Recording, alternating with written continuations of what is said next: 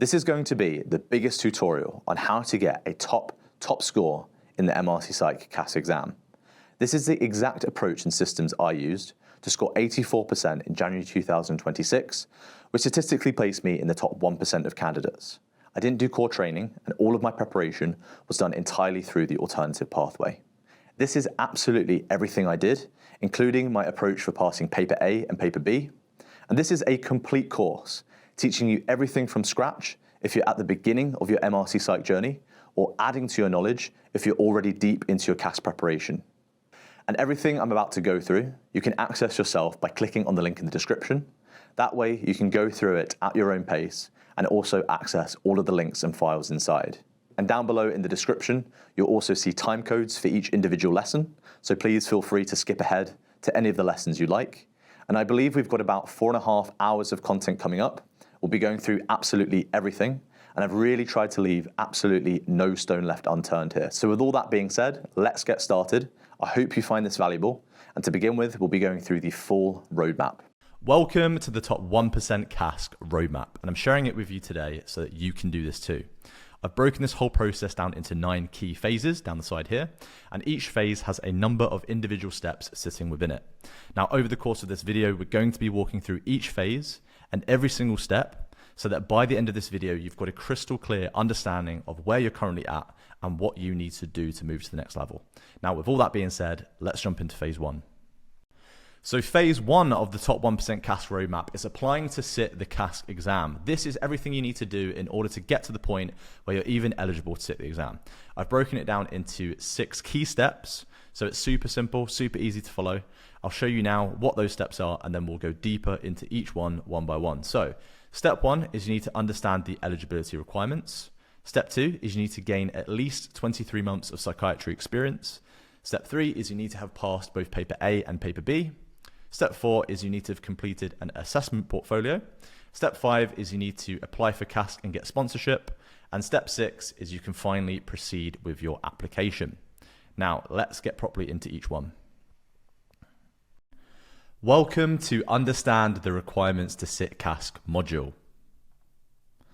Now, in order to get a good understanding of the requirements, I went to the official eligibility criteria and regulations document made by MRCPsych and then went to page 7.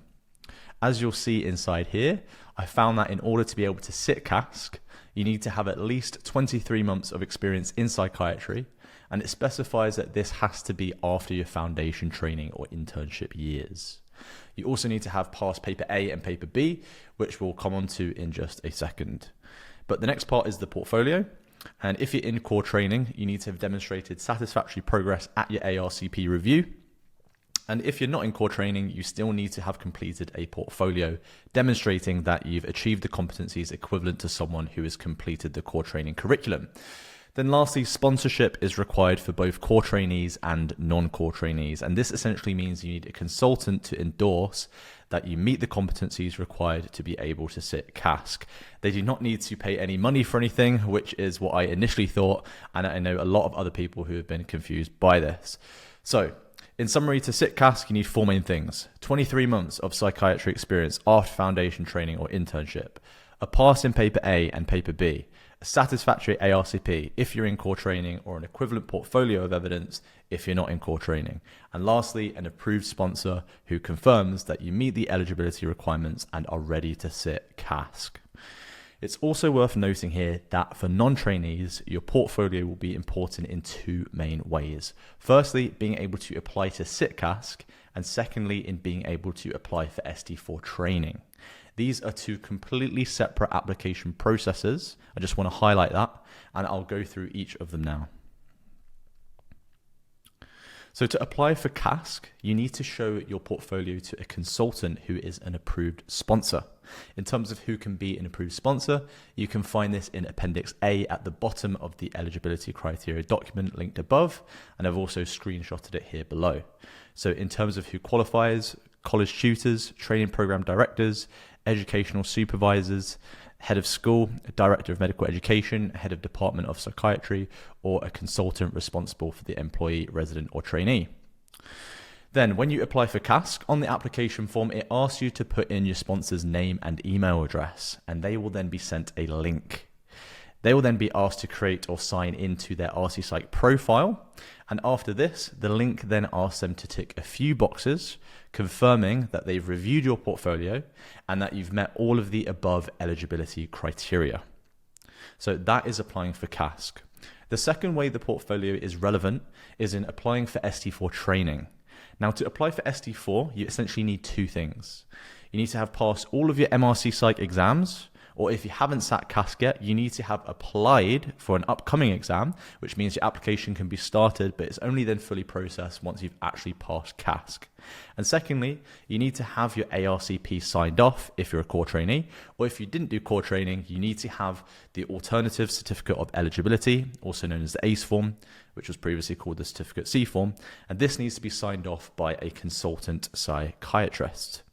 You can find this form on the NHS England website on the right-hand side. You can click this link below. And just to give you an idea of what this actually looks like on the actual page in Oriel, to confirm your exams, you just need to click some boxes confirming you've passed paper A and paper B, and that you've either passed CASC or that you've at least applied to sit it. Okay? Then in terms of confirming your competencies, if you've done core training and have ARCP, then you'll obviously check that box. But if you've not done core training, you'll click no to having done core training, but you'll then click yes to having completed the ACE form. And then it allows you to then attach this form just below. So in terms of who can sign off the ACE form, it specifies this at the top of the form, which is what the screenshot below is here. But essentially, it has to be a consultant psychiatrist who has CCT'd and is on the specialist register in the country that they're practicing in. They need to have worked with you for at least 3 months within 3 years of the start date of the ST4 training program you're applying for. They also need to attach evidence of their registration with their medical regulatory body. So for the UK, that would be the GMC, and in Australia, that would be APRA. And for me, the consultant who was my sponsor was also the same person who signed my ACE form, but they don't have to necessarily be the same person, as they're completely separate processes. I'll say it again. The process for me personally was that my consultant reviewed my portfolio, as well as the core training curriculum and the eligibility criteria. And during the same meeting, they endorsed my CASC application as my sponsor, and they then also signed off my ACE form. Welcome to Gain 23 Months of Psychiatry Experience module. This is pretty self-explanatory, but you basically need to have at least 23 months of psychiatry experience by the time you actually sit CASC.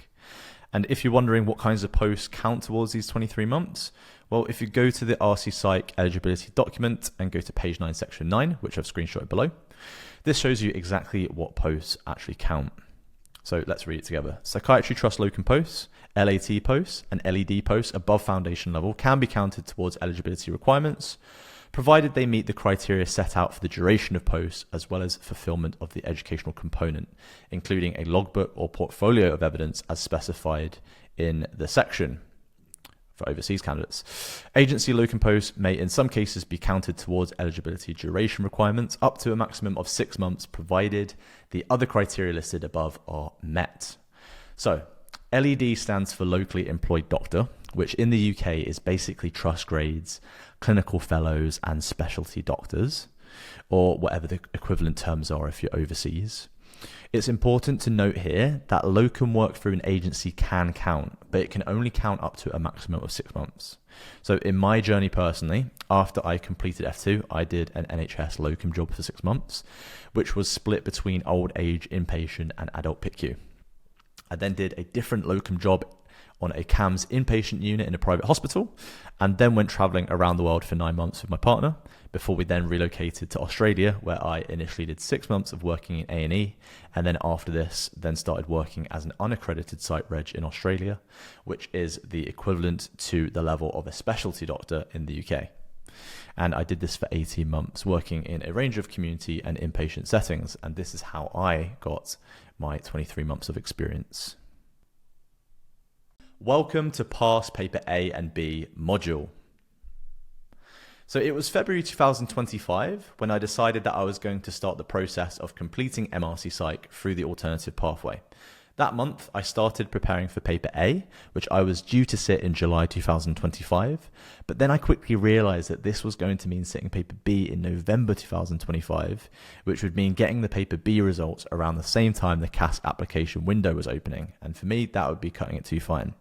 So in March, I decided that I was actually going to sit paper B first in May 2025, and then paper A second in July 2025. So for paper B, I had 9 weeks to prepare. And from speaking to other core trainees who had already passed, and from what I had gathered from reading the Reddit forums, I quickly realized SPMM was going to be the best resource to use since the questions are known to be the most similar in the actual exam. So I bought both the SPMM high yield questions and the SPMM mocks, and this strategy worked out pretty well as I managed to get 74% with about 9 weeks of prep. And I found out that if you put into ChatGPT your score, your pass mark, or the pass mark for that day, your scores for each section, the average scores for each section of passing candidates, the pass rate, and the total number of candidates, ChatGPT will then give you an estimated ranking and decile. So this score was between the 5th and 6th decile, so a pretty middle of the pack score. And then for paper A, I immediately started preparing straight after doing paper B, which meant I had only about 7 weeks to prepare. So I ended up using exactly the same approach, so using the SPMM high yield questions and the SPMM mocks. And again, this worked out pretty well as I was able to get 77% with only 7 weeks of prep, so pretty decent. And again, I asked ChatGPT to calculate my estimated rank and decile for that sitting, which came out as being in the 3rd decile. So overall, I was pretty satisfied with these scores, given the limited amount of time that I had available to prepare for each one. But in terms of my detailed approach for how I approach each paper, firstly, I would go through the SPMM high yield question bank and mocks as quickly as I possibly could. This would take about 3 to 4 weeks each. Then, as I went through them, I made simple high-yield one-line notes in the Apple Notes app on my laptop, and this was so that I would have easy access to the notes on my phone, which I could flexibly read through from pretty much wherever. After I had done all the questions and made the notes, I then reorganized everything into the right topics and subtopics using ChatGPT's help. And this was then the content I revised, which meant I was revising the content that had been extrapolated from the questions and answers themselves. And I found this method was a lot more efficient than reading through the SPMM notes or textbooks, which I just found to be way too dense with information. I then arranged my notes in the Notes app into 15 to 20 minute chunks so that when I would read through them, after I'd completed a section, I would have a few minutes break before then going into the next section. And this is in line with something called the Pomodoro technique, if you haven't heard of it. I then use spaced repetition, so reading through the notes again and again at increasingly longer intervals. So at first, maybe the next day, then leaving it 2 days, then 3 days, and so on and so forth, until the content became more and more familiar and I was able to go through each section at quicker speeds. Then as I came across concepts I didn't understand, I asked ChatGPT questions to clarify certain points and then added these into the notes. And this helped to build a more holistic and cohesive level of understanding, I found. I then repeated all of the SPMM mock papers about a week before the exam, and that was my process front to back. Now, if you want to see the notes, which I made and used for paper A and paper B, they are in these folders here. Now, when you click into them, you'll see the notes are done in a Google Doc. And I actually had the notes in my Notes app on my phone, as I found reading the notes on my phone to be a lot easier than reading them off a computer screen, as you can essentially do it from wherever you want. So whilst the notes are in Google Docs inside these folders, I would strongly encourage you to transfer them to the Notes app in your phone so you can basically read them from wherever you like.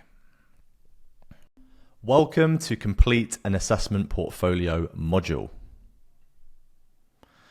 So I set up a portfolio on the website Portfolio Online, which is the MRCPsych's official portfolio platform.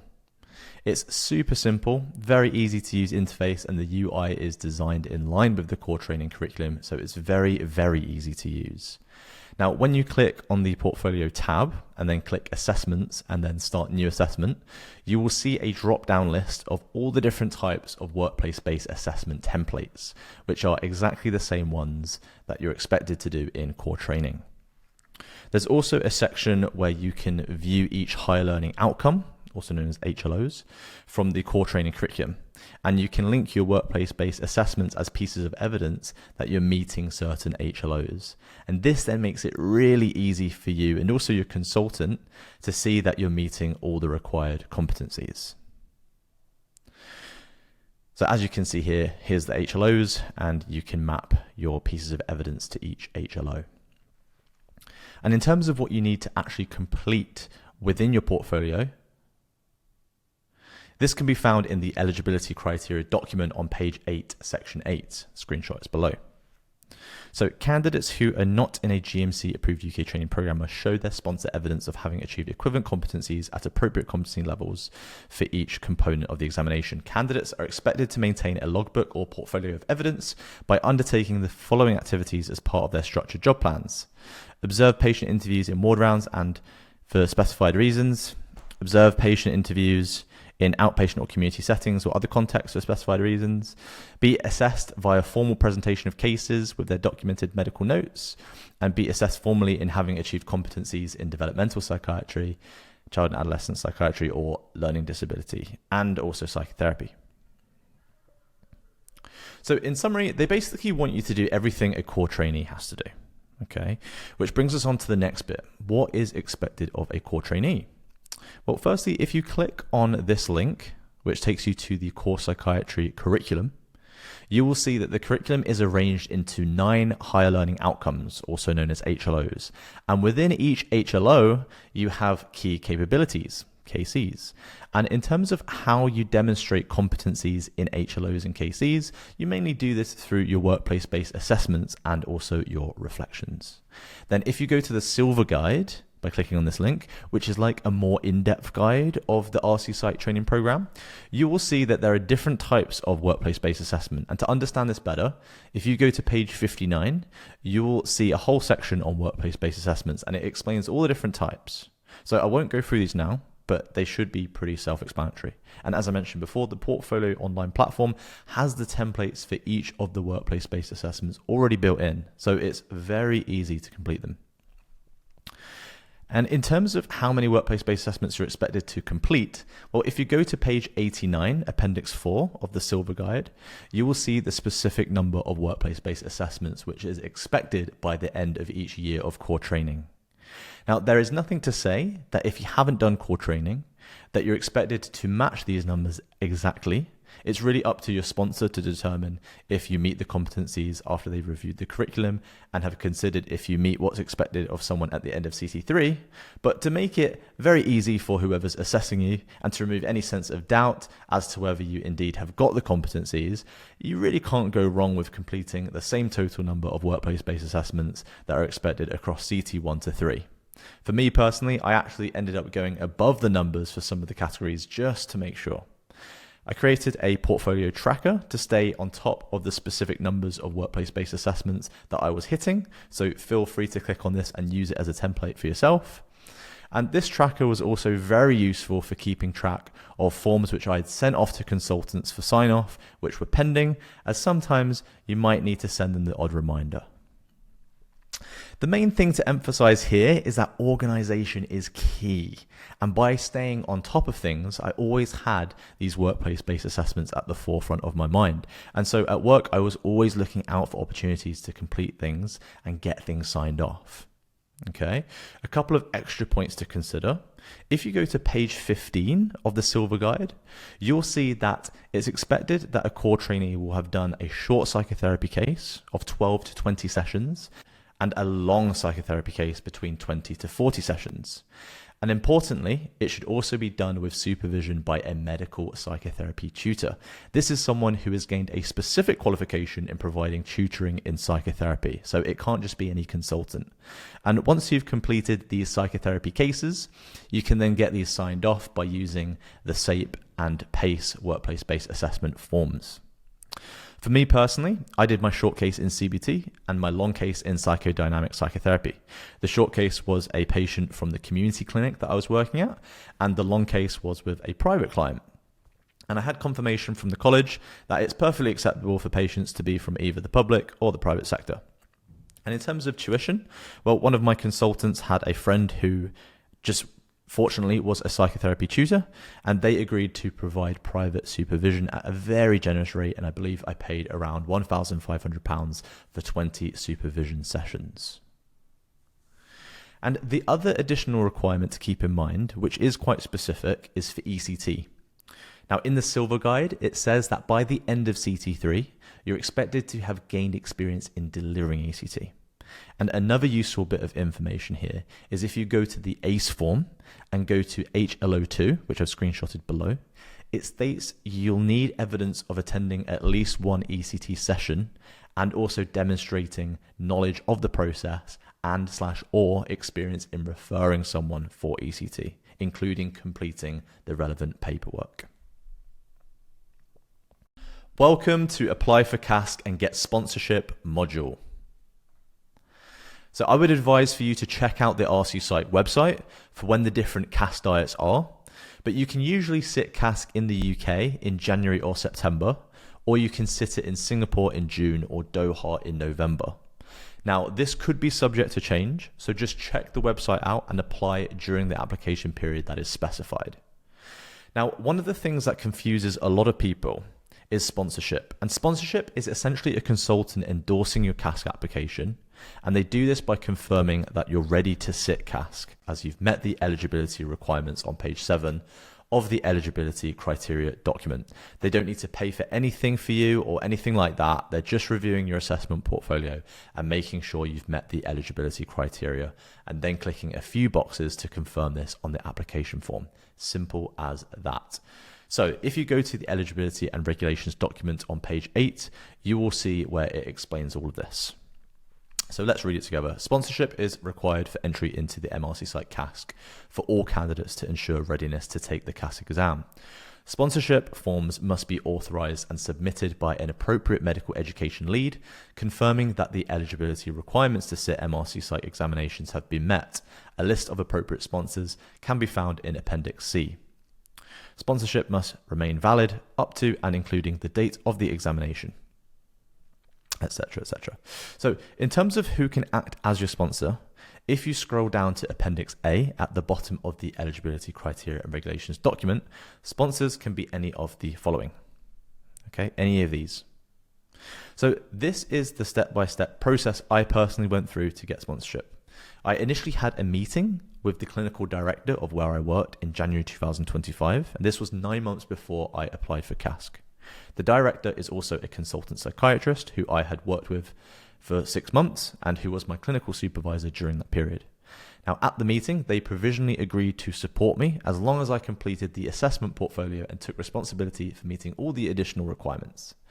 I then applied for CASC in October 2025, and in the application form, I was asked to submit the name and email address of my sponsor so that they could be sent a link to endorse my application. And within a few days of me submitting my application, I then arranged a meeting with my sponsor, and ahead of the meeting, I sent them all of the guidance plus my portfolio so that they could review all of it. And here is the folder that I sent them. So please feel free to use it. Now, during the meeting, they reviewed all of the documents in the folder, including the core training curriculum, the eligibility requirements, and also my portfolio. They then opened up the email containing the link that had been sent to them by the college. They then used this to confirm that they were my sponsor and endorsed my application. And I believe there were probably like 3 or 4 checkboxes that they had to tick, which was something along the lines of that they'd reviewed my portfolio, that I had met the psychotherapy competencies, and that I had completed a post in CAMS or LD. Welcome to Proceed with Application module. So this is the process you'll follow when applying for CASC, and I wanted to make this crystal clear as this is something I really would have appreciated if I were to go back and do it again. So to apply to sit CASC, you need to do this when the application window is open. And you can find out when that is by going to the MRCPsych website. And when the application window is open, you'll see it highlighted in orange like below here. Then once you click into it, you can then fill out the application, and it's got multiple different sections, which are all pretty self-explanatory. Then towards the end of the application, there's a whole section on sponsorship. And this is where you can put the name and email address of your sponsor, which will look like this. So There's boxes for sponsor title, sponsor surname, sponsor forename, and sponsor email address. So pretty simple. Your sponsor will then receive an email, and that email will contain a link to a form which allows them to endorse your application. Then after they've reviewed your portfolio, the core training curriculum, and the CASC exam eligibility requirements, they can then click on the link and then tick the boxes confirming this, which is something along the lines of confirming that you've met the eligibility requirements, that you've done a child and adolescent placement, that you've met the psychotherapy competencies, and that you've also got an assessment portfolio demonstrating that you've met all of the higher learning outcomes. Then once your sponsor has endorsed your application, you'll then receive a confirmation email, and after this, you can then proceed to pay for your CASC exam, after which your application is then officially approved. So phase 2 of the top 1% CASC roadmap is understanding the exam. This phase is all about getting to grips with what the exam actually involves and understanding what they're really testing. So I've broken it down into 5 key steps. So like before, I'll show you what those are right now, and then we'll dive into each one individually. So step 1, you want to take some time to actually understand the format of CASC. Step 2, you want to review the CASC syllabus and blueprint.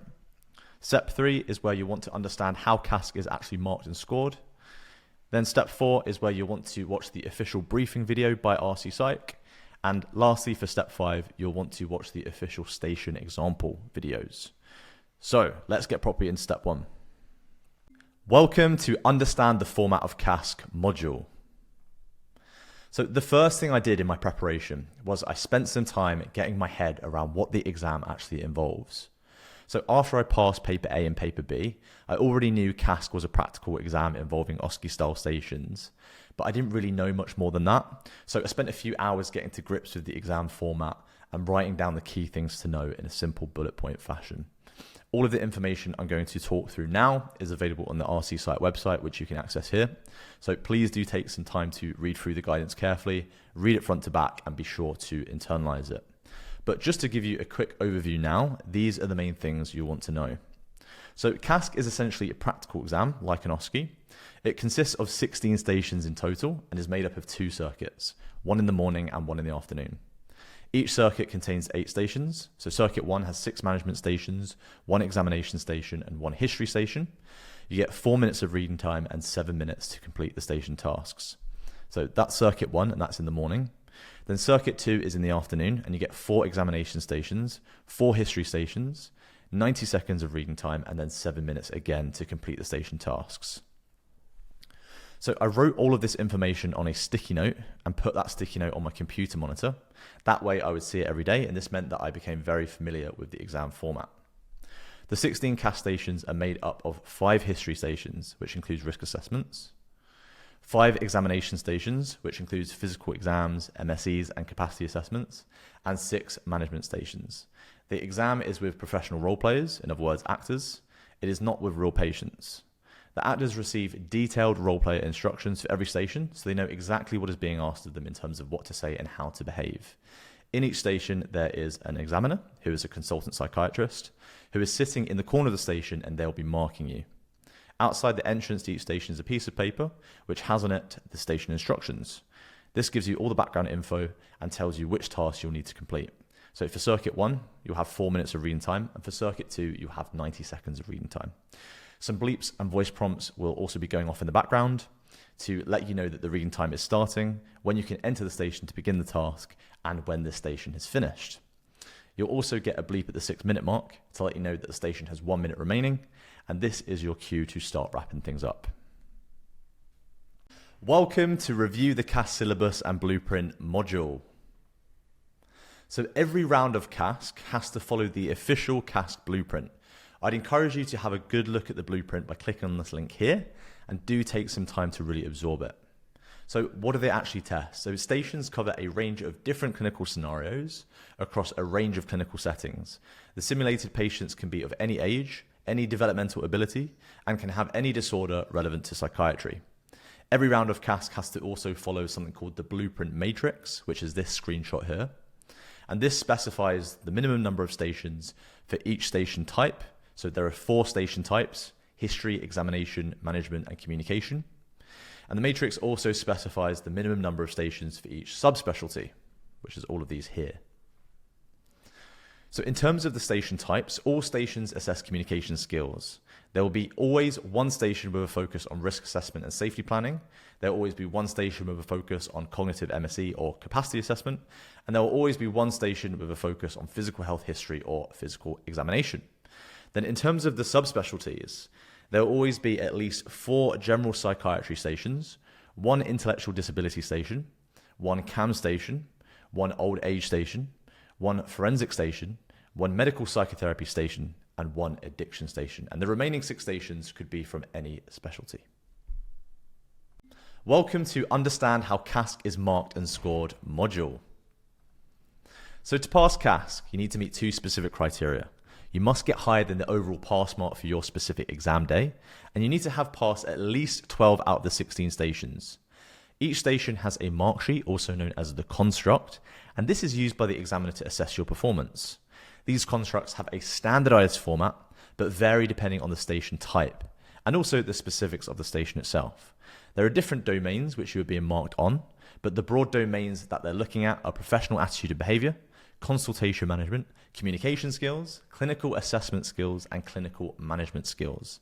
And then there are more specific things within these domains that you're being marked on, which are specific to each station. You can view some example mark sheets on the MRCPsych website, which I've screenshotted here. Then there is an overall grade descriptor, which you are given for each station. These are severe fail, borderline pass, pass, and excellent pass.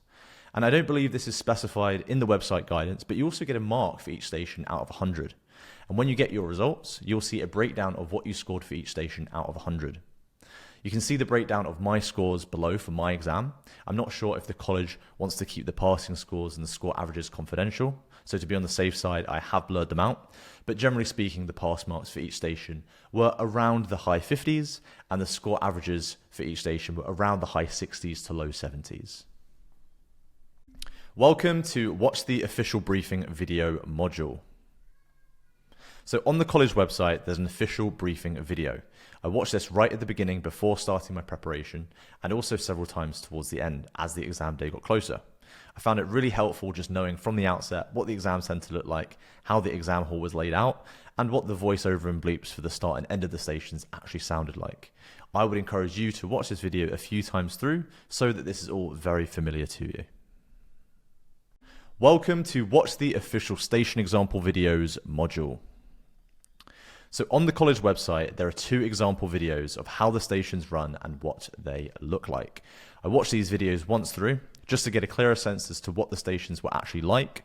So if you're right at the start of your preparation, I would encourage you to go through these, and you can access them by clicking this link right here. All right, so we're now moving into phase 3 of the top 1% CASC roadmap. And this phase is building a revision strategy. So for step 1, this is where you're going to decide how much time you're going to dedicate to your preparation. Step 2 is where you're going to evaluate the resources and decide what resources you're actually going to use. And for step 3, this is where you're going to map out a rough revision timeline for yourself.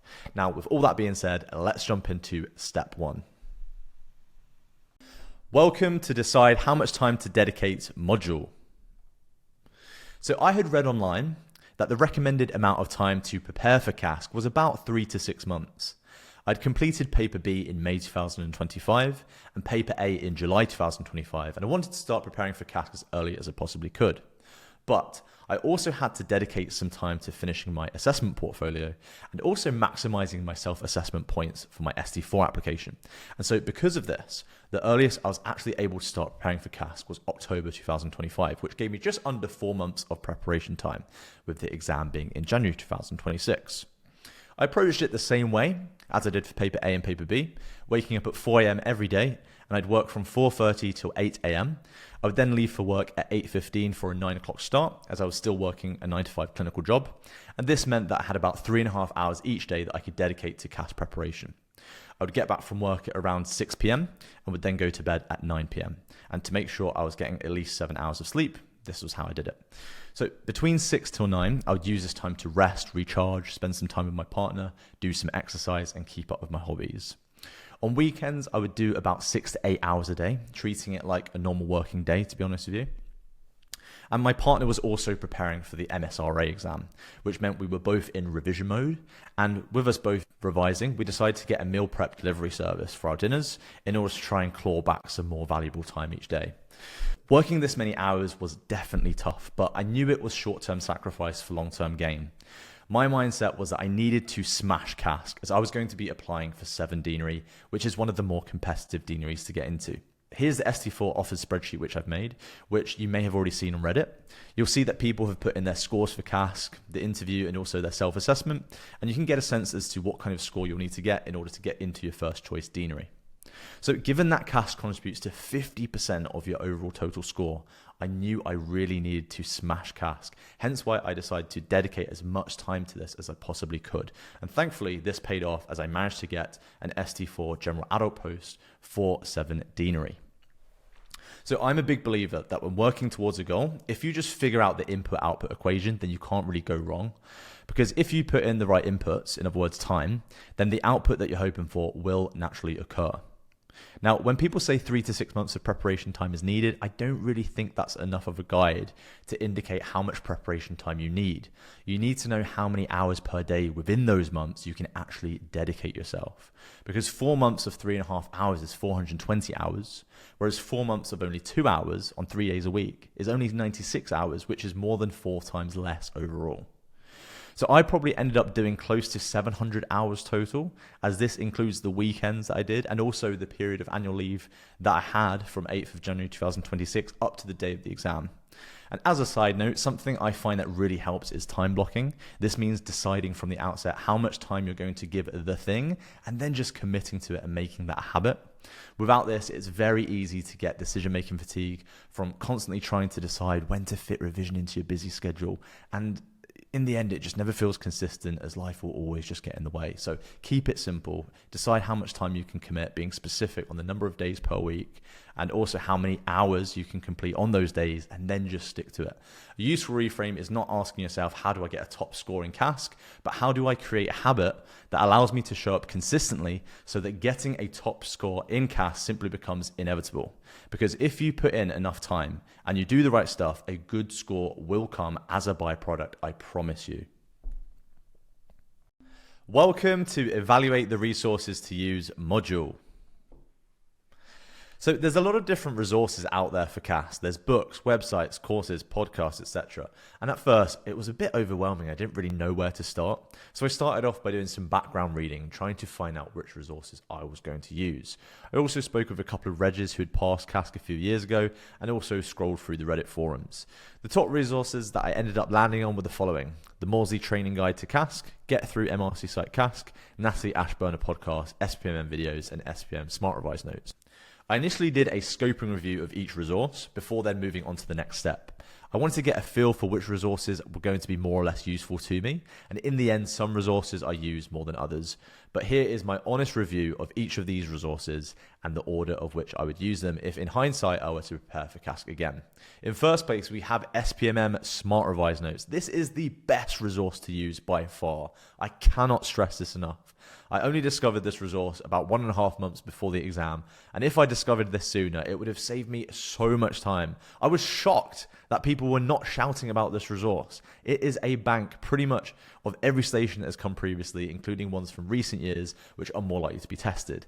They have mark schemes for every single station. You can see what the marking criteria looks like, and you can also get a feel for the different types of things that appear on these mark schemes.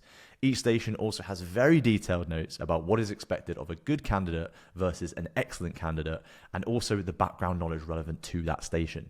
This ended up being the primary resource that I use when going through the stations and creating my station-specific frameworks, which are available inside the Capital CASC Accelerator. In second place, we have SPMM videos. SPMM videos were another great resource. In hindsight, I would have found them most useful by going through them after I'd gone through the SPMM Smart Revise Notes and created my station-specific frameworks, but I actually went through the videos before. The videos are essentially of different consultant psychiatrists demonstrating how to complete the stations. Some consultants are clearly more experienced than others, and it was a useful exercise to see this and identify the styles which most aligned with mine. I took note of different phrases and communication techniques that they were using so that I could incorporate them into my practice. So in third place, we've got Natalie Ashburner podcast. So Natalie has short episodes, 10 to 15 minutes long, of her talking through how to approach different stations. I had mixed feelings about this resource. I thought it was good as an initial entry point to start thinking about the CASC exam, and I found the early episodes around intros and flow to be the most useful.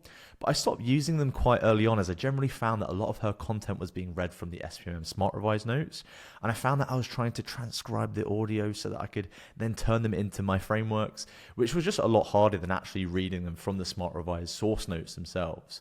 But having said that, I did find it useful just listening to someone who had been there and done it, so to speak, and someone who had actually got a good score herself, so it kind of gave me a bit of reassurance that I was on the right track. Then in fourth place, we've got the Morsey Training Guide to CASC. So this is the main book which the college recommends on their website. I found it useful flicking through the first section, which is all about the exam itself. And I also used the resource to help create the station list, which we'll go through more in phase 4. The station examples have instructors for actors and also for candidates. Then there is a small section at the end which gives you feedback and guidance. And overall, this is a pretty decent resource to use for both creating station frameworks and for practicing with friends. The downsides are that it's made in 2021, so it doesn't really include stations from recent years, and also the feedback sections are not really the most comprehensive when compared to Smart Revise notes. If I were to prepare for CASC again, I would keep it on my resource list, but I would only go through it once I've been through the other resources above, and if I still had some preparation time left. Then in sixth place, we've got Get Through MRCPsych CASC. So this was again useful to add stations to the station list, and I also like the concept of vertical and horizontal questions, which made me think about my history taking a different way. But the book is just simply too old, 2016, so it doesn't really cover recent stations, and the content it contains is simply just covered in SPMM in a far better way. So if I were to prepare for CASC all over again, I would probably only use 2 resources, to be honest with you, which would be SPMM Smart Revise Notes and SPMM Videos. Welcome to Map Out a Revision Timeline module.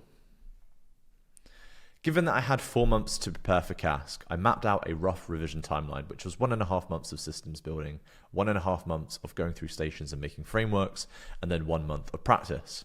I didn't know how long it would take me to go through my chosen resources, so I just started getting through what I could in the time that I'd set aside. It would have been helpful for me to have known how long roughly it would take to go through my chosen resources, but I didn't have this information available to me, so I've detailed this below in terms of how long it took me personally to go through these resources at a rate of 3.5 hours a day on weekdays and 6 to 8 hours on each weekend day. So the Natalie Ashburner podcast took around 2.5 weeks to go through. SPMM videos took about 3 weeks, and SPMM Smart Revise Notes took about 4 weeks. I also used the Morsey Guide to CASC, Get Through, and SPMM course notes, but I only spent about 1 to 2 days sifting through each of these just to really find anything useful which wasn't already covered in my station frameworks. And in terms of how long it took me to go through each of the phases in the roadmap, I've detailed this below so that it hopefully helps you in mapping out your revision timeline. So we're now moving into phase 4 of the Top 1% CASC roadmap, which is creating the core frameworks. This is where you develop a principle-based approach to the different types of stations that come up. And this is really laying down the foundations for everything else that is going to follow. So for step 1, you'll create the list of stations that have previously been tested. For step 2, you're going to identify the core station subtypes. For step 3, you're going to learn how to create the core frameworks for each subtype. And then for step 4, you're going to learn how to apply these core frameworks to each and every single individual station. So let's not waste any time and let's go deeper into each one. Welcome to Create the List of Stations module. So I wanted to create a list of all the stations that had previously been tested in CASC. My thinking was that if I'd either practiced or at least thought about how to approach each station, then I would be minimizing the chances of any surprises happening on the exam day. So in order to create the station list, I went through the Morsey book, which is the book recommended by the Royal College. And so I used this to create a foundational list of stations. I then went through the SPMM resources and Get Through CASC book, and then added any new ones that came up. So to keep things simple and organized, I put the stations into 3 separate categories: history, examination, and management. And I want to cover as many stations as possible, as CASC usually reuses most stations or just uses slight variations of previous stations, with usually only 1 to 2 completely new stations per exam diet. So if you want to see the list of stations that I put together from going through all these resources, you can access it by clicking the link below. Welcome to Identify Core Station Subtypes module. The college blueprint specifies that the official station types are history, examination, management, and communication. But I found this level of categorization to be a bit too high to be practically useful for the exam. But within each of these categories, there are certain station subtypes which do often repeat. And I want to explicitly identify these subtypes and then start building a standardized framework for each one. That way my approach for each subtype was principle-based and consistent, no matter what the specifics of the station were. Here is the list of station subtypes I came up with. The history station subtypes are psychiatric histories, physical health histories, and other histories. The examination station subtypes are MSEs, cognitive exams, risk assessments, capacity assessments, and physical exams. And the management station subtypes are explain diagnosis, explain treatment, and explain management. Now, there are no communication station subtypes, as this is tested universally across all stations, with possibly one station having it as a dominant focus.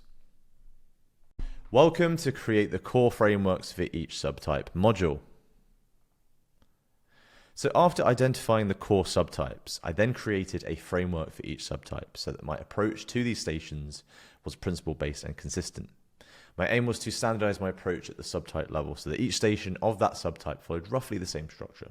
That way, if any unfamiliar scenarios came up, I could rely on a default framework rather than having to just improvise everything under pressure.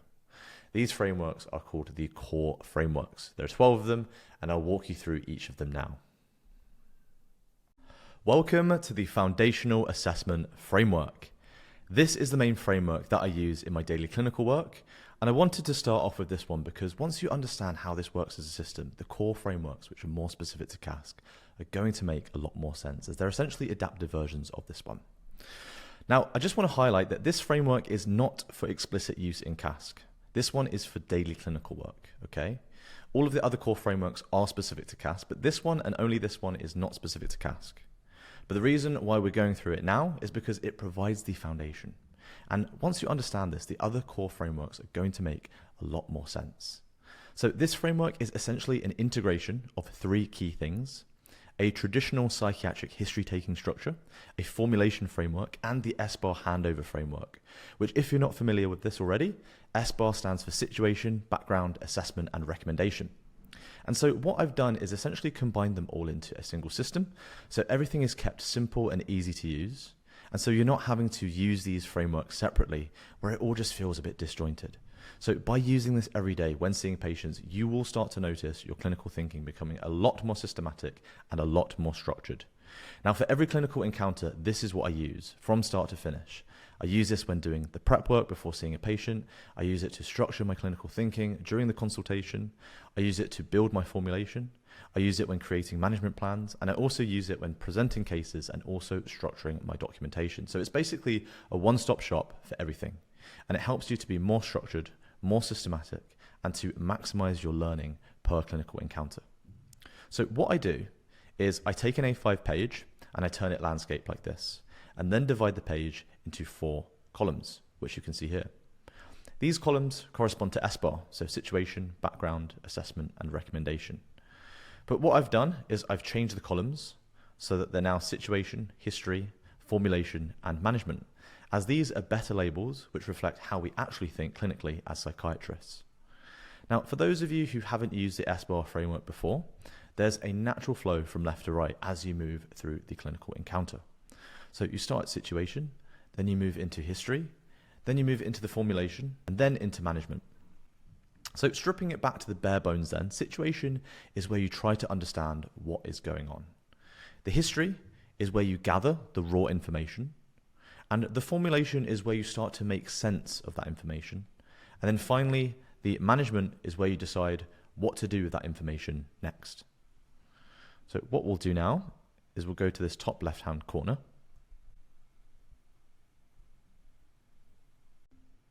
So to get yourself set up to use this framework, you want to purchase an A5 notebook.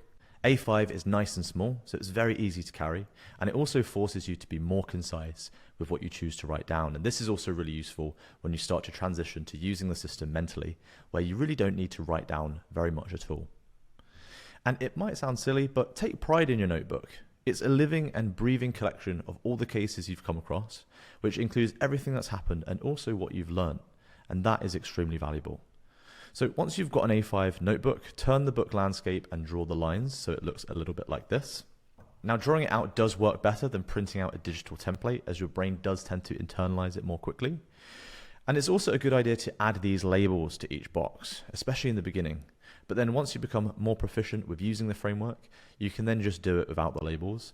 And then eventually you can just do the whole thing in your head without really needing to write down anything.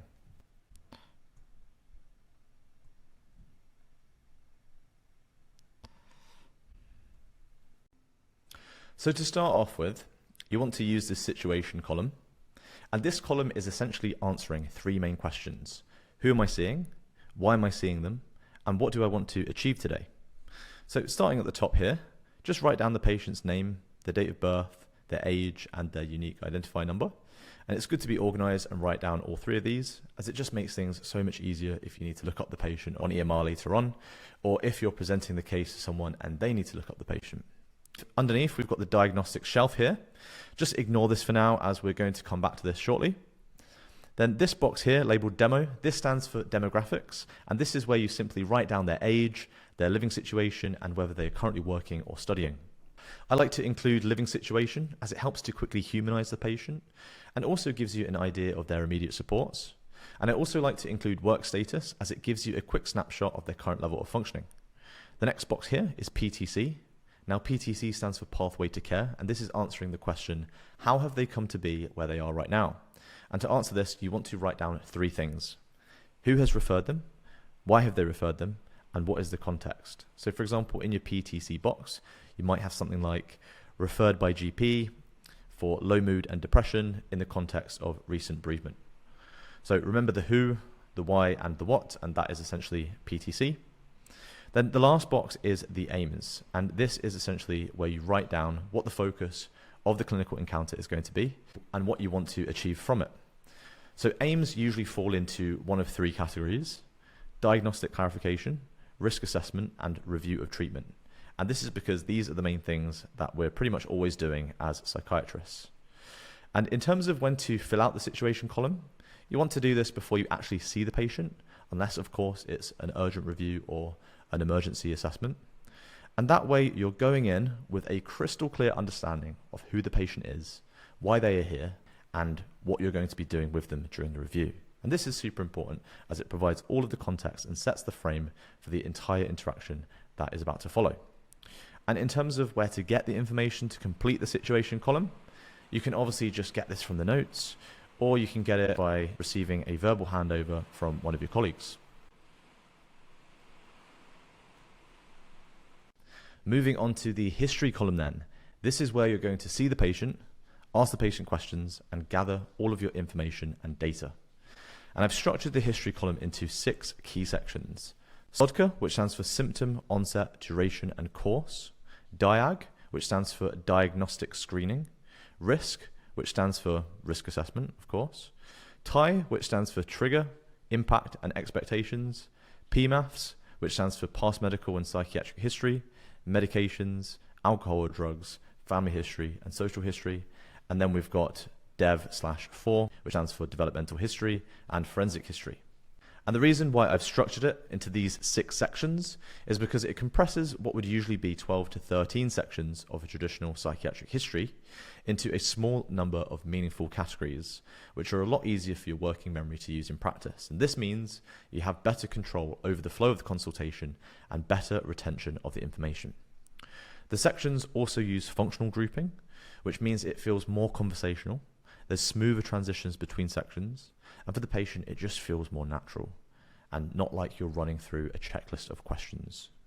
The sections are also ordered in terms of clinical prioritization, but the top half is all about assessing their current presentation, establishing a diagnosis early on, and determining their level of risk. And the bottom half is all about getting a better understanding of their health background. That's not to say you always need to start at the top.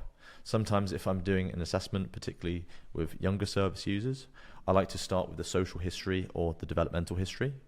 But for the purposes of CASC, because it's so time pressured, I would advise going from the top half to the bottom half, as this reflects the order of clinical prioritization, which is expected. So we'll now go through each section individually, and we'll go through what the important subsections of each section are, and also the kinds of questions that you could ask.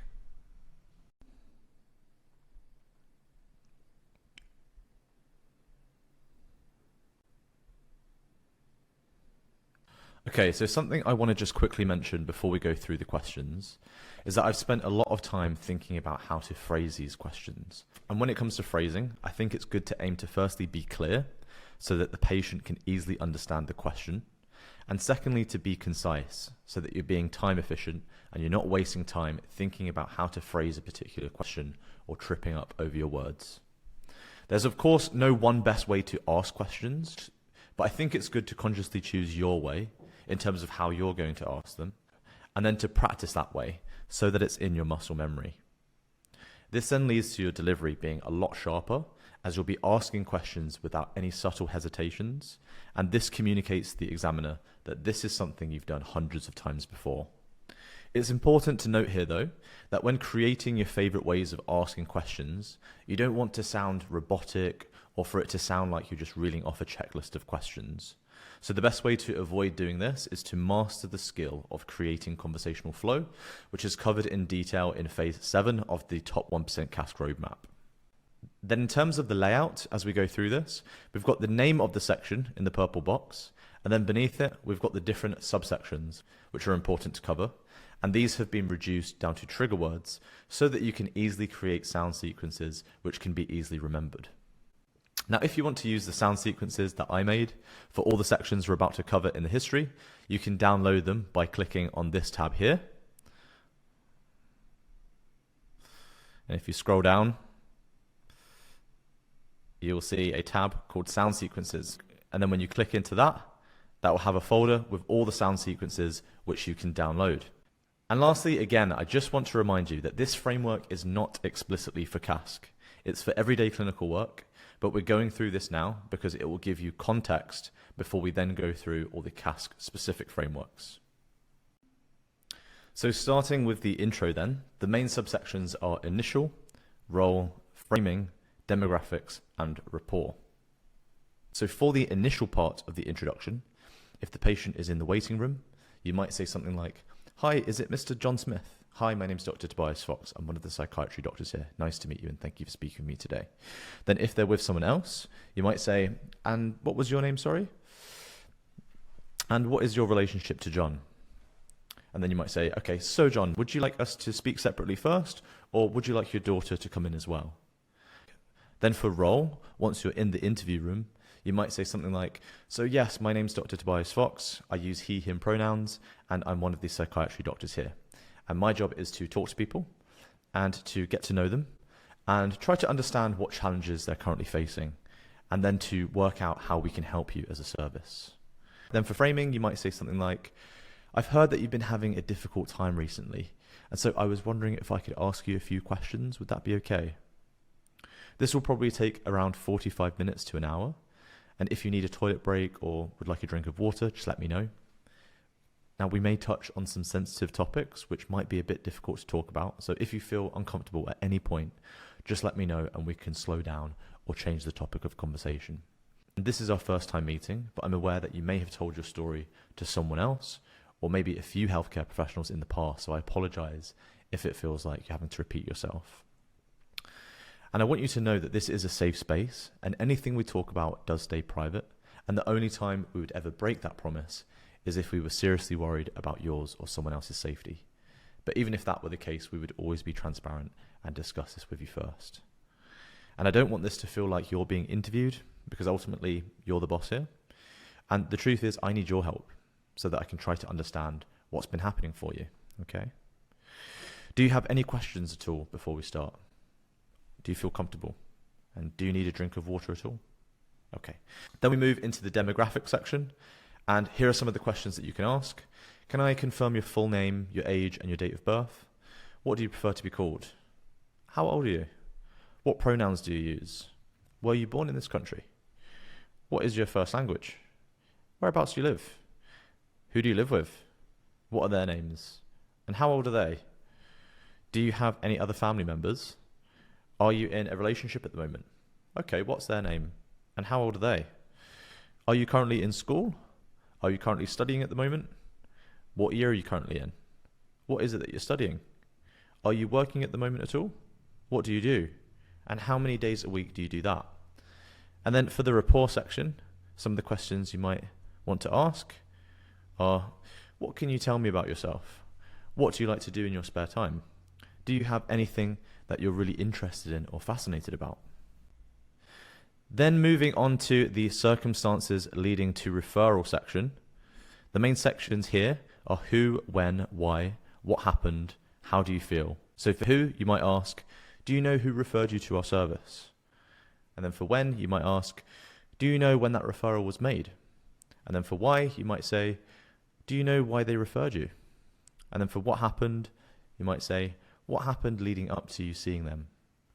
And then had you spoken to anyone else about these difficulties before you spoke with your GP? And then for how do you feel, you might say, how are you feeling about being referred to us? Are you feeling like you would like some extra support at the moment?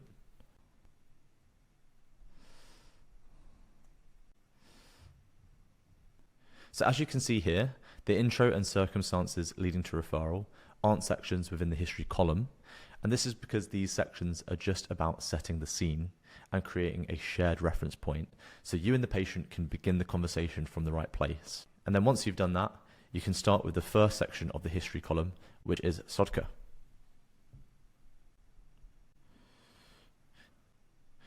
Now, if it hasn't already been mentioned, then you're going to want to first uncover the main presenting complaint.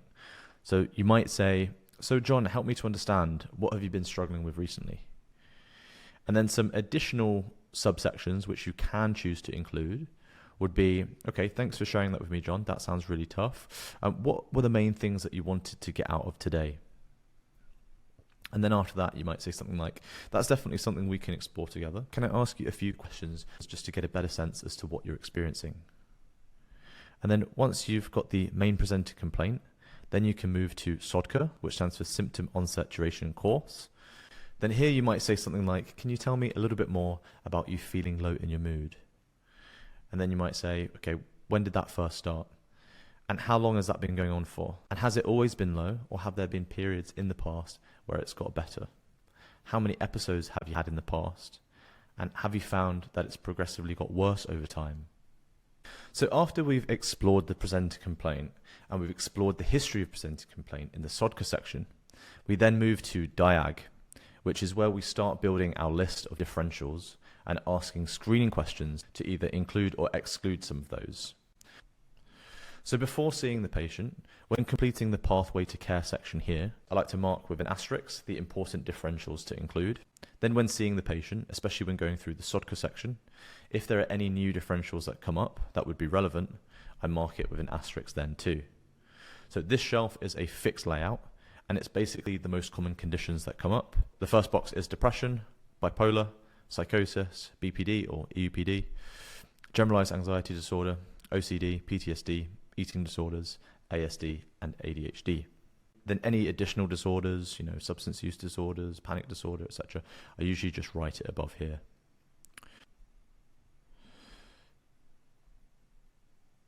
Okay, so I'm not going to go through all of the screening questions for each diagnosis here, but you can find all the diagnostic checklist questions for all the most common conditions by clicking on this link here.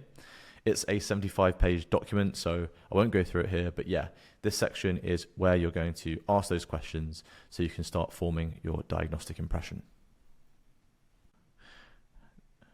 Then after DIAG, we move into risk. Now, there are three main subsections within risk, which are assessing the dynamic risk, assessing the static risk, and then checking for any safeguarding concerns. So just to clarify, if you aren't already aware, dynamic risk is about assessing the patient's risk right now, whereas static risk is about getting an understanding of their baseline level of risk based on things that have happened in the past. So starting with the dynamic risk then, I remember the main components of the dynamic risk by the sound sequence: dynamic suicide, self-harm, harm to others, vulnerable, adhere, AOD, stress, protect. So that's the sound sequence that I use. And again, you can download all of the sound sequences that I use in the sound sequence folder that I showed you before. So when assessing suicide risk, some of the questions that you might want to ask are you having any thoughts about not wanting to be alive at the moment? How long have you been feeling like this? Have you had any specific thoughts about how you would do it? Do you have any plans to act on these thoughts?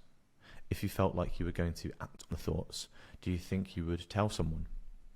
Do you have access to anything that would allow you to carry this out? Have you done any research at all into what would happen if you did do this? Have you made any final plans, like writing a letter or reorganizing your finances at all? Then when assessing their risk of self-harm, some of the questions that you might ask are you having any thoughts of wanting to harm yourself at the moment? How long have you been feeling like this? Are you acting on those thoughts? How often are you acting on the thoughts? What are you using? Have you needed to seek medical attention for this in the past? People self-harm for different reasons. What does it do for you personally? Have you identified anything which tends to trigger you? And how do you feel after you've done it? Then when assessing their risk of harm to others, here are a few questions that you might ask. Are you having any thoughts of wanting to harm other people? Do you have any specific people in mind? Why would you want to harm them? How long have you been feeling like this? Are you wanting to act on those thoughts? Do you have any specific plans in mind? Do you have access to anything that would allow you to carry out this plan at the moment? Then when assessing their risk of vulnerability, some questions might be, do you feel unsafe in any way at the moment? And why is that the case? Do you have somewhere to live right now? Do you have enough money to cover your day-to-day needs, like food and travel? Then when assessing their risk of non-adherence, some of the questions that you might ask are, do you take any medications? Do you ever have any issues with missing any doses? Do you see any healthcare professionals on a regular basis? Do you ever miss any appointments? Then when assessing their risk of alcohol and drug use, the standard questions obviously. So do you drink alcohol? How often do you drink? When you do drink, how much do you drink? Do you use any recreational drugs? What do you use? And how often do you do that? And in a sitting, how much do you typically use? Then when assessing for any dynamic stresses, something you might ask could be, is there anything at the moment that is causing you any stress? Then when assessing for protective factors, you might ask, who are your main supports? People you can rely on. And what keeps you going when things are tough? Then there are contextual dynamic risk questions, which you might ask depending on the nature of the presentation. For psychosis, you'll want to ask, do you ever hear any voices that tell you to harm either yourself or other people? Do you ever act on them? Do you feel that people are controlling your thoughts or actions at the moment? Do you ever feel under threat or that someone is trying to harm you in any way? Then for mania, some of the questions you want to ask are, have you been spending more money than usual or taking any financial risks? Have you been driving faster or more recklessly than you normally would? Have you noticed an increase in your sex drive or sexual activity recently? Have you felt like traveling spontaneously or leaving home without a plan? For depression, some of the questions that are important to ask are, have you had any thoughts of harming yourself or ending your life? Have you been neglecting yourself at all in terms of feeding yourself, washing, changing your clothes, and just generally looking after yourself? Then for perinatal mental health conditions, some of the questions that are really important to ask are you having any thoughts of harming your baby at the moment? And do you feel like you're able to look after your baby and care for them safely right now? Then for old age, some important questions are, have you had any falls recently, or do you feel unsteady on your feet? Have you ever wandered off or found yourself lost or confused somewhere? Do you feel safe to continue driving, or have others raised concerns about your driving? Do you feel confident in making decisions about your health, money, and day-to-day life? And then for CAMHS patients, important questions are, have you ever taken an overdose or thought about taking one? Have you ever been bullied at school, online, or somewhere else? Has anyone ever hurt you physically, emotionally, or made you do something you didn't want to do? And do you feel safe at home and at school at the moment? So that's dynamic risk. Now moving on to static risk. The way that I remember static risk is with the sound sequence, attempts, harmed self, harmed others, victimized, friend-sized, chronic adherence.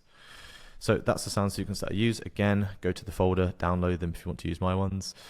So for previous suicide attempts, some of the questions that you might want to ask are, have you ever had any suicide attempts?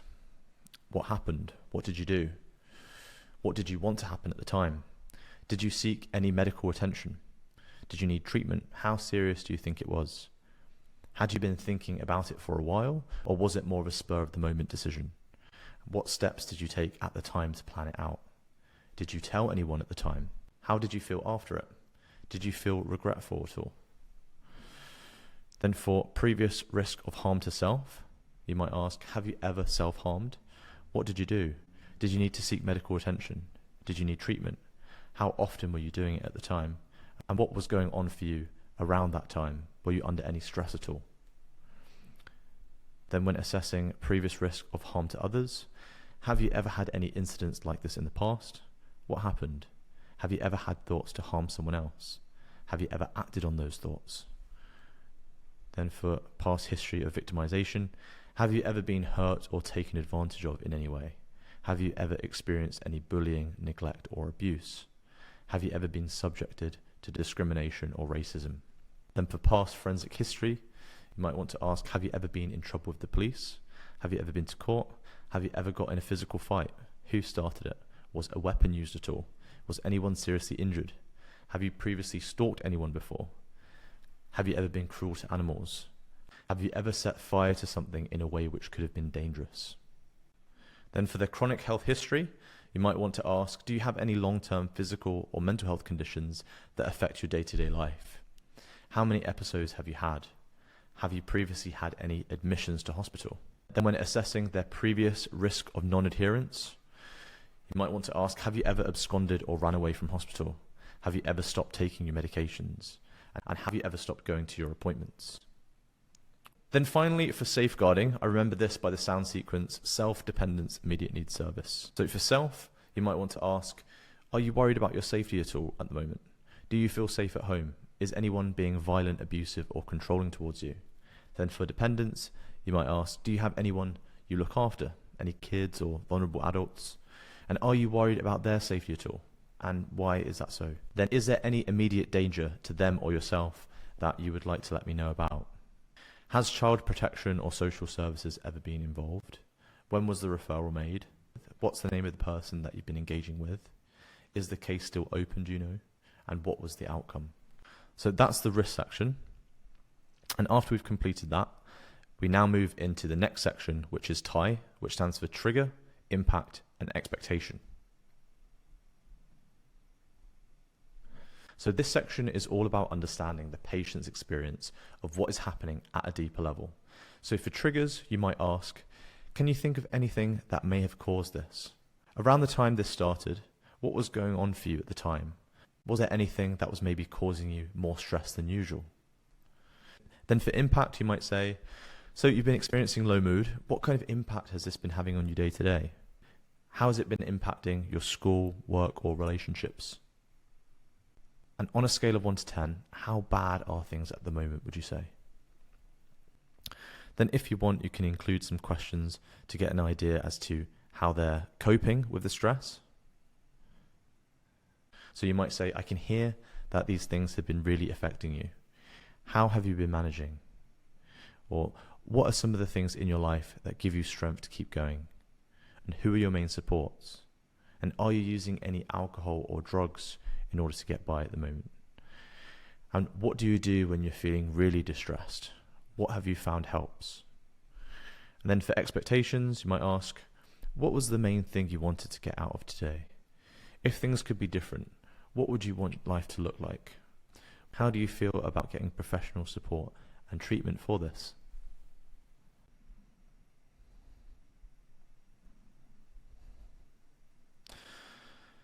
So we're now moving into the PMAF section. So P stands for past medical history and past psychiatric history. M for medications. A for alcohol and drugs, F for family history, and S for social history. So as I say, within P, there are two subsections, the past psychiatric history and past medical history. So for past psychiatric history, you might ask, do you have any mental health conditions? Has anyone ever discussed a diagnosis with you? Is this the first time you've felt this way? How many episodes have you had previously? Have you ever been to hospital for your mental health? How many times? How long were you in hospital for each time? Have you ever worked with any mental health services before? Have you ever worked with a psychiatrist? Have you ever worked with a psychologist? And what supports do you currently have in place? And then for past medical history, you might ask, do you have any physical health conditions? Have you had any surgeries? Have you ever stayed in hospital because of your physical health? Do you see any specialists? What is their name? What service do they work for? How long have you been seeing them for? And when is the next appointment that you're due to see them?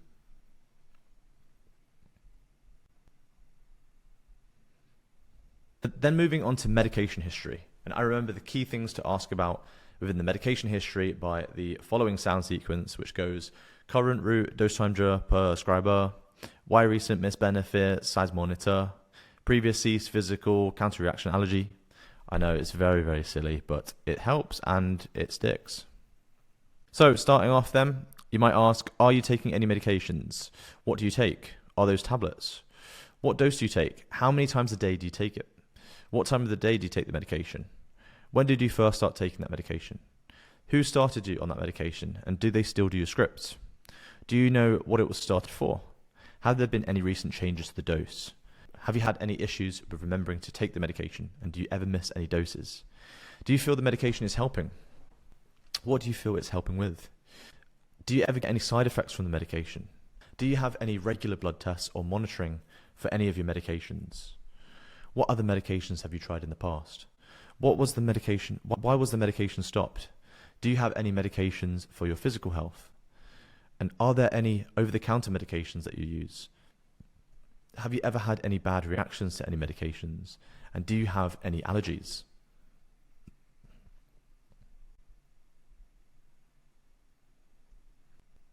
Then moving on to AOD, which is the alcohol and drug history. And I remember the subsections by the sound sequence: AOD, dose, timing, contexture, route, progress, tolerance, overdose, cravings, withdrawal, control, impact, risk, finance, abstain, relapse, treatment, insight, motivation. So some of the questions that you can ask. So I'm going to ask a few questions about alcohol and drug use. These are standard questions we ask everyone. Do you smoke or use a vape? Do you drink alcohol? Do you use any recreational drugs, any cannabis, cocaine, ice, ecstasy, mushrooms, LSD? How much do you use? How much do you use in a week? How long would 1 gram last you? How much do you spend a week? How often do you use it? What time of the day do you use it? Do you do it by yourself or with other people? Where do you usually do it? When did you start using it? How do you do it, or how do you administer it? Has how much you use changed over time at all? Have you found that you've needed more to experience the same effects? Have you ever done so much that you've overdosed or blacked out? Do you ever get any cravings during the day? Do you ever get any withdrawal symptoms? Would you be able to get by without it, do you reckon? People do it for different reasons. What does it do for you? Do you feel it has any negative consequences for you? Does it negatively affect your work, school, or relationships at all? Have you ever been in trouble with the police because of it? Have you ever been in any risky situations because of it, like driving, unsafe sex, or issues with dealers? Have you ever shared needles before? How do you afford it, out of curiosity? Do you ever get it on credit? Have you ever tried to cut down or quit in the past? What made you start using it again? Have you ever had any medications to help with addiction? Have you ever been to a detox unit before? Have you ever worked with any alcohol or drug services? Are you aware of some of the risks around buying street drugs? Are you aware of the health risks? Are you aware that street drugs are often laced with other things, and so it's often hard to know what's in them and the strength? Are you aware of the legal risks if you were caught in possession of drugs? How do you feel about your level of use at the moment? Are you wanting to cut down at all? So then moving on to the family history section. So I remember the key sections of the family history by the sound sequence, mental attempts AOD trauma, physical family jobs, rel out. So firstly, you might want to ask, does anyone in the family have any mental health diagnoses? How about the extended family? Has anyone in the family ever had any suicide attempts? Is there anyone who struggles with alcohol or drug addiction? Has anyone in the family been through any serious traumas that you know of? Are there any physical health conditions that run in the family? Who is in your family? What are their names? What does XYZ family member do for work? How are they getting on? How close are you with your family? Who do you get along with the most? And who do you get along with the least? And what is the atmosphere like at home at the moment? And what is your family's views on mental health or getting support in general?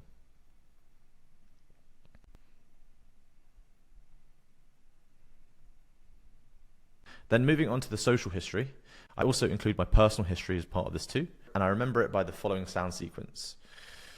Function, hobby, living, school, work, relation, dependent, friend support, finance, culture, cope. Okay, so some of the questions that you might want to ask: how are you managing with things day to day at the moment? What do you like to do in your spare time? Do you have any hobbies or interests? Where are you living? Is it a house? Is it rented? Who do you live with? What is that like? Have you always lived there? Where did you live previously? Which school did you go to? Which school do you go to now? Which year are you? How's it going? What subjects are you studying? Do you have any exams coming up? Any issues with behavior, making friends, or with your academic performance? What schools did you go to in the past? What subjects did you do? Did you enjoy it? Did you have any issues with your behavior, making friends, or your academic performance? Did you go to university? What did you study? How was the transition to independence and having more responsibility? Did you have any issues? Did you have any challenges? Are you currently working? What do you do? How many days a week do you do that? And how is it going? Have you had any other jobs in the past? Are you in a relationship with anyone at the moment? And what's their name? And are they roughly of a similar age to you? How long have you been together? How is it going? Do you feel safe and supported? Do you have any children? Are there any vulnerable adults that you look after? How are you managing? Do you feel like you're well supported? And who are your closest friends? What are their names? How long have you been friends for? What are they doing at the moment? Who are your main supports, people you can rely on? Who do you feel safe talking to when you're struggling? What is your financial situation at the moment? Do you feel like you're managing okay? Is it something that you're stressed about? And where were you born? Whereabouts did you grow up? What's your first language? Do you speak any other languages at home? Are cultural or religious traditions important to you? Do they impact how you think about your mental health or treatment at all? How do you describe your gender? How do you describe your sexual orientation? What pronouns do you use? Have you ever experienced stigma, discrimination, or racism? How has this impacted you? What in your life gives you strength to keep going when things are tough? What beliefs or values are important to you? Do you have any goals at the moment that you're working towards? Do you have any big dreams? So we've done the PMF section, and we're now moving into the Dev/4 section. And Dev, of course, stands for developmental history. And I remember the key subsections to ask by the sound sequence: pregnant, milestone, home family, primary, secondary, study works of trauma. So the questions that we'll want to ask are: when your mum was pregnant with you, did you know if there were any issues with the pregnancy or the delivery? Do you know if you were born at term, premature, or post-term? Were there any complications in the period of time after you were born? When you were younger, were there any issues with meeting your milestones like walking and talking on time? How was your coordination, speech, and early learning? Did anyone ever raise any concerns about your rate of development? How did you see yourself compared to your peers growing up socially, behaviorally, and academically? What were things like for you growing up? Where did you live? What kind of area was it? Who did you live with? Did you have your own room? What were your parents like as parents? Who were you closest with growing up? When you were upset as a child, who would you go to? How did they respond? Did you feel looked after and understood? Did everyone get along in the family? Was there any fighting going on? Was there any sibling rivalry? Was there any separations, divorces, or changes in caregivers? Were cultural or religious traditions important in your family when you were growing up? Which primary school did you go to? What was that like? Did you have any friends? Was there any bullying? How were your grades? Did you need extra support for anything? Do you have any achievements that you're particularly proud of? Did teachers ever raise any concerns about your behaviour or concentration? Did you ever get in any trouble? Were you ever suspended or expelled? Which secondary school did you go to? What was that like? What was the transition like from primary to secondary school? How did you manage with the changes of going through puberty? Did you have any friends in secondary school? Was there any bullying? Did you have any relationships in school? What were they like? How were your grades? What subjects did you do? Any achievements you're proud of? And did you get in any trouble in secondary school? Were you ever suspended or expelled? How did you see yourself compared to your peers in secondary school? Did you ever experiment with alcohol or drugs during that period at all? Has anything happened in your life, good or bad, that has had a big impact in shaping who you are today? Have you been through any traumatic experiences at all? Have you experienced any major separations or situations where you felt hurt by someone? How did that experience affect you back then? How does that experience affect you now? Then finally, after Dev, we've got 4, which is the forensic history section. And an easy sound sequence to remember this is police court current violence service. So you might ask, have you ever been in trouble with the police? Have you ever been arrested? Have you ever received a caution? Have you ever had to attend any court hearings? What was that for? Have you ever been convicted of an offence? What was the sentence? Have you spent any time in prison? How long was that for? Have you ever been on probation or parole? Do you think your mental health or substance use played a role in these incidents? Do you have any legal issues outstanding at the moment? Have you ever got in a physical fight? Who started it? Was any weapon used? Was anyone seriously injured? Have you ever been involved with the criminal justice system or worked with any forensic mental health services? So that wraps up the history column. So we've done the SODCA section by exploring the presented complaint and history of presented complaint. Then we moved to the DIAG section to run through the diagnostic checklists and form a diagnostic impression. Then we moved into risk, assessing their dynamic risk and static risk. Then we moved into TIE, getting the patient's perspective for possible triggers, the impact it's had on them, and what their expectations are. And then we moved into the background history section, which is PMAS, so past medical history and psychiatric history, medications, alcohol and drugs, family history, and social history. Then finally, we moved into DEV, so the developmental history section, and then 4, which is the forensic history section. Okay, so we're now moving on to the formulation column, and this is where everything starts to come together. So this is where you hypothesize and come up with a possible answer to the following questions. What illness does the patient have? Why has the patient presented with this particular illness at this particular point in time? And what are the factors preventing this patient from recovering? So these answers are obviously really important as they're going to directly shape your management plan. Now, the easiest and most structured way to do a formulation is by using the 5 Ps, which stands for predisposing factors, presentation, precipitating factors, perpetuating factors, and protective factors. Then within each of these, you want to be thinking about biological factors, psychological factors, and social factors. Now, you don't necessarily have to have something in every single box, but you do want to at least think through each box because each box serves as a prompt to generate different hypotheses based on the raw data you've collected from the history column. So to make this really, really simple for you, there's basically certain bits of information from the history column which tend to always be relevant for certain boxes within this formulation matrix.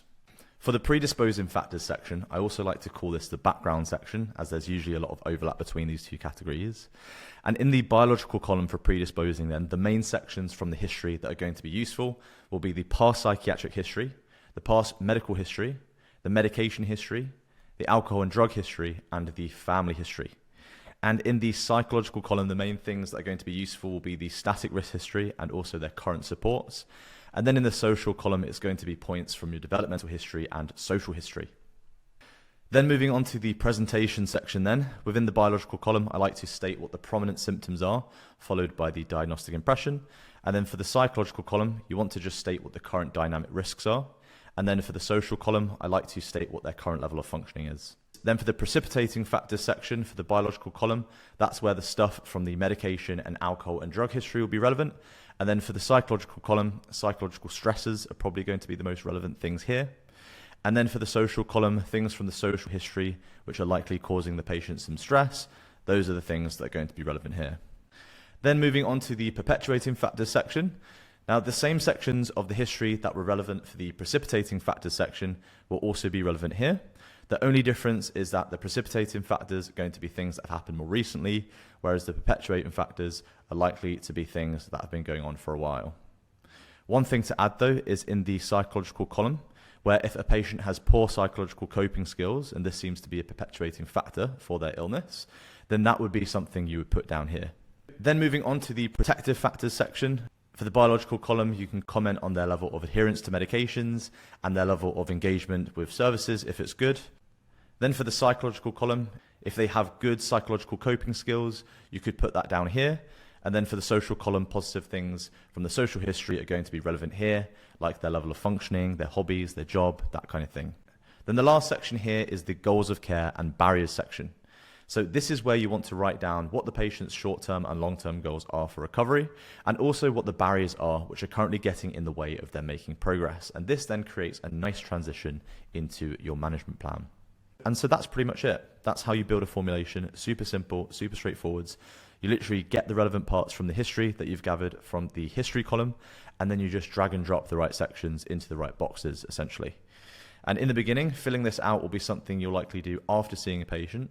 But then as you get more slip with it, you'll start feeling more confident in doing this while seeing the patient, where you just write down key things in the relevant boxes as you go along, until eventually, once you've really mastered this, then you'll be able to do all of this completely in your head. So moving on to the last column then, this is the management column, and an easy way to build a holistic and robust management plan for any case is using the DrTf&x acronym. So we've got D, then R, then T, then P, then L, and then S. So the first letter D stands for diagnostic clarity, and basically anything related to diagnosis and monitoring goes in here. So the typical things are doing a longitudinal assessment, doing physical OBS, completing a physical examination, completing blood tests, doing imaging, and liaising with other specialties. Then R stands for risk management, and there's basically 3 subcategories within risk management that I like to use. And these are escalation, hospital, and community. So for escalation, you might want to discuss the case with a consultant, you might want to speak to senior staff, or maybe review the local trust policy guidelines. And then in hospital, you want to be thinking about the level of nursing observations and what would be appropriate here, and also document their Section 17 leave allowance. Then in a community setting, you want to be thinking about providing safety netting advice, arranging suitable follow-up, whether that be face-to-face or a telephone call check-in, and also creating safety plans and relapse prevention plans are also things you might want to be considering. Then moving on to the letter T then. So this stands for treatment, and you've got 3 columns here: bio, psycho, and social. So these obviously correspond to the biopsychosocial model, and it essentially means medications, psychological therapies, and social interventions. Then in terms of medication management, you're probably only going to do one of 4 things. You're either going to start a medication, stop a medication, switch a medication, or change the dose or the frequency of a medication. And then you also just want to make sure that you're thinking about regular medications and also PRN medications. Then for psychological therapies, there's of course lots of different types, which I won't go through now, but just select whichever one's most appropriate. And then you've got specific psychological skills, which can also be useful to discuss with patients too. So you've got routine scheduling, behavior activation, distraction techniques, breathing techniques, and grounding technique. And then for social interventions, there's of course a long list of things to choose from, and you just want to choose whatever is relevant to the case. So you've got alcohol and drug support, legal support, psychoeducation, peer support, activity groups, housing support, vocational support, domestic violence support, sexual assault support, child protection services, carer support, financial benefits support, cognitive remediation therapy, social skills training, exercise group programs, dietitians, occupational therapists, physiotherapists, speech and language therapists, family peer support, third-party organisations and charities, having a care assessment done, having a needs assessment done, arranging a family meeting, speaking to a next of kin, parent management training, MST, an EHCP, and also engaging with a SENCO. So then moving on to P. P stands for pathway of care. And within this, there are three main sections. Firstly, legal status. So are they a voluntary patient or are they under the Mental Health Act? So are they on a section or a CTO? Then we've got transition. So is the plan for them to step up, step down, or just continue at the current level in terms of their level of support? And then we've got service destination, which is about considering who is going to be responsible for the patient's care moving forwards. So will it be the GP, the acute care team, the community care team, the crisis resolution home treatment team, or do they need to come into hospital? Then moving on to the letter L. L stands for lifestyle advice, and the acronym SENSE AOD can be used to easily remember the different components of lifestyle, and those letters stand for sleep, exercise, nutrition, stress, and alcohol or drugs. So for sleep, some advice that you might give would be to have a wind down routine, to go to bed and wake up the same time every day, to dim the lights at least an hour before bed, and to not lie in bed awake for longer than 20 minutes. And then for exercise, the recommendation is to do at least 150 minutes of moderate intensity exercise per week, with strength training on at least 2 of the dates per week. And then for nutrition, you want to encourage them to have a balanced diet, eating 5 pieces of fruit and veg a day, minimizing snacks, sugars, and foods with a high glycemic index. And then for stress management, you want to be encouraging them to engage in their hobbies, to maintain self-care, and to engage in activities involving socialization with other people. And then for AOD, this is of course about helping people to cut down or stop with smoking, drinking alcohol, or taking any recreational drugs. And then lastly, we've got S, and S stands for signposting and support. So for signposting, this is where you want to be thinking about any admin tasks you need to complete. For example, organizing the next follow-up appointment, giving them any blood or imaging request forms, providing any medical or carer certificates, and printing out any patient leaflets for information on a particular diagnosis or medication. And then for supports, this is where you write down the names of key people involved in the patient's care. So this could be family members, GPs, specialists, or any services that the patient is already engaged with. And I like to fill out this section before seeing the patient, and then also during the review as names come up. Welcome to the Psychiatric History Framework. So this framework only uses the history column, and within that column, it essentially uses the same sections as what's in the foundational assessment framework. So if you haven't watched the video walkthrough on the foundational assessment framework, please go back and watch this first, as it will give you the foundations and the context for this framework, and also all of the other core frameworks which we're going to be going through.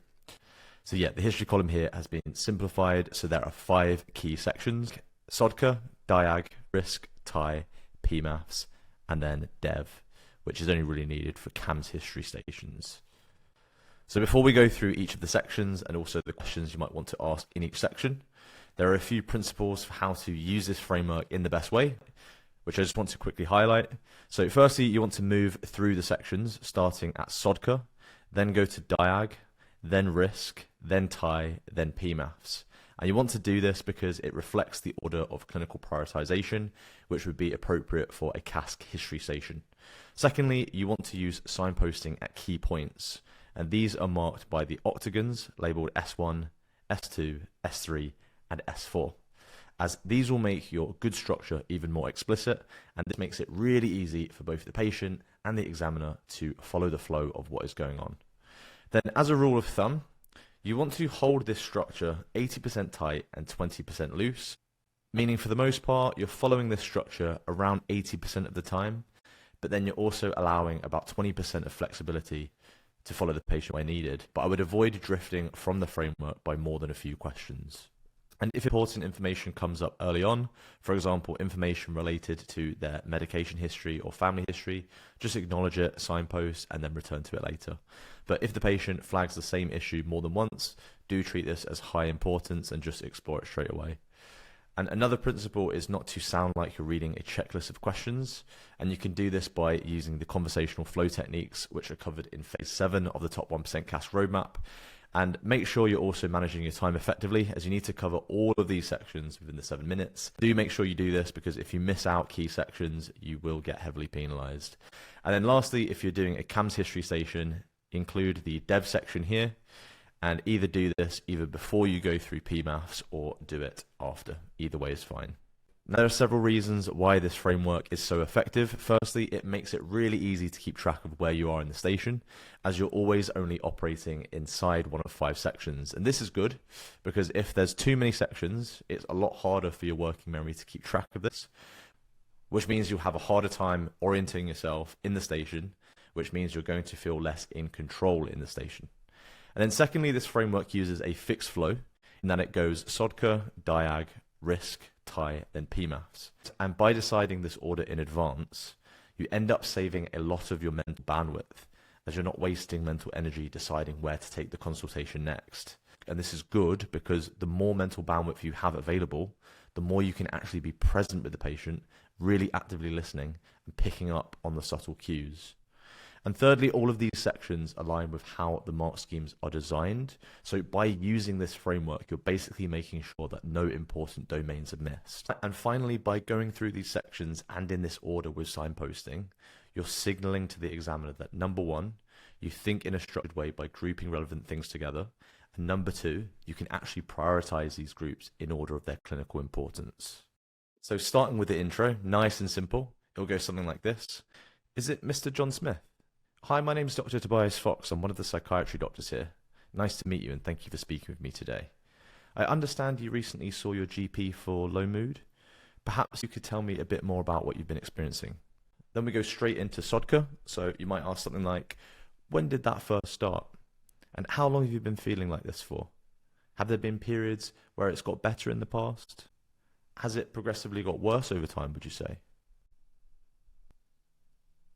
So we've done SODCA, and now we're moving into the S1 signpost.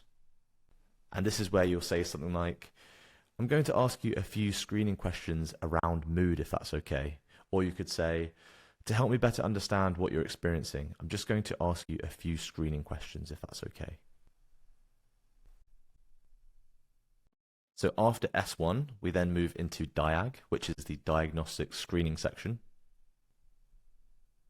As a rule of thumb, you always want to screen for depression and psychosis, no matter what the history station is.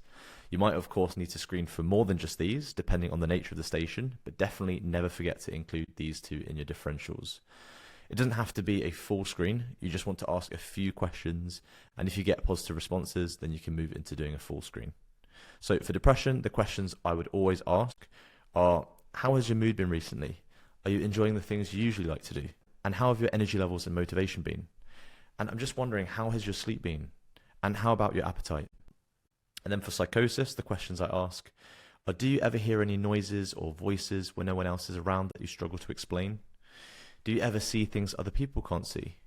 Do you have any beliefs that other people thought were a bit unusual? Do you ever feel like people are watching you, talking about you, or are out to get you in any way? How is your ability to think clearly at the moment? Do you feel in control of your thoughts, feelings, and actions? And then if you want the full list of diagnostic checklist questions that I've made for the most common conditions, you can access this by clicking on this link here. So after we've completed the diagnostic screening, we then move to the second signpost, which is S2. So here you'll say something like, I do need to ask you a few safety questions if that's okay. Or you might say, now I do need to ask you a few sensitive questions, but they're safety questions, so it's important that I ask them. Then after the S2 signpost, we then move into risk. Then in CASC, when assessing the risk during history stations, assessing the dynamic risk is always going to be the priority, as this is going to be the most important in the limited amount of time you have. So the dynamic risk questions that I would always ask no matter what would be something like, so sometimes when people are struggling, they can have some dark thoughts of not wanting to be alive anymore. Are you having any thoughts like these at the moment? Are you having any thoughts of wanting to intentionally hurt yourself in any way? And how about any thoughts of wanting to intentionally hurt someone else? Then after risk, we move to the S3 signpost. Now, this is more of an acknowledgement where you just say something like, thank you for sharing all of that with me and for being so open and transparent, as I can appreciate these things are not always easy to talk about. Then after the S3 signpost, we then move into the tie section. So some of the questions you might want to ask here are, do you have any ideas as to what might be causing this? You mentioned this started 2 months ago. What was going on for you at the time? What kind of impact is this having on your day-to-day life? Is there anything at the moment that's particularly worrying you? Do you have anything in mind in terms of what might help? Then after Thai, we've got the S4 signpost. And this is where you just say, I just need to ask you a few questions about your general health background, if that's okay. Then after the S4 signpost, we then move into the PMAF section. So starting with P, which is the past psychiatric history and past medication history, the key questions I would ask are, do you have any mental health diagnoses that would be important for me to be aware of? And do you have any physical health conditions? And do you have any physical symptoms at the moment that you haven't previously spoken to a doctor about?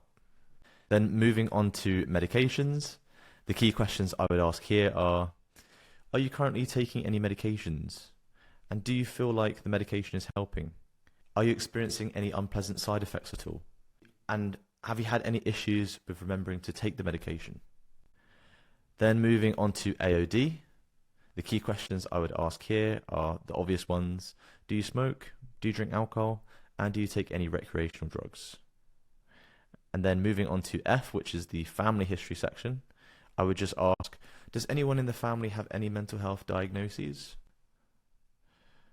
And then moving on to S, which is the social history, the key questions I would ask here are, what's your current living situation?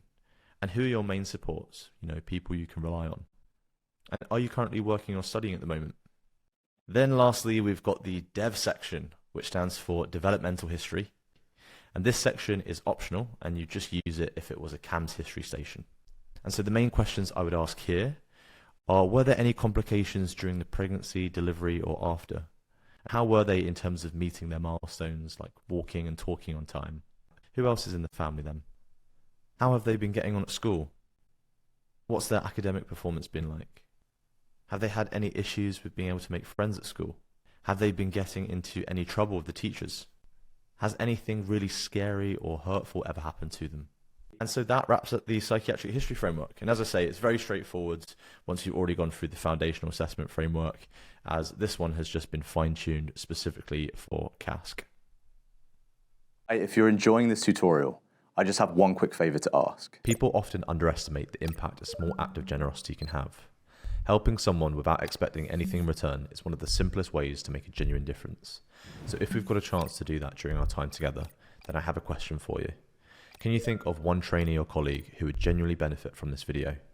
They're probably feeling the exact same feelings you are, anxious about getting over the final hurdle, overwhelmed by all the information out there, and uncertain about the best way to prepare. The mission behind CASC is to make the tacit knowledge of psychiatry more explicit, so that trainees spend less time reinventing the foundations and more time becoming exceptional psychiatrists. The only way that mission grows is by getting these free resources into the hands of people who need them. So here's my ask on behalf of a struggling trainee. Please share this video with someone who you think would benefit from it. Your gift costs no money and less than 60 seconds, but can change a trainee's life forever. You sharing this video could help one more trainee pass CASC, one more trainee get the score they're hoping for, and one more trainee transform their career trajectory. To get that feel-good feeling and help that person for real, all you have to do, and it literally takes 60 seconds, is hit the share button beneath this video to copy the link, open up iMessage or WhatsApp, and send it to that person. If you feel good about helping one of your colleagues, you're my kind of people. You're one of us, and I'm that much more excited to help you get the highest score I know you're capable of getting. Thank you from the bottom of my heart, your biggest supporter, Tobias. P.S. Fun fact, if you provide something of value to another person, it makes you more valuable to them. If you like Goodwill straight from another colleague, send this video their way. All right, now let's get back to the tutorial. Welcome to the Physical Health History Framework. This is the framework you want to use for any stations which involve taking a physical health history. We'll use the presented complaint of pain just as an example as we go through this, but just use your common sense and adapt it slightly depending on what the main symptom is. Now, there's 3 sections to it. Socrates, which is a modification of the Socrates acronym, DIAG, where you do your diagnostic screening, and PMAFs for the general health background information, which is exactly the same as in the psychiatric history framework. A lot of the same principles still apply. Start with open questions before then moving into more specific closed questions. Still follow the fixed flow as shown by the arrows. This helps to reduce the cognitive burden and also means you're prioritizing the right sections in order of their clinical importance. Remember to keep the structure around 80% of the time, leaving 20% to be flexible and flow with the patient where they want to go, but try not to drift too far from this structure. And again, if relevant information comes up early on, just acknowledge it, and if needed, signpost and then come back to it later on. But if a patient mentions the same point twice, do treat this as something of high importance for the patient, so just explore it and address it there and then. Starting off with our intro then, we've got our usual introduction. Is it Mr. John Smith? Hi, my name is Dr. Tobias Fox. I'm one of the psychiatry doctors here. Nice to meet you and thank you for speaking with me today. I understand you recently spoke to your GP about some pain you've been getting in your jaw. Perhaps you could tell me a bit more about it. So then we go into the Sodka crate section. So you might say, so when did this first start? And how long has this been going on for? Have there been any periods since it started where it's got better? How many episodes have you had where it's been bad? Has it progressively got worse over time? Could you describe it to me a little bit more? Does the pain move anywhere at all? And have you noticed any other symptoms? And this is where you want to ask about the symptom clusters relevant to the main presenting complaint and also any differentials you might already have in mind. So if you scroll up here, you'll see the symptom clusters for each system. And I won't go through them now as it should be pretty self-explanatory, but just learn all of these inside out so that you're always going through symptoms systematically and making sure you're not missing out any important symptoms. So after associated symptoms, you're then going to ask about triggers and risk factors. So you might ask, is there anything in particular that tends to bring on the pain? Then if you know of any risk factors which are associated with any of the differentials you have in mind, you can then screen for those here. So then you're going to ask, is there anything that makes the pain better or worse? How bad is it on a scale of 1 to 10? And how is it impacting your day-to-day life, like your work, sleep, or relationships? Then we move to DIAG, and this one's pretty self-explanatory, but whatever differentials you have in mind, you just want to ask specific questions related to these. So just think of the condition, then what symptoms are usually associated with that condition, and then just ask about those symptoms specifically. That way you can start excluding certain differentials and adjusting your list from most to least likely. Then the S4 signpost. So this is the same signpost that we use in the psychiatric history framework, which is why it's called S4. So you're just going to say something like, I just need to ask you a few questions about your general health background, if that's okay. So we've explored the history of presenting complaint with Sodka crates. We've done our diagnostic screening in DIAG. So by this point, we should have a good idea as to what's likely going on. And we've done the S4 signpost, which nicely leads into the general health background section, which is PMaths. So starting with P then, do you have any mental health diagnoses that would be important for me to be aware of? And do you have any physical health conditions? Then for medications, you might ask, are you currently taking any medications? Do you feel like the medication is helping? Are you getting any unpleasant side effects at all? Have you had any issues with remembering to take the medication? Then again, the usual stuff with the alcohol and drug history. Do you smoke? Do you drink alcohol? Do you take any recreational drugs? And you can always normalize it before by saying, these are just standard questions we always ask. Then for the family history, super straightforward. You're just going to ask, does anyone in the family have any mental health conditions? And how about any physical health conditions in the family that you know of? And then lastly, for the social history, the main questions to always ask are, what's your current living situation? Who are your main supports, as in people you can rely on? And are you currently working at the moment? And so that's the physical health history framework. It should be pretty straightforward if you've already gone through the foundational assessment framework and the psychiatric history framework. And so by using this, your approach will be nice and structured and very systematic, which means you really can't go wrong by following this. Welcome to the Other Histories frameworks. So these are the histories which fall outside of the typical psychiatric history and physical health history.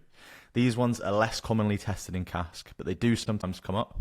And perhaps more importantly, they are very relevant in clinical practice. So we've got medication history, review of treatment, AOD history focusing on dependency, AOD history focusing on social and legal consequences, forensic history, family history, developmental history, social and personal history, sexual history focusing on symptoms, sexual history focusing on non-symptoms, financial history, trauma history, and cultural history. So for the meds history, I remember this by the sound sequence: meds history, current route, dose time per prescriber, why recent missed benefits, size monitor, previous cease, physical, counter-reaction allergy. So that's the sound sequence, and to download all of my sound sequences, just go to the sound sequence folder that I showed you earlier. But some of the questions you might want to ask are you currently taking any medications? If it's relevant, you might just check the form of the medication too. So are those tablets? Do you know what dose you take? How many times a day do you take it? How long have you been taking it for? Who was it that first started you on that medication? Are they the doctor who still does your repeat scripts? Do you remember why it was first started? Have you had any recent changes to the dose? Have you had any issues with remembering to take the medication? Do you feel the medication is helping? What do you feel it's helping with? Have you noticed any bad side effects at all? When was the last time you had some blood tests? Have you previously been on any other medications in the past? Do you remember why you stopped taking that one? Do you take any medications for your physical health? How about any over-the-counter medications? Have you ever had any bad reactions to any medications in the past? And do you have any allergies at all? So for the review of treatment, I remember it by the sound sequence: review of treatment, what effective adhere side effects ICE. So the questions for each section might go something like this. So how have things been for you recently? Have you been facing any challenges at all? Then you might say, what's your understanding as to any diagnoses the team have come up with for you? Have you been started on any treatment? Do you feel the medication has been helping? What do you feel the medication has been helping with? Overall, do you feel things have been better or worse? Has it had a knock-on effect on your day-to-day life? Have you had any issues with remembering to take the medication? Is the medication working as you'd hoped? In terms of the medication, what would you like to do next?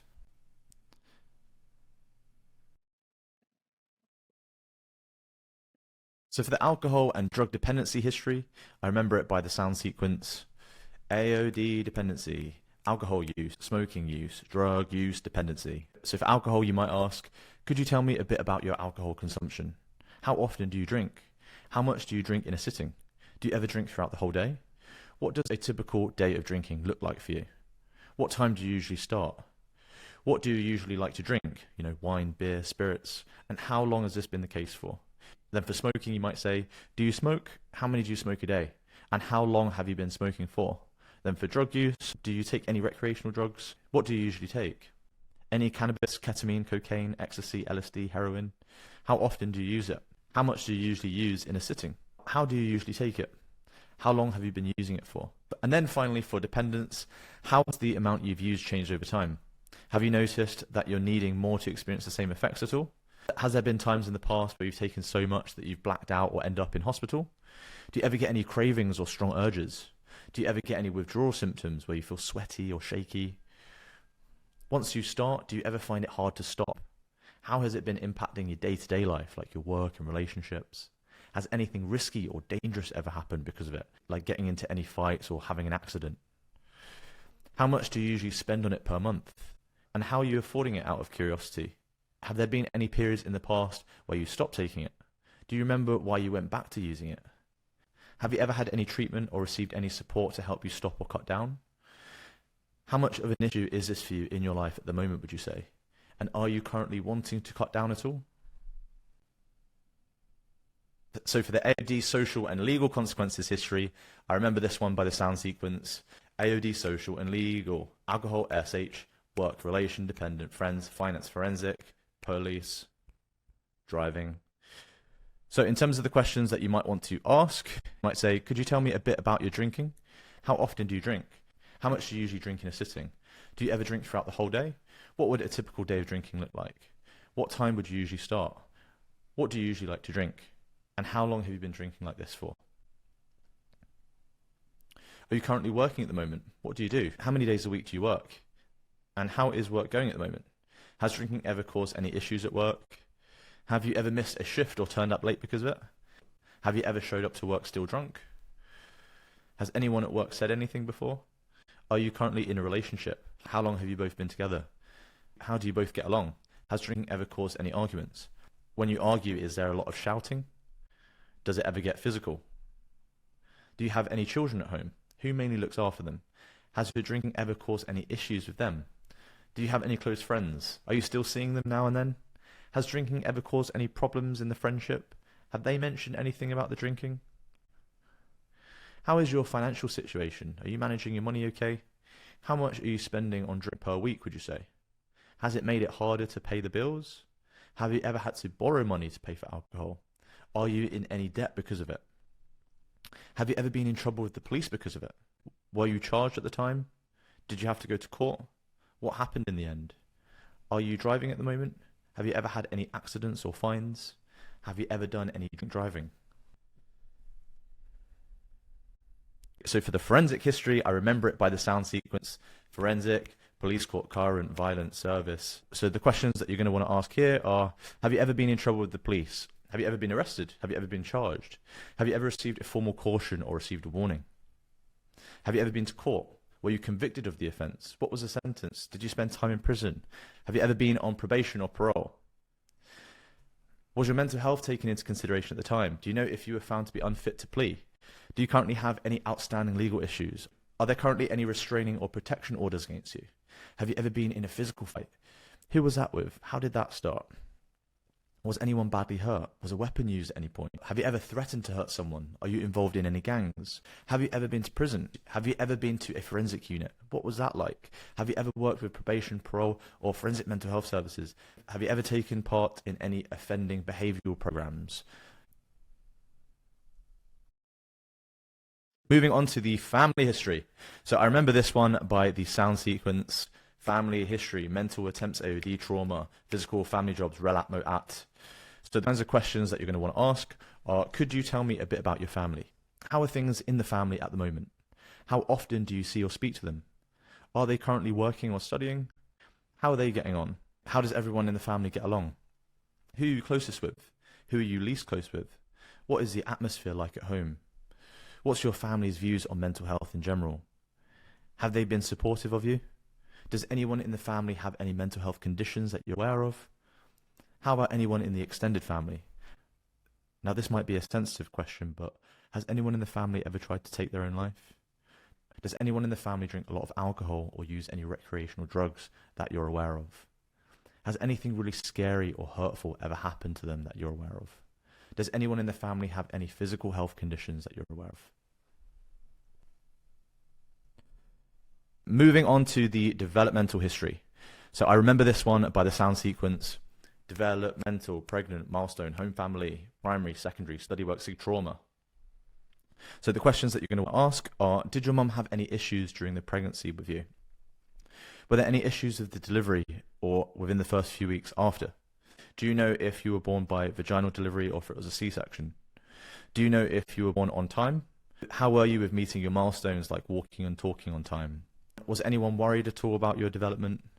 Did you have any issues with your speech, your learning, or your coordination at all? How did you see yourself in comparison to the other kids at school? What was your life like for you growing up?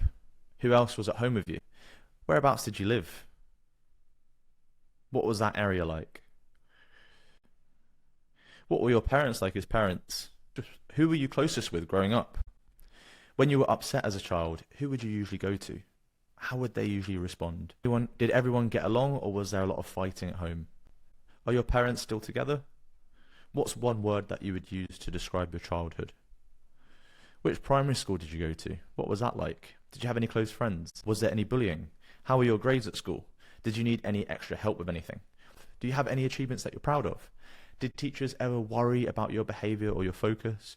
Did you ever get into trouble with any of the teachers? Were you ever suspended or expelled?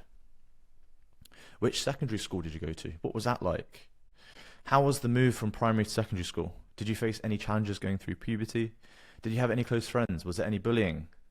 Were you in any relationships at school? What subjects did you take? How were your grades? Do you have any achievements in secondary school that you're proud of? Did you ever get in trouble at school with the teachers? Did you ever skip school? Were you ever suspended or expelled? How did you see yourself compared to your peers at the time? Did you ever try to experiment with alcohol or drugs during that period? Has anything happened in your life, good or bad, that's really shaped who you are today? Has anything really scary or hurtful ever happened to you? Have you ever been badly hurt by someone? Have you ever lost anyone close to you? How did you feel back then? And how do you feel about that now?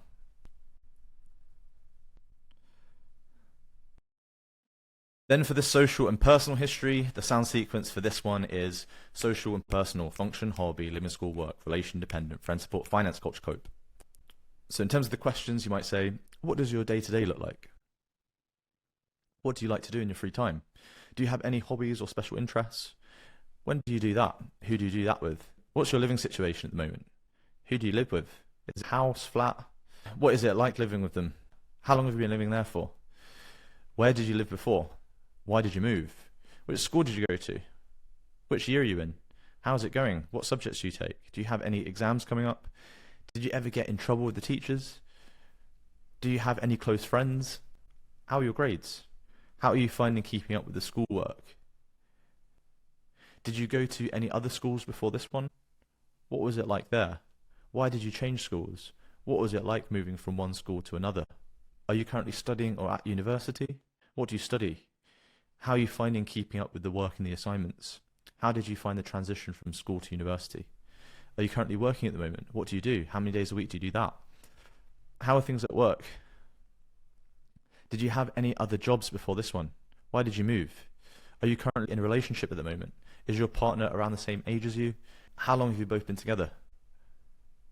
How do you get along with them? Do you feel safe and supported? Do you have any kids? Is there anyone else you take care of, like parents or grandparents? How is it going in terms of looking after them? Do you feel like you have enough support? Do you have any close friends? How long have you been friends for? How did you meet? What do you like to do with them? Who are your main supports, as in people you can rely on? Would you feel safe talking to them if you were struggling? How are things with money at the moment? Are you managing your money okay, or is it causing you some stress? Which country were you born in? Where did you grow up? What's your first language? Do you speak any other languages at home? Do you follow any particular religion? Are your cultural or religious traditions important to you? Do they change how you view your mental health? How would you describe your gender? How would you describe who you're attracted to? What pronouns do you use? Have you ever been treated unfairly because of your culture, race, or identity? How did that make you feel? What kind of impact did that have on you? What helps you to keep going when things are tough? How do you see the future looking like? Do you have any goals or dreams that are important to you? So then we've got the sexual health history, focusing on symptoms. And I remember this one by the sound sequence: sexual symptoms, libido, erection, arousal, ejaculation, past, ICT, da. So what you might say is, these are routine questions I ask everyone when discussing sexual health. Have you noticed any changes in your sex drive recently? How long has that been for? Has it decreased more since starting the medication? Do you have any difficulties getting or maintaining an erection? How long has that been the case for? Has it been worse since starting the medication? Have you noticed having an erection at any other times, like when waking up, for example? That's obviously for men. Then for women, have you had any difficulties with sexual arousal? How long has this been the case for? Has it been worse since starting the medication? Do you have any problems reaching orgasm or with ejaculation? How long has this been the case for? And has it been worse since starting the medication? Have you ever struggled with these issues in the past? Have you ever spoken to a doctor about it? Have you been on any treatment for it? How is it impacting your day-to-day? Is it getting in the way of your relationships? Do you ever avoid sex because of this? Has it made it harder to feel close to your partner? Do you have any ideas as to what might be causing this? Do you drink alcohol? Do you use any recreational drugs? Are you currently taking any other medications? Do you have any physical health conditions?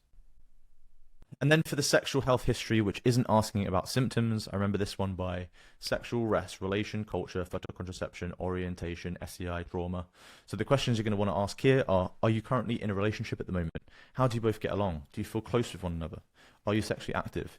Do you have any other sexual partners? How satisfied are you in your sex life together?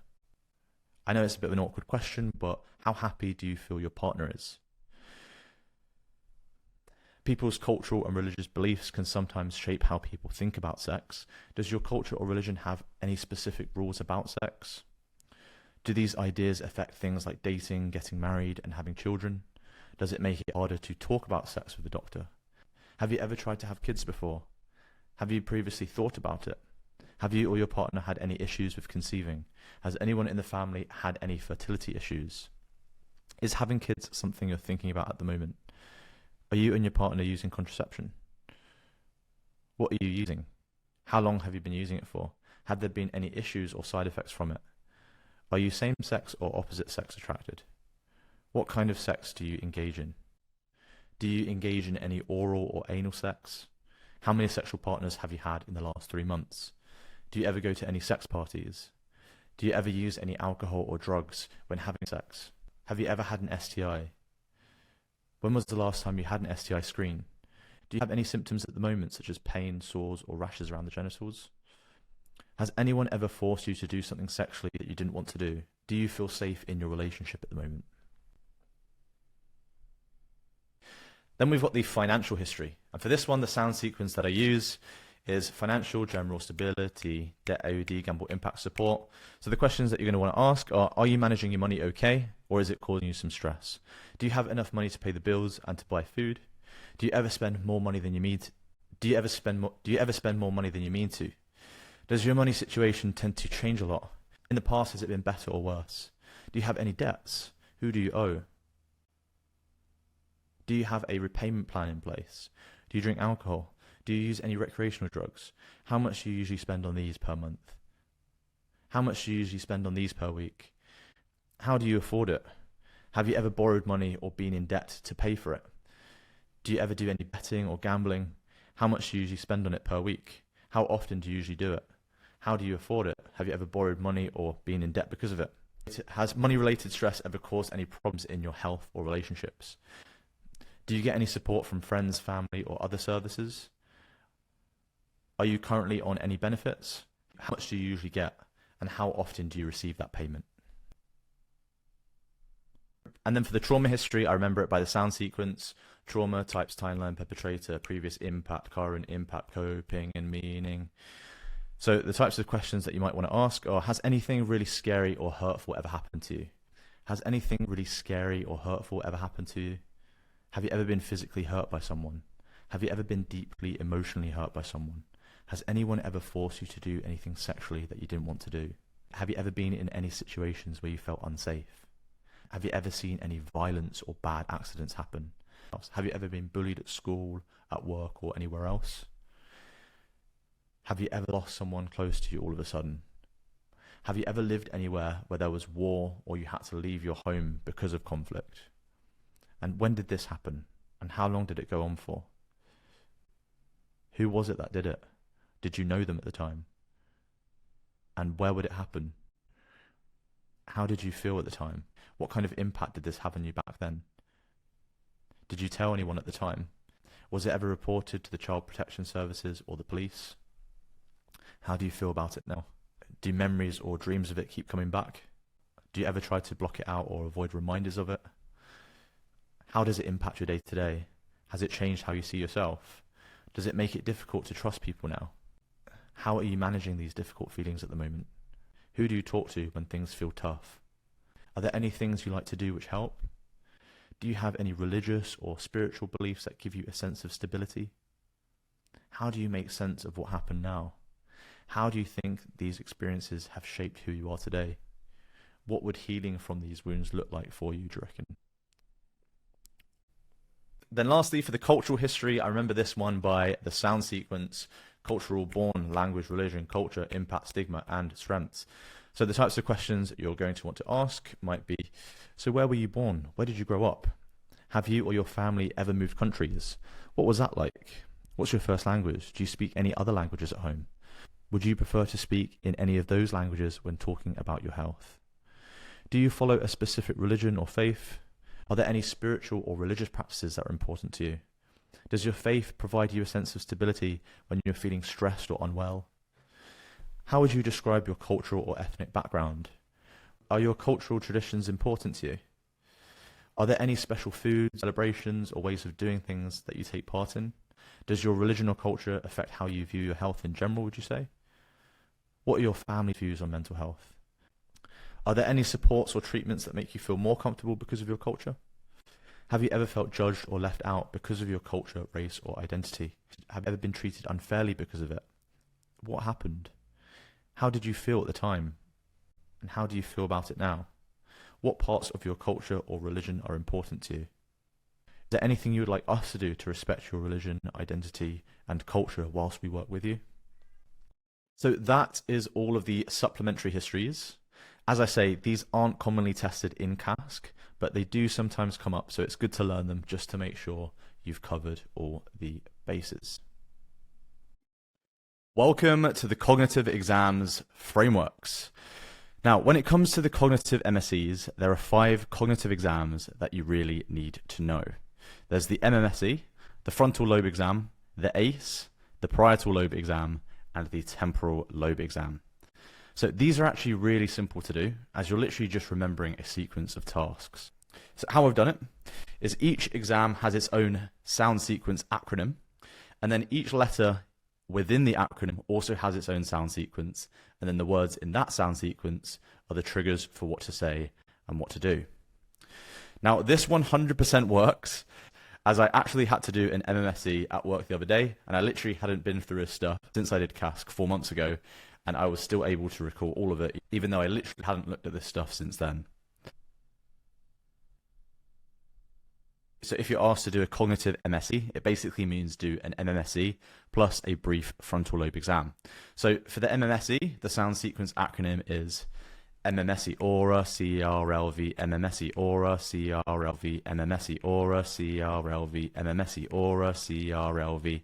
Then for each letter within that acronym, the sound sequences are Oh year, season, day, city, building, I. Oh year, season, day, city, building, I. Oh year, season, day, city, building, I. Oh year, season, day, city, building, I. And then it goes for R. I repeat, apple table penny. I repeat, apple table penny. I repeat, apple table penny. I repeat, apple table penny. Then for A, it goes A world backwards, A world backwards, A world backwards, A world backwards. Then for C, C7 from 100. C7 from 100, C7 from 100, C7 from 100. And then for R again, I recall, apple table penny, I recall, apple table penny, I recall, apple table penny, I recall, apple table penny. And then for L, L object, if paper I sentence, L object, if paper I sentence, L object, if paper I sentence, L object, if paper I sentence. And then finally for V, visual spatial pentagon, visual spatial pentagon, visual spatial pentagon, visual spatial pentagon. So that's how you remember it. But in terms of what to say and the questions to ask, you're of course going to start off with your intro. So say, hi, my name is Dr. Tobias Fox. I'm one of the psychiatry doctors here. Can I just confirm your full name, date of birth? So I'd like to carry out an assessment of your thinking and memory. And this is something we routinely do when someone's having difficulties with their memory. So I'll ask you a few questions and I'll give you some short tasks. Would that be okay? And then you're going to say, so can you tell me what year it is? And do you know what season we're currently in? And what day of the week is it? And what town or city are we currently in? And what building are we currently in? And do you remember what my role is? So I'm going to say 3 words. Please repeat them after me. Apple, table, penny. So try to keep them in your mind, as I'm going to ask you to recall them a little bit later on. Can you spell the word world backwards for me? Starting from 100, can you subtract 7 and keep going? Can you tell me the 3 words that I asked you to remember earlier?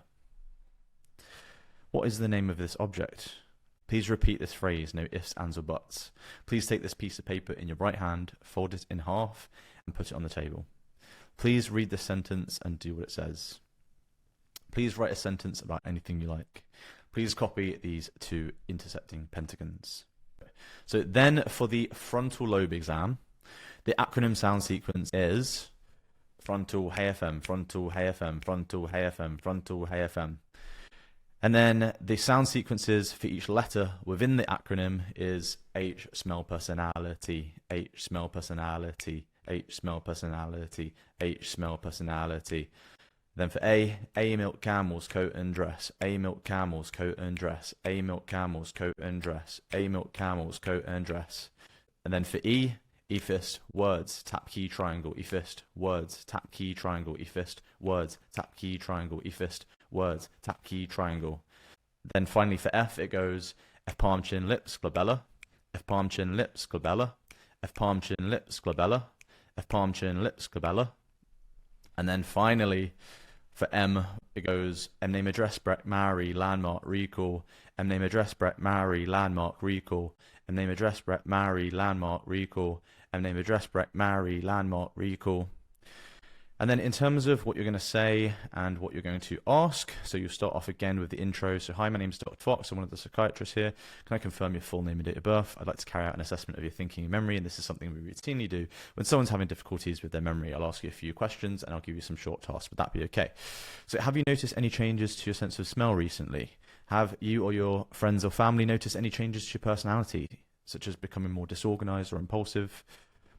What do you think this saying means? It's no use crying over spilt milk. Roughly how many camels do you think there are in Denmark?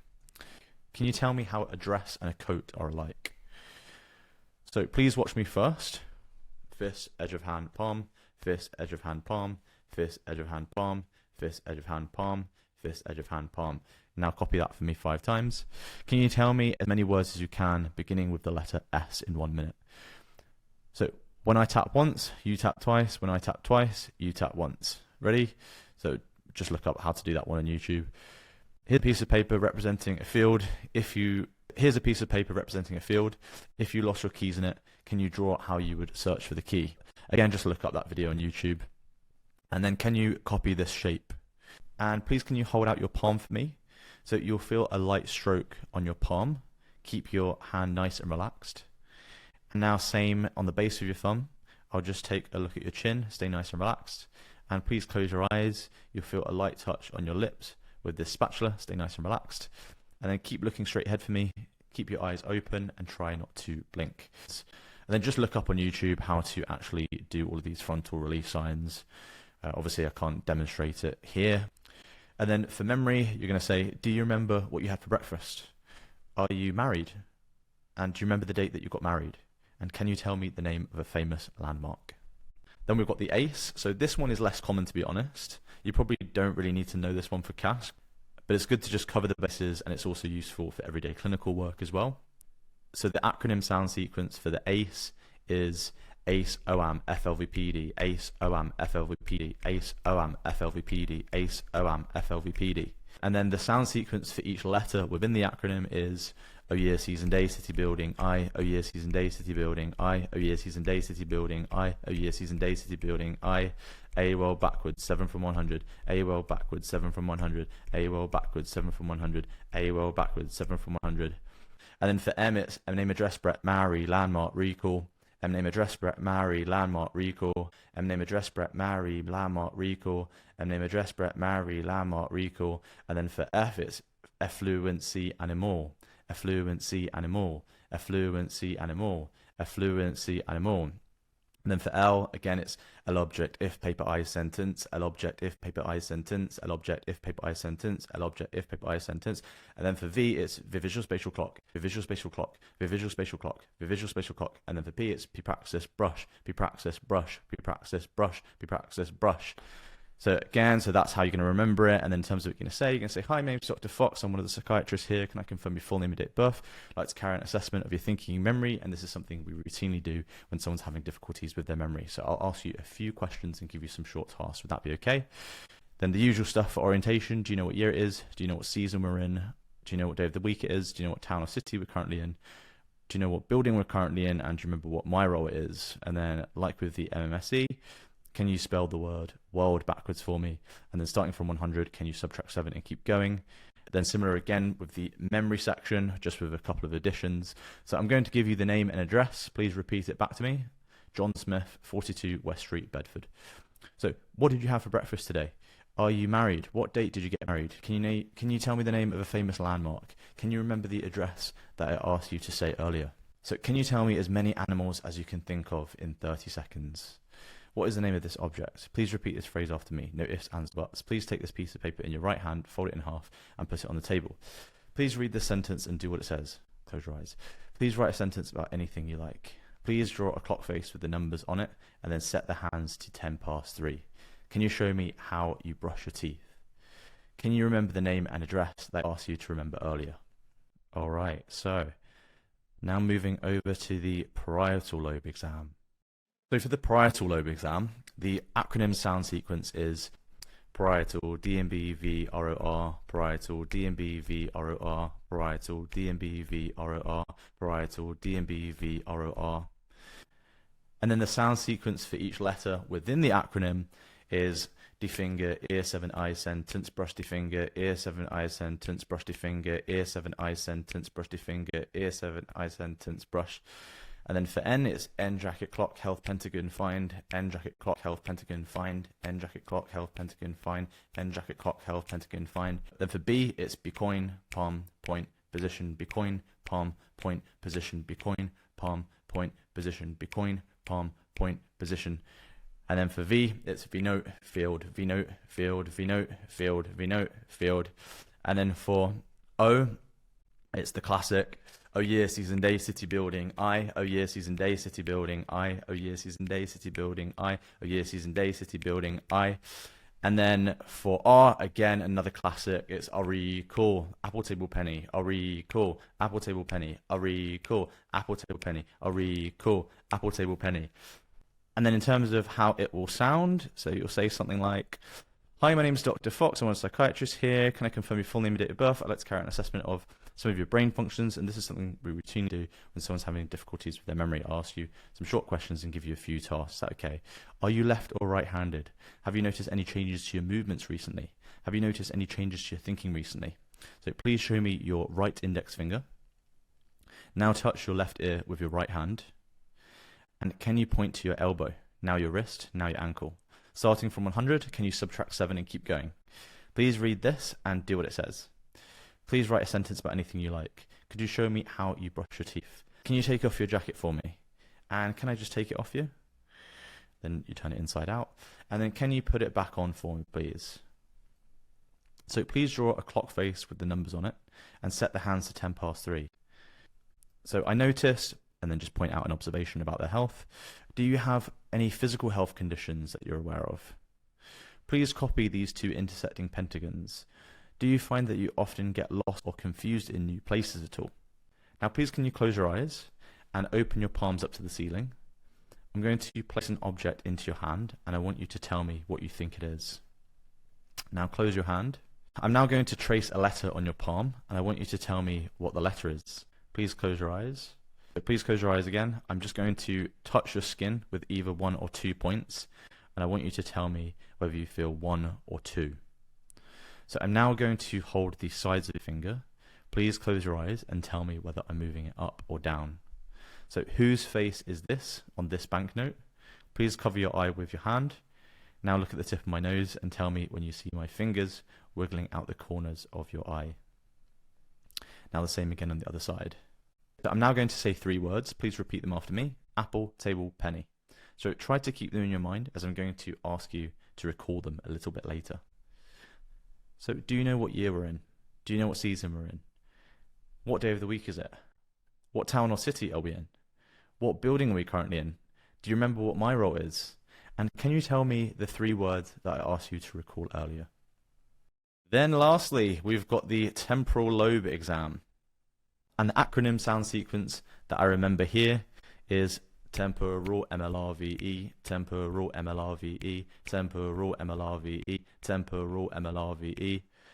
And then the sound sequences for each letter are name, address, Brett, Mary, landmark, recall, name, address, Brett, Mary, landmark, recall, name, address, Brett, Mary, landmark, recall, name, address, Brett, Mary, landmark, recall. Then for L, again, another classic, L object, if, paper, I, sentence, L object, if, paper, I, sentence, L object, if, paper, I, sentence, L object, if, paper, I, sentence. And for R, it's our object, watch note, our object, watch note, our object, watch note, our object, watch note. And then for V, very simple, it's the visual spatial fields, the visual spatial fields, the visual spatial fields, the visual spatial fields. And then for E, finally, it's psychosis, epilepsy clock, psychosis, epilepsy clock. Psychosis, epilepsy clock, psychosis, epilepsy clock. And then so in terms of what you'll say, hi, my name is Dr. Fox, I'm one of the psychiatry doctors here. Can I confirm your full name and date of birth? I'd like to carry out an assessment of some of your brain functions, and this is something we routinely do when someone's having difficulties with their memory. I'll ask you some short questions and give you a few tasks. Would that be okay? So I'm going to give you a name and an address. Please repeat it back to me. John Smith, 42 West Street, Bedford. So what did you have for breakfast today? Are you married? What date did you get married? Can you tell me the name of a famous landmark? Can you remember the address that I asked you to say earlier? What is the name of this object? Please repeat this phrase after me. No ifs, ands, or buts. Please take this piece of paper in your right hand, fold it in half, and put it on the table. Please read the sentence and do what it says. Close your eyes. Please write a sentence about anything you like. What is the name of this object? What is this part of the watch called? Whose face is it on this banknote? Please cover your eye with your hand. Now look at the tip of my nose and tell me when you see my fingers wiggling out the corner of your eye. Now same again on the other side. Have you heard any noises or voices when no one else is around that you couldn't explain? Have you had any strange smells or tastes? What about any feelings of déjà vu or moments where things just felt a bit strange recently? Now please draw a clock face with the numbers on it and then set the hands to 3:10. So that wraps up the cognitive exams frameworks. That's all the steps and how to remember them. Obviously, take the time to understand all of the concepts and what each test is actually testing, but beyond that, the challenge is just remembering the sequence of steps. And this method makes it really easy to recall. And once you learn the sound sequence once, you will never forget them. Welcome to the physical exam frameworks. So the main physical examinations that you'll need to know for CASC are the neuro examination, the cranial nerve examination, the cerebellar examination, the fundoscopy exam, the ENT exam, the cardio exam, the resp exam, abdo exam, thyroid exam, and the EPSE exam. Now each of these is a full script which includes all of the steps for each exam and everything to say, but I'm not going to go through it here as it should be pretty self-explanatory. So if you feel like you understand all of the components of each of these exams, but you just want an easy way to remember what to say and what to do, then check these out. But then if you go through these steps and something doesn't make sense or you're not quite sure what you need to do, then just type the examination or that step into YouTube and watch a video on it, as there's literally hundreds of videos out there on this stuff. Welcome to the risk assessment framework. This is the framework you want to use when approaching stations which ask you to assess someone's risk. These types of stations usually involve an incident that's happened, and you need to find out more about this and then assess their risk. So this framework has 3 sections, as you can see here. DAB, where you first explore the incident. DIAG, which is where you screen for differentials as usual. And risk, which is obviously where you assess their risk, making sure that you assess their dynamic risk and also their static risk. And we'll go through each of these in just a second, but just before we do, I'll just go over the instructions for how to use this framework in the best way. So this framework provides a foundational structure for assessing risk, which can be applied to most psychiatric risk assessments. The framework provides broad coverage for what you could ask, but the exact questions will vary depending on the types of risk you need to assess. There are a few specialized risk assessments which are relevant to CASC, and these are covered in more detail in the station-specific framework section. These are suicide risk assessment, deliberate self-harm assessment, violence risk assessment, domestic violence assessment, fire setting risk assessment, AOD overdose assessment, sexual offending risk assessment, and indecent exposure assessment. So in terms of principles to follow, firstly start with DAB to understand the incident, then move into the diagnostic screening questions, then assess both their dynamic and static risk, and use the same overall structure regardless of the type of risk being assessed. And the reason why this works is it provides a consistent approach across multiple risk presentations. It reduces cognitive load by using one transferable framework. It makes it easier to learn specialized risk assessments later on. It improves organization and clinical reasoning under exam conditions, helps to make sure key risk domains are assessed systematically, and it creates a foundation that can be adapted to unfamiliar scenarios. So starting off with the intro then. So you'll say something like, "Is it Mr. John Smith? Hi, my name's Dr. Tobias Fox. I'm one of the psychiatry doctors here. Nice to meet you and thank you for speaking with me today. So I understand XYZ. Perhaps you could tell me a bit more about what happened." And then we go straight into the DAB section. So DAB stands for during, after, and before. And it basically follows the ABC model of behavior, which stands for antecedents, behavior, and consequence. But I like to always start with during, so you can get a better sense as to what's actually happened first. And so the types of things you might want to ask are, can you walk me through what happened? Who else was there? Where did this take place? And when did this happen? What was your intention at the time? Was it something you planned to do, or was it more of a spur of the moment thing? What method did you use to do it? And how severe was it at the time? Then for after, it's pretty self-explanatory, but you just want to get a sense as to what's happened after the incident took place. So some of the things you might ask, oh, and then what happened afterwards? Okay, and then what happened after that? And did you ask for any help from anyone? Did you do anything to avoid being found? Did anyone else become involved at any point? How did emergency services become involved? Was anyone injured? Did they require treatment, do you know? How are you feeling about it now? Are you feeling any regret for what happened?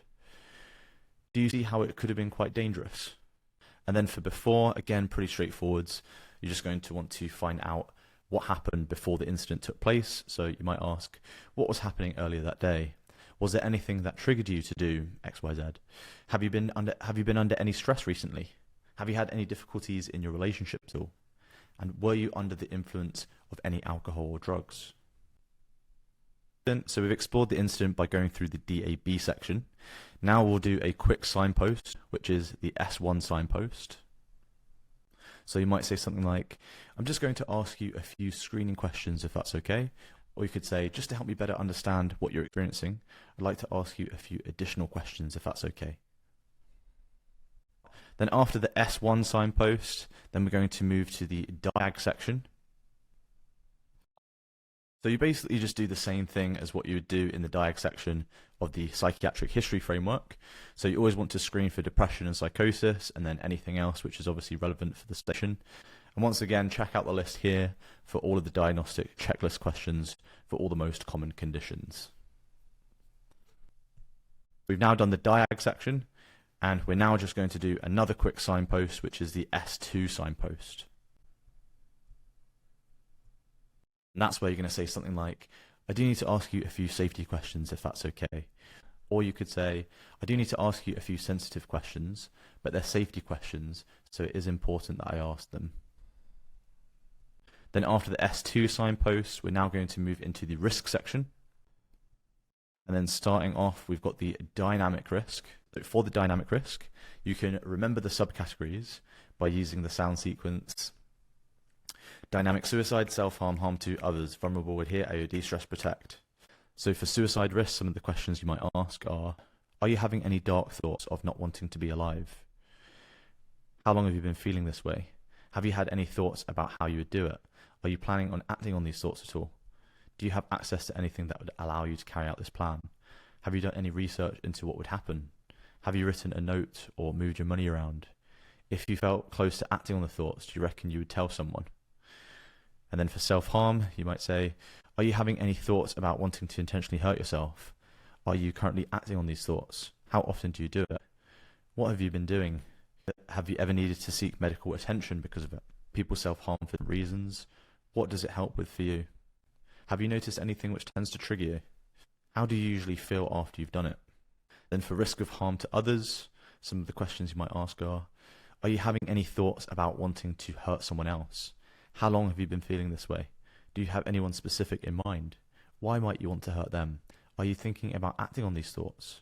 Have you made any specific plans for what you would do? Do you have access to anything that would allow you to carry out this plan? So for vulnerability and safeguarding, you might ask, how are you with being able to look after yourself, such as having a shower and feeding yourself? Do you have any physical health problems which are causing you any trouble at the moment? Have you been doing any risky activities recently, such as things that could have resulted in a serious accident or injury? Do you feel unsafe in any way at the moment? And why do you feel unsafe? Do you have a safe place to live? Do you have enough money to cover your basic needs like food and travel? Then for adherence, some of the questions you might ask are you currently taking any medications? Do you have any issues with remembering to take the medication at all? Do you see any healthcare professionals regularly? Have you ever missed any appointments? Then for AOD, just the usual questions: do you smoke? Do you drink? Do you take any recreational drugs? Then for stressors, you might ask, is there anything at the moment that might be causing you a bit of stress?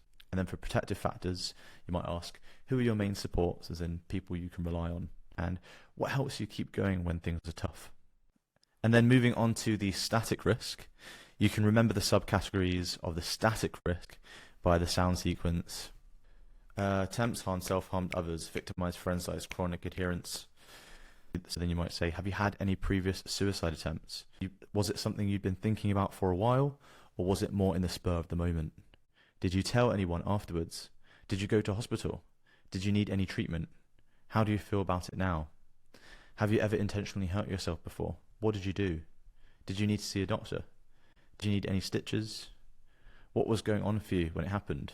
Was there anything that was causing you any stress? Have you ever physically hurt someone else on purpose before? What happened? Has anyone ever physically hurt you before? Has anyone ever taken advantage of you or treated you unfairly? Have you ever been in trouble with the police? Have you ever been in a physical fight? What happened? Was anyone badly hurt? Were there any weapons used? Are you associated with any gangs? Have you ever followed someone? Have you ever been cruel to animals? Have you ever committed a crime? Have you ever damaged property? Have you ever stolen something? Have you ever started a fire on purpose? Do you have any mental health conditions? Do you have any physical health conditions? Do you have any flare-ups? Do you see a specialist? Have you ever had to go into hospital before? Have you ever stopped taking your medications? Have you ever stopped coming to appointments? Have you ever run away from hospital? Then if you've got time, or if it's appropriate to the station, you can ask some safeguarding questions as well, which are here. So that's pretty much it. That's the risk assessment framework. And again, depending on the station, you're going to focus more on certain areas. You may choose to miss out others. And we'll cover how to approach these more specific types of risk assessment stations in the station-specific frameworks, but they all largely follow this same approach. Welcome to the MSE framework. So this is the one that you want to use when approaching MSE stations, of course. There's basically 10 sections to it, which can be remembered by the acronym ABSEPTIC risk. So if we scroll to the instructions for how to use this framework, A stands for appearance, B stands for behavior, S for speech, E for emotion, P for perception, TF for thought form, TC for dynamic risk assessment. So this framework provides a foundational structure that can be applied to any MSE station. It's important to recognize that performing an MSE station in CASC is slightly different from documenting an MSE in routine clinical practice. In real life, the MSE is usually completed as part of a broader psychiatric assessment, and many findings emerge naturally whilst taking the history.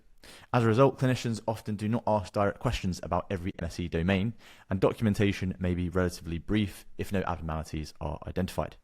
In CASC, however, the examiner needs to see that you are actively assessing the major MSE domains. And this means you will often need to ask more direct screening questions and make your assessment process more explicit than you would in routine clinical practice. This framework is therefore designed specifically for approaching MSE-focused CASC stations, rather than as a guide to documenting MSEs in everyday clinical work.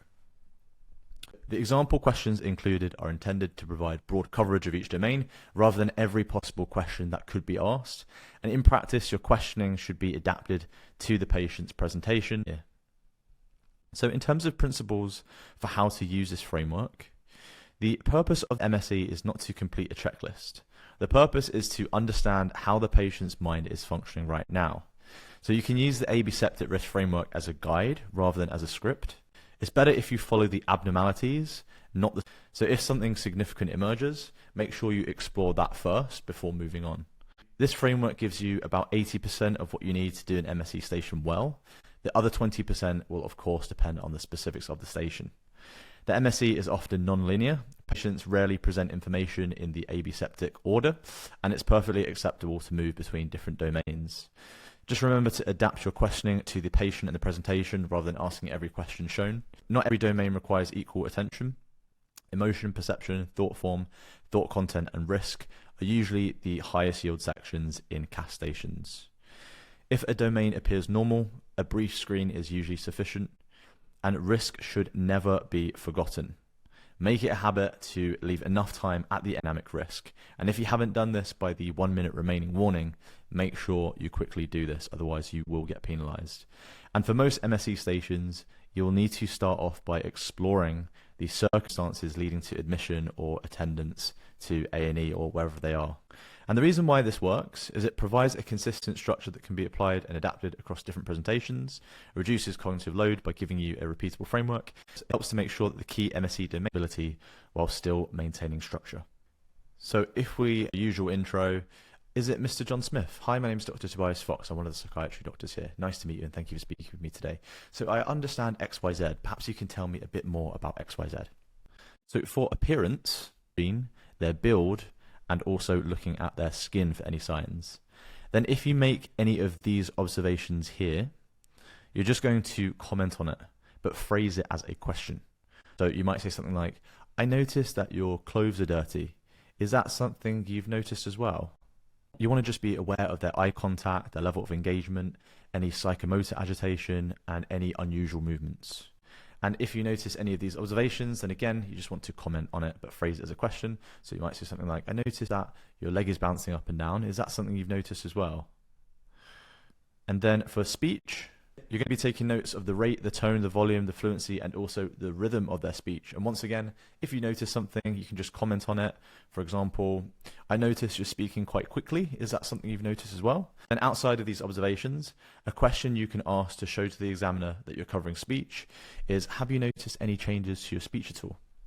Then for emotion, things you might want to pick up on are their affect quality, the range of affect, whether they're being reactive, and also whether they are being congruent.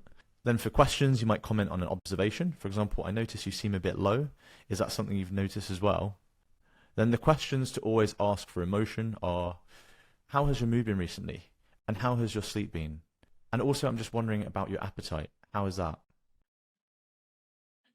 Then for perception, the main things you want to observe is their level of attention, whether they're responding to things, and whether they're scanning the room, as these things are going to be the most obvious things that an actor does if they're acting psychotic.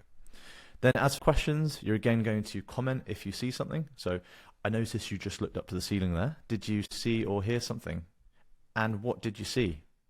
And what did you hear? So just show a bit of curiosity. Then for CASC, the main questions you want to ask are for hallucinations. So always make sure you ask, are you hearing any noises or voices when no one else is around that you struggle to explain? And do you see things other people can't see? Have you noticed any strange smells or tastes that you've struggled to explain? And do you ever feel something touching you or crawling on your body, but when you look, nothing is there? Then if the patient answers yes to any of these questions, you then want to go through the symptom probing questions, which are above here. So for verbal auditory hallucinations, you might ask, do you hear the voices inside or outside your head? And do you hear them as clearly as you hear my voice? Are you able to make the voices stop whenever you want to? How many voices do you hear? Do you recognize the voice as someone you know? Do they ever talk to you or talk about you? Do they tell you to do certain things? Have they ever told you to hurt yourself or someone else? What kinds of things do the voices say? Do they ever comment on things that you're doing, like now he's doing this, now he's doing that? When do you usually hear them? How often do you usually hear them? Do you usually hear them when you're feeling more stressed or anxious? Do you ever hear them when you're about to go to sleep or when you just wake up? Then for visual hallucinations, you might say, what kinds of things do you see? Do you see people, animals, shadows, figures? Do you recognize what you see? Do they look as real as the objects around us right now? Do they ever interact with you or seem aware of you at all? Are they in color or black and white? Do they move or are they still? When do you usually see them? How often do you usually see them? Do they happen more when you're stressed or anxious? Do you ever see them when you're going to sleep or waking up? Is there any chance they might not actually be there? Then for smell and taste, you might say, what do they smell or taste like? Are they pleasant, unpleasant?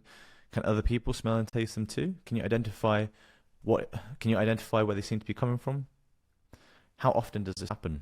Is there a particular time it tends to happen? Does anything seem to bring it on? Does it feel completely real at the time? Is there any chance it could be something else? Then for tactile hallucinations, you might ask, what does it feel like? Where on your body do you feel it? Does it feel like insects or bugs are crawling over you? Have you ever had electric shock-like sensations? Have you ever felt like your muscles were being squeezed or pulled? Does it move around your body or stay in one place? Does it feel completely real at the time? When does it usually happen? How often does it happen? Does it happen more when you're stressed or anxious? Does it happen more when you've been using alcohol or drugs or during withdrawal? Is there any chance the sensation might not actually be there? Then you want to assess the impact that this is having on them. So you might ask, how upsetting do you find them? How much control do you feel you have over them? And how have these experiences changed your actions or behavior at all? So we've done appearance, we've done behavior, we've done speech, we've done emotion, we've done perception, and we're now moving into thought form. And so for thought form, these are the kinds of things that you want to be picking up on. Then if you notice something, then of course you can comment on it.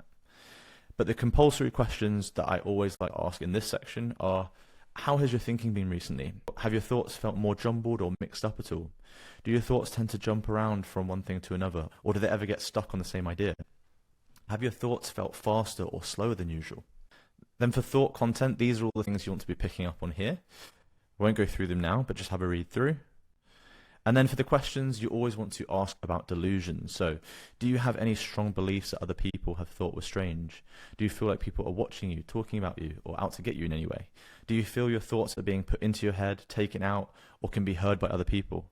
And do you feel in control of your thoughts, feelings, and actions? And then if it's relevant, you can ask about preoccupations, rumination, overvalued ideas, obsessions, compulsions, and phobias, but it just depends on the nature of the station. But then if they give a positive response to any of the delusion questions, you then want to go through symptom probing questions. So always ask these questions, which can be remembered by the acronym CASC. So when did it start? Did this come on gradually or all of a sudden? Why would that be the case? So getting them to explain it a little bit. Does that link to anything else you've noticed? How has this influenced your thoughts, your feelings, or your actions? How strongly do you believe this to be true on a scale of 1 to 10? Is there any chance there might be another explanation for this? And are you able to recognize the thoughts as being a bit irrational?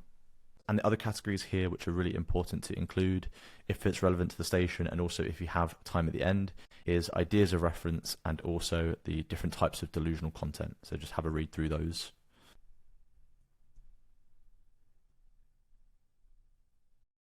Then for insight and judgment, some of the questions you might want to ask are, do you have any ideas as to what might be causing this? Do you reckon there's any chance you could be unwell? Are you wanting any support with this? Have you been acting in any ways which could have been out of character for you? Have you been doing anything risky recently that may have put you or someone else in danger? And then for cognition, you just want to include a few questions, maybe at the end if you have some time. Usually just asking about their orientation or just asking how their memory's been is usually sufficient. So you might just say, do you know what day it is? Do you know where we are right now? And do you remember what my role is? And then for risk, the questions you want to ask will be, are you having any thoughts of not wanting to be alive at the moment? Are you having any thoughts of wanting to intentionally hurt yourself? How about any thoughts of wanting to intentionally hurt someone else? Do you feel unsafe in any way at the moment? Are you currently taking any medications? Any issues with remembering to take the medications? And do you smoke? Do you drink? Do you take any recreational drugs? So that is the framework for approaching an MSE station. Just remember aseptic risk. You can do it in any order, just focus on what is most relevant to the station, but also remember to ask at least 1 or 2 questions from each section to demonstrate to the examiner that you know all of the components.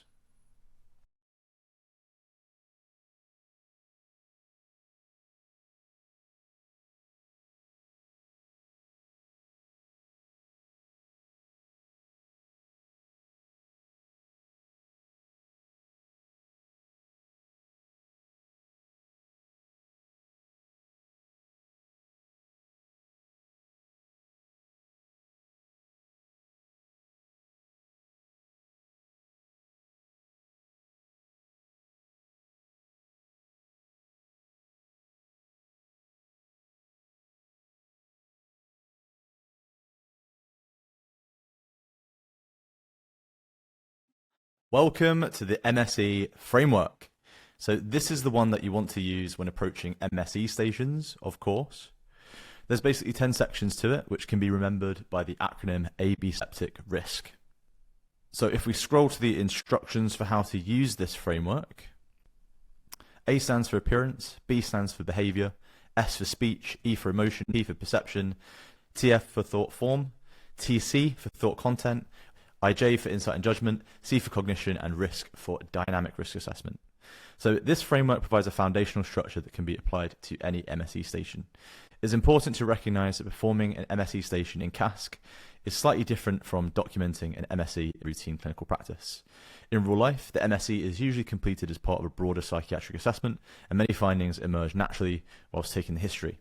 As a result, clinicians often do not ask direct questions about every MSE domain, and documentation may be relatively brief if no abnormalities are identified. In CASC, however, the examiner needs to see that you are actively assessing the major MSE domains. And this means you will often need to ask more direct screening questions and make your assessment process more explicit than you would in routine clinical practice. This framework is therefore designed specifically for approaching MSE-focused CASC stations, rather than as a guide to documenting MSEs in everyday clinical work. The example questions included are intended to provide broad coverage of each domain rather than every possible question that could be asked. And in practice, your questioning should be adapted to the patient's presentation and the information already obtained. So questions written in normal text represent examples of questions you could ask, whereas content written in italics represents observations you could make. And for more condition-specific MSE findings, you can find those in this document here.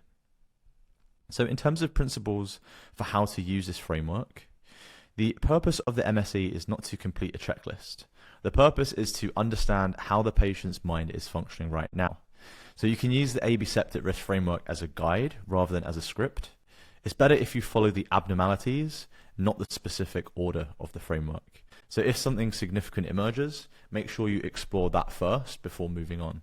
This framework gives you about 80% of what you need to do an MSE station well. The other 20% will of course depend on the specifics of the station. The MSE is often non-linear. Patients rarely present information in the AB septic order, and it's perfectly acceptable to move between different domains. Just remember to adapt your questioning to the patient and the presentation rather than asking every question shown. Not every domain requires equal attention. Emotion, perception, thought form, thought content, and risk are usually the highest yield sections in CASC stations. If a domain appears normal, a brief screen is usually sufficient, and risk should never be forgotten. Make it a habit to leave enough time at the end of every station to screen for the current dynamic risk. And if you haven't done this by the 1 minute remaining warning, make sure you quickly do this, otherwise you will get penalized. And for most MSE stations, you'll need to start off by exploring the circumstances leading to admission or attendance to A&E or wherever they are. And the reason why this works is it provides a consistent structure that can be applied and adapted across different presentations, reduces cognitive load by giving you a repeatable framework, it helps to make sure that the key MSE domains are not overlooked, and it also improves organization and clinical reasoning under exam conditions and allows flexibility while still maintaining structure. So if we jump straight into the intro then, so we're just going to go for our usual intro. Is it Mr. John Smith? Hi, my name is Dr. Tobias Fox. I'm one of the psychiatry doctors here. Nice to meet you and thank you for speaking with me today.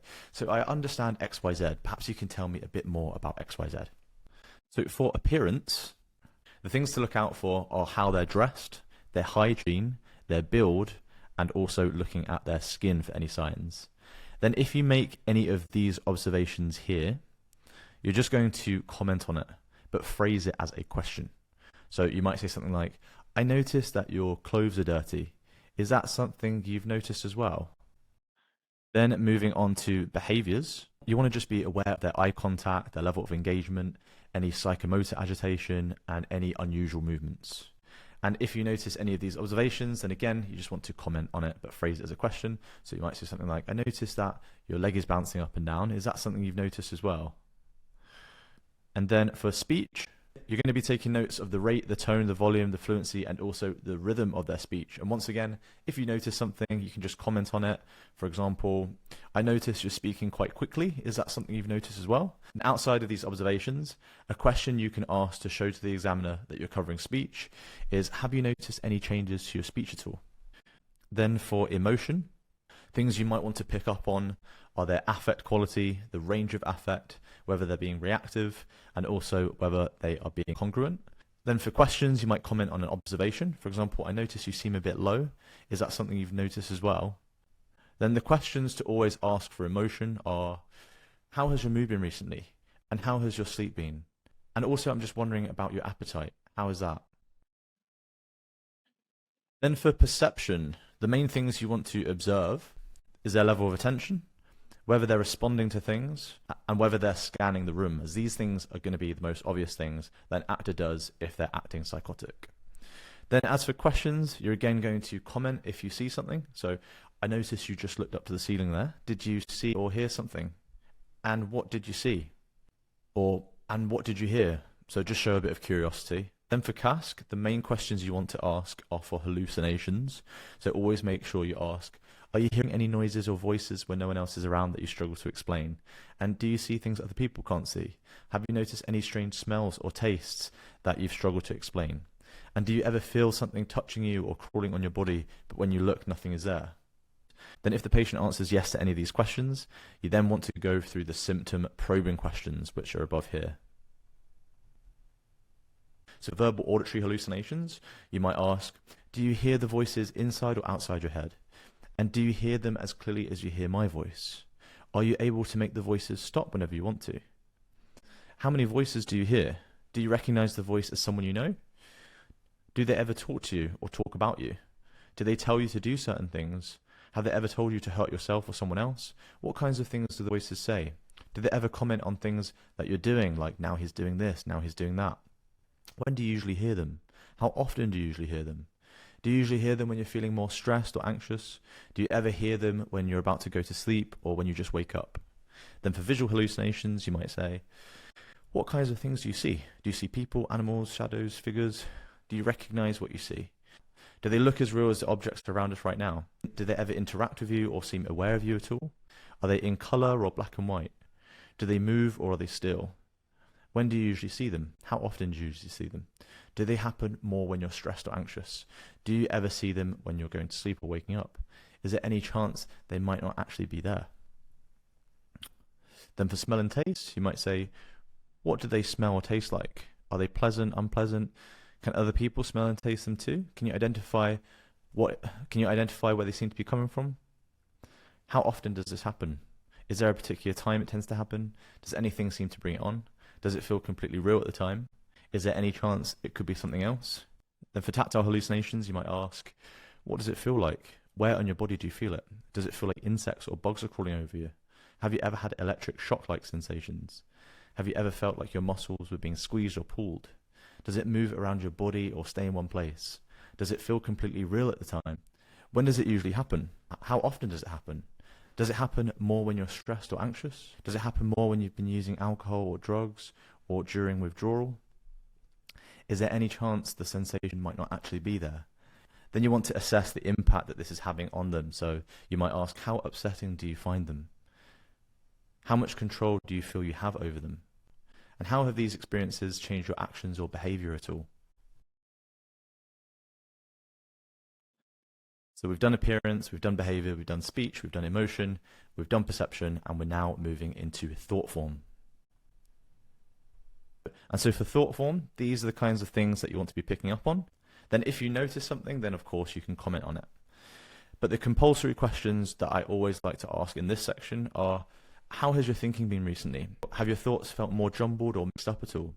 Do your thoughts tend to jump around from one thing to another, or do they ever get stuck on the same idea? Have your thoughts felt faster or slower than usual? Then for thought content, these are all the things you want to be picking up on here. I won't go through them now, but just have a read through. And then for the questions, you always want to ask about delusions. So, do you have any strong beliefs that other people have thought were strange? Do you feel like people are watching you, talking about you, or out to get you in any way? Do you feel your thoughts are being put into your head, taken out, or can be heard by other people? And do you feel in control of your thoughts, feelings, and actions? And then if it's relevant, you can ask about preoccupations, rumination, overvalued ideas, obsessions, compulsion, and phobias, but it just depends on the nature of the station.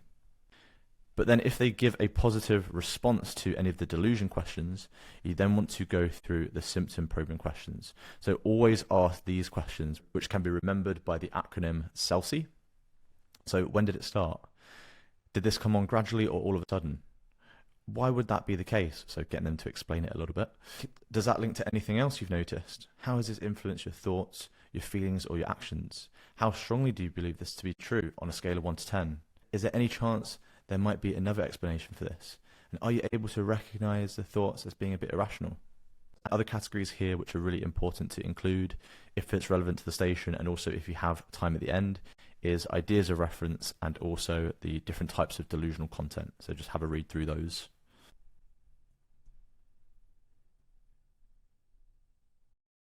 Then for insight and judgment, some of the questions you might want to ask are, do you have any ideas as to what might be causing this? Do you reckon there's any chance you could be unwell? Are you wanting any support with this? Have you been acting in any ways which could have been out of character for you? Have you been doing anything risky recently that may have put you or someone else in danger? And then for cognition, you just want to include a few questions, maybe at the end if you have some time. Usually just asking about their orientation or just asking how their memory's been is usually sufficient. So you might just say, do you know what day it is? Do you know where we are right now? And do you remember what my role is? And then for risk, the questions you want to ask will be, are you having any thoughts of not wanting to be alive at the moment? Are you having any thoughts of wanting to intentionally hurt yourself? How about any thoughts of wanting to intentionally hurt someone else? Do you feel unsafe in any way at the moment? Are you currently taking any medications? Any issues with remembering to take the medications? And do you smoke? Do you drink? Do you take any recreational drugs? So that is the framework for approaching an MSE station. Just remember aseptic risk. You can do it in any order, just focus on what is most relevant to the station, but also remember to ask at least 1 or 2 questions from each section to demonstrate to the examiner that you know all of the components. Welcome to the Capacity Assessment Framework. So this is the framework you want to use when approaching pretty much any type of capacity assessment station in CASC. There's 3 sections to it: SDT, UBRC, and Summarize. And I remember it with the sound sequence: capacity, SDT, UBRC, Summarize. So this framework gives you a structured approach for tackling capacity assessment stations. The main aim is to have a systematic way of assessing capacity, no matter what the specific scenario is. So SDT stands for symptoms, diagnosis, and treatment. U stands for understanding, B for balance, R for retention, C for communication, and then summarize. In terms of the principles, follow the framework in the order shown. The sequence has been adapted from the traditional curve model and rearranged into UBRC, as this generally creates a more natural and logical flow when assessing capacity in both real-life practice and exam stations. The framework is designed to provide approximately 80% of the foundation required for most capacity assessments, but different scenarios such as capacity to consent to treatment, refusing treatment, undergoing a medical procedure, managing finances, deciding accommodation, or accepting care and support services, they each require additional scenario-specific questions that are covered within the relevant station-specific frameworks. And the reason why this works is because it provides a consistent structure which can be applied to a variety of capacity assessment stations. It ensures that key components of capacity are assessed systematically, which helps to avoid important areas from being missed, and overall it improves your organisation under exam pressure. So going to the intro as usual. Is it Mr. John Smith? Hi, my name is Dr. Tobias Fox. I'm one of the psychiatrists here. Nice to meet you and thank you for speaking with me today. So I understand you've recently come into hospital and that you've asked not to have the treatment. So I was wondering if I could ask you a few questions to see how I could help. Would that be okay? And just to put it out there, I'm not here to force you to do anything. I'm just here to make sure you have all the information so that you can feel confident in making the decision that's best for you. Then moving on to the SDT section. Some of the questions you might ask are, so what's brought you into hospital? What's been happening for you recently? So I understand you were recently diagnosed with schizophrenia, is that right? When did you find that out? Have you been started on any treatment at all? And how has that been going so far? Okay, so we've just completed the SDT section and we're now moving into the UBRC section. So U stands for understanding, and this is where you essentially check what their understanding is for the proposed intervention. So some of the questions you might ask are, what's your understanding as to what the plan is from here? What have the doctors or the nurses explained to you about it? How do you feel about what's been said? Is there anything that is worrying you or maybe confusing to you about the plan? So B stands for balance, and this is where you want to go through the pros and cons, or the benefits and the risks of the proposed intervention, and also if they want to have the intervention, and then after go through some possible alternatives. So if you're assessing someone's capacity to consent to treatment, for example, for the benefits you might ask, has the team spoken to you about what the benefits of this treatment would be? So my understanding is that the benefits would be helping with your symptoms, improving recovery, and preventing any future complications. Obviously, those are pretty generic, but just make it specific to the station. Has the team spoken to you about some of the potential risks of the treatment? So my understanding is that there can be some risks, such as bleeding, infection, pain, or reaction to certain types of medication, which are usually associated with this procedure. Then in terms of not having the treatment, one benefit is that you would avoid having a procedure done, which is probably a bit unpleasant in the short term. But without treatment, things could get worse and you could start developing other health problems, which can in some cases become life-threatening.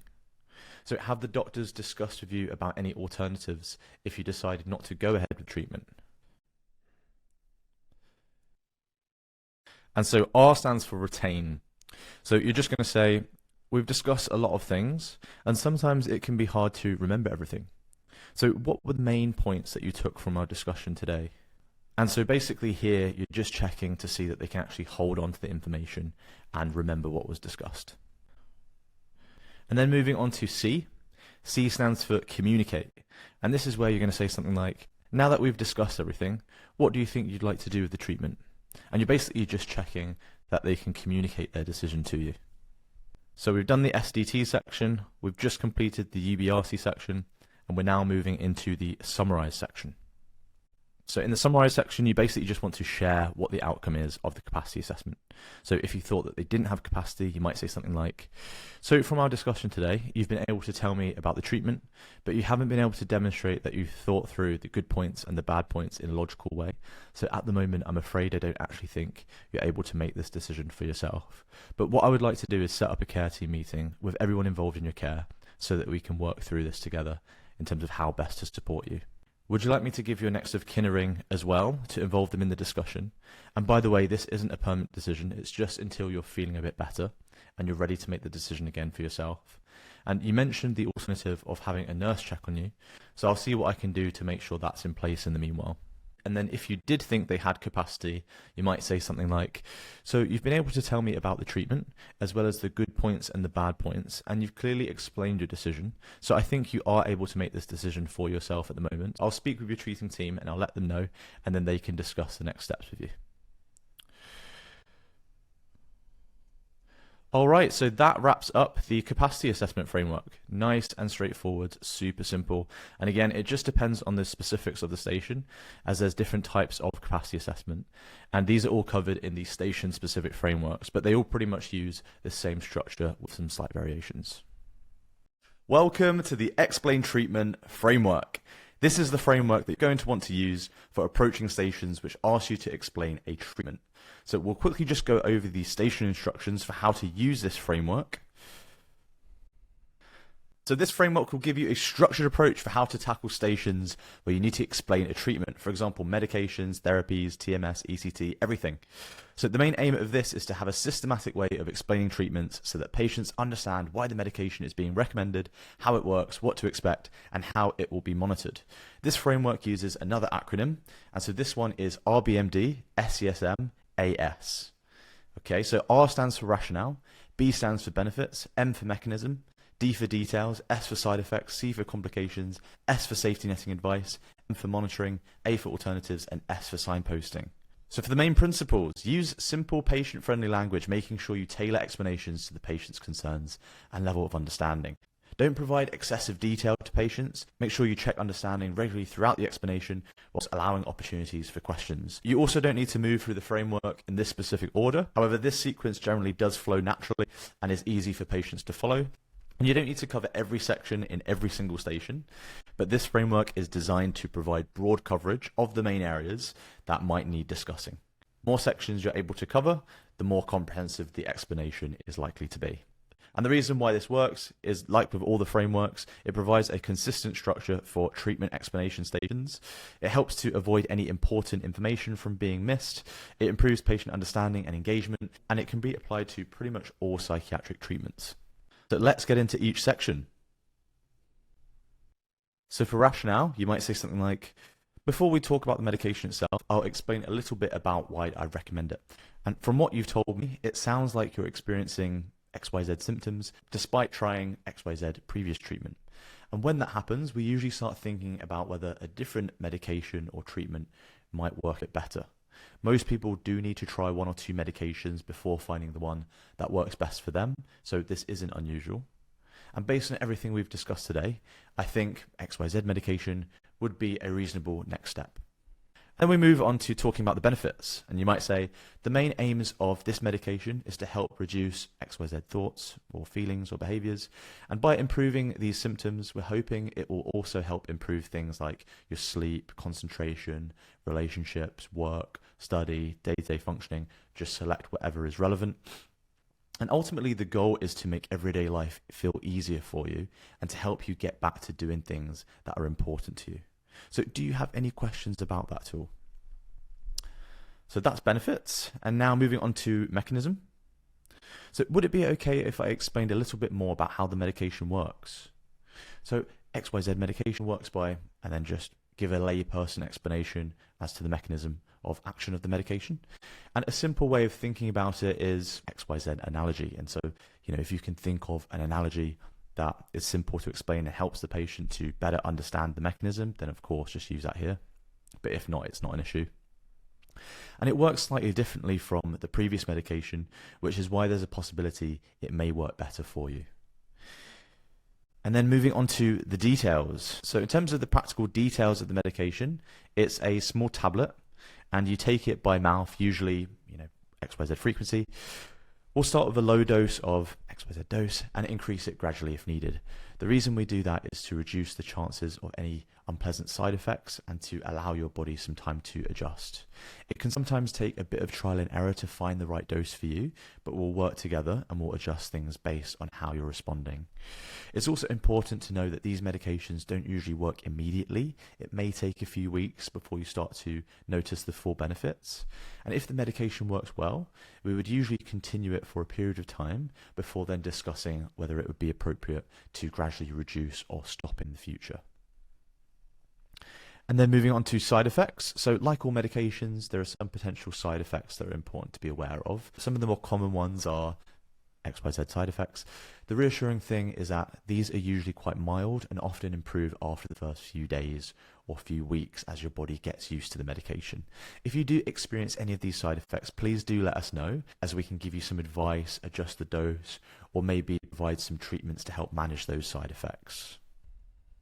So we've done the rationale, the benefits, the mechanism, the details, and the side effects. So we're now moving on to the complications. So you might say, there are some rare but important side effects that I do want to mention. These are XYZ serious complications. These complications are quite uncommon, so I'm not expecting these to happen, but I think it's just important to be aware of them just in case they do happen. And then moving on to safety netting. So you can say, if you or anyone else around you notices XYZ red flag symptoms or signs, I want you to let us know, or if it's an emergency, go straight to the emergency department. And if you can't get hold of us, just contact your GP or any doctor. And as I say, if you're particularly concerned, just go straight to the emergency department. So please don't feel that you have to wait around and manage those concerns by yourself.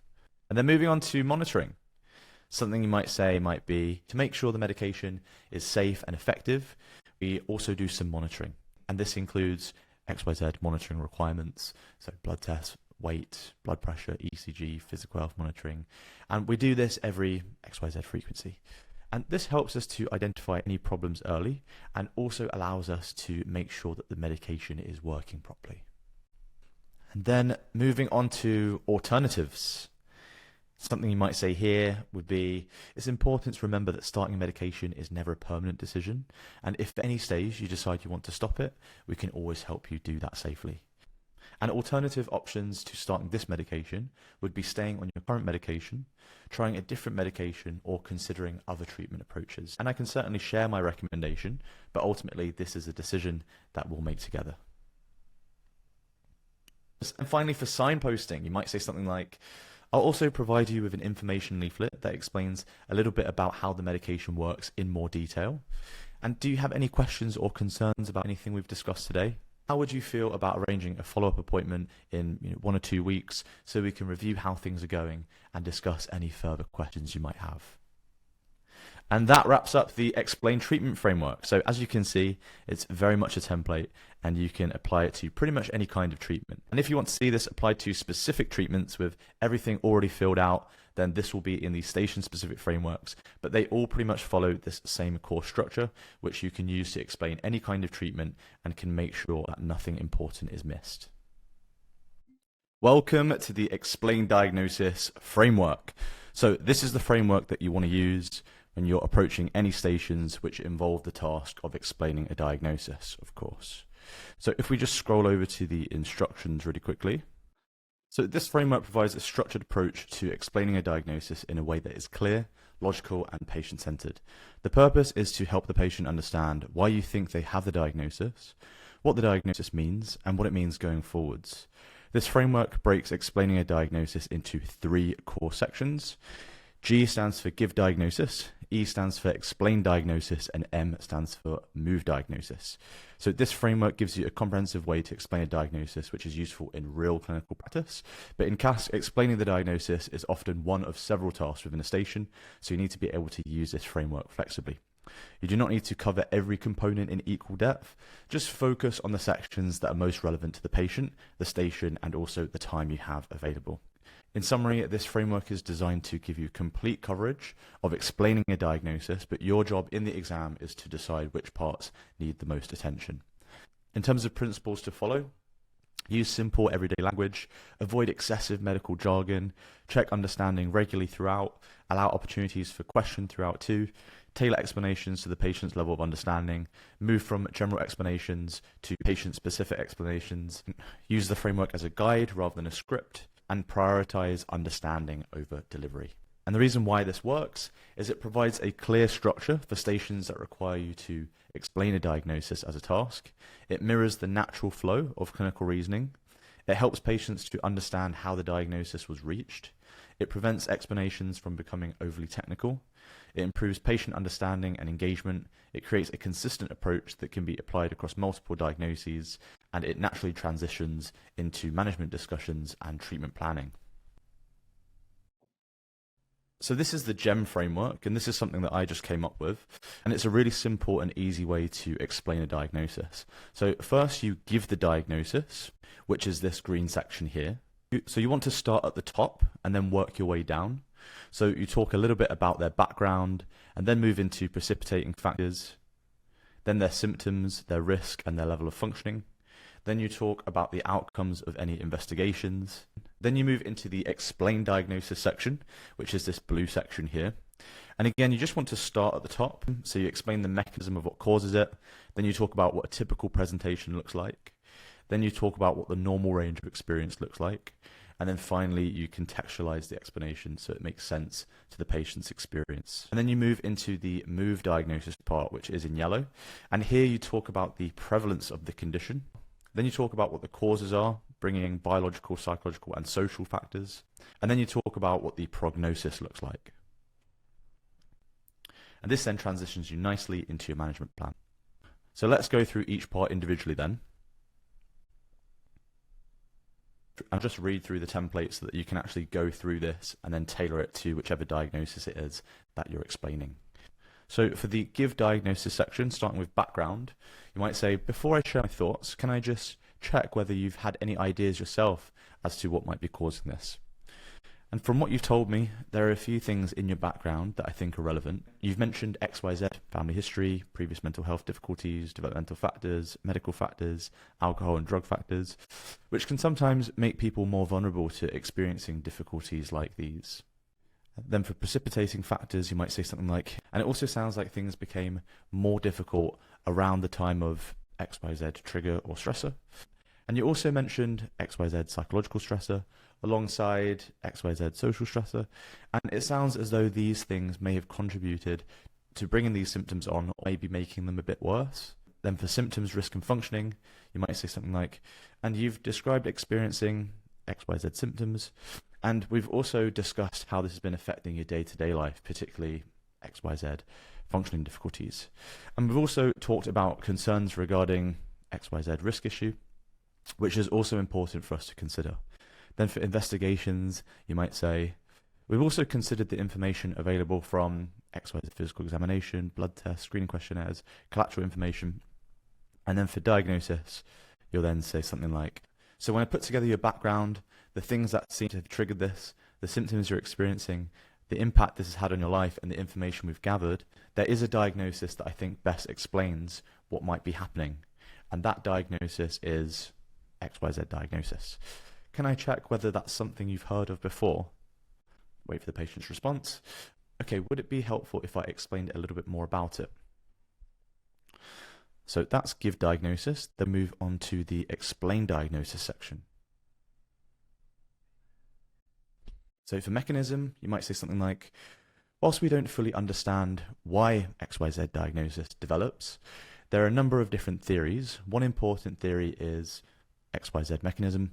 For example, XYZ chemical, brain system, physiological process plays an important role in things like mood, sleep, appetite, concentration, energy, whatever the symptoms are. And when that system isn't working as effectively as it should, people can start to experience symptoms such as XYZ symptoms.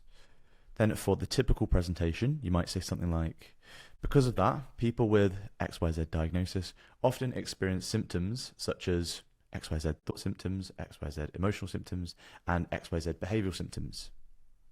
Different people can experience it in slightly different ways, but these are some of the common features we tend to see. And then when describing the normal range of experience, you might say something like, it's also important to know that many of these experiences exist on a spectrum.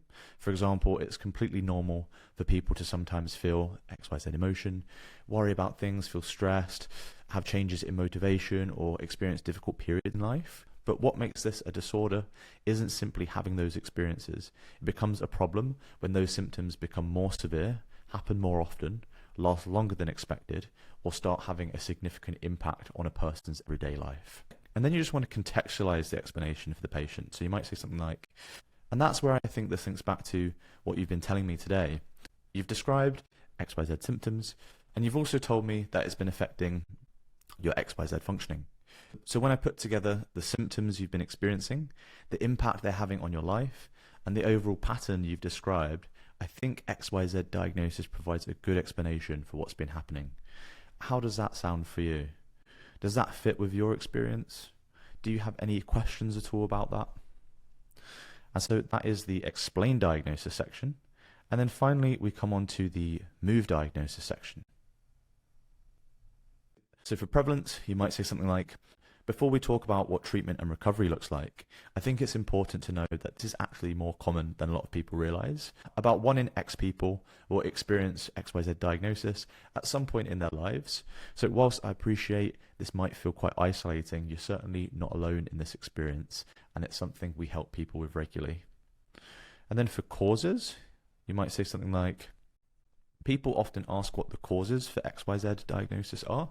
And the truth is that there isn't usually one single cause, because instead it's normally a combination of different factors coming together. Part of it can be biological, so things like genetics, brain chemistry, hormones, physical health conditions, medications, and alcohol and drug use can all increase someone's vulnerability to developing XYZ diagnosis. Obviously, you just say the ones which are actually relevant to the condition. Psychological factors can also play a role. So things like different personalities, coping styles, previous experiences, trauma, stress, and the way we think about ourselves and the world around us can all contribute. And then there are life circumstances, so things like relationship difficulties, work or study stress, financial pressures, loneliness, major life changes, and other significant stresses. These can all play a part. And again, just select the ones which are relevant to the condition, but also to the patient as well. So usually it's a combination of factors from all 3 areas rather than one single cause. Does that make sense? And then lastly, for prognosis, you might say, but the good news is there are some really effective treatments available for XYZ diagnosis. And with the right support, most people do improve and many people do make a very good recovery. Everyone's journey is slightly different, so I wouldn't want to put a rigid timeline on things, but there is genuine reason to be optimistic. We'll work with you to find the right treatment approach that fits your situation best, and we'll adjust things as we go. And I want to just highlight as well that you've taken a really important first step by speaking about what's been happening and seeking support. So from here, we'll help you, we'll support you, and we'll get you moving in the right direction. So that's the explain diagnosis framework. Now, for explanations of specific diagnoses, these are in the station-specific frameworks, but as you'll see, they all pretty much follow the same template or a shortened version of it. So by following this approach, you pretty much can't go wrong.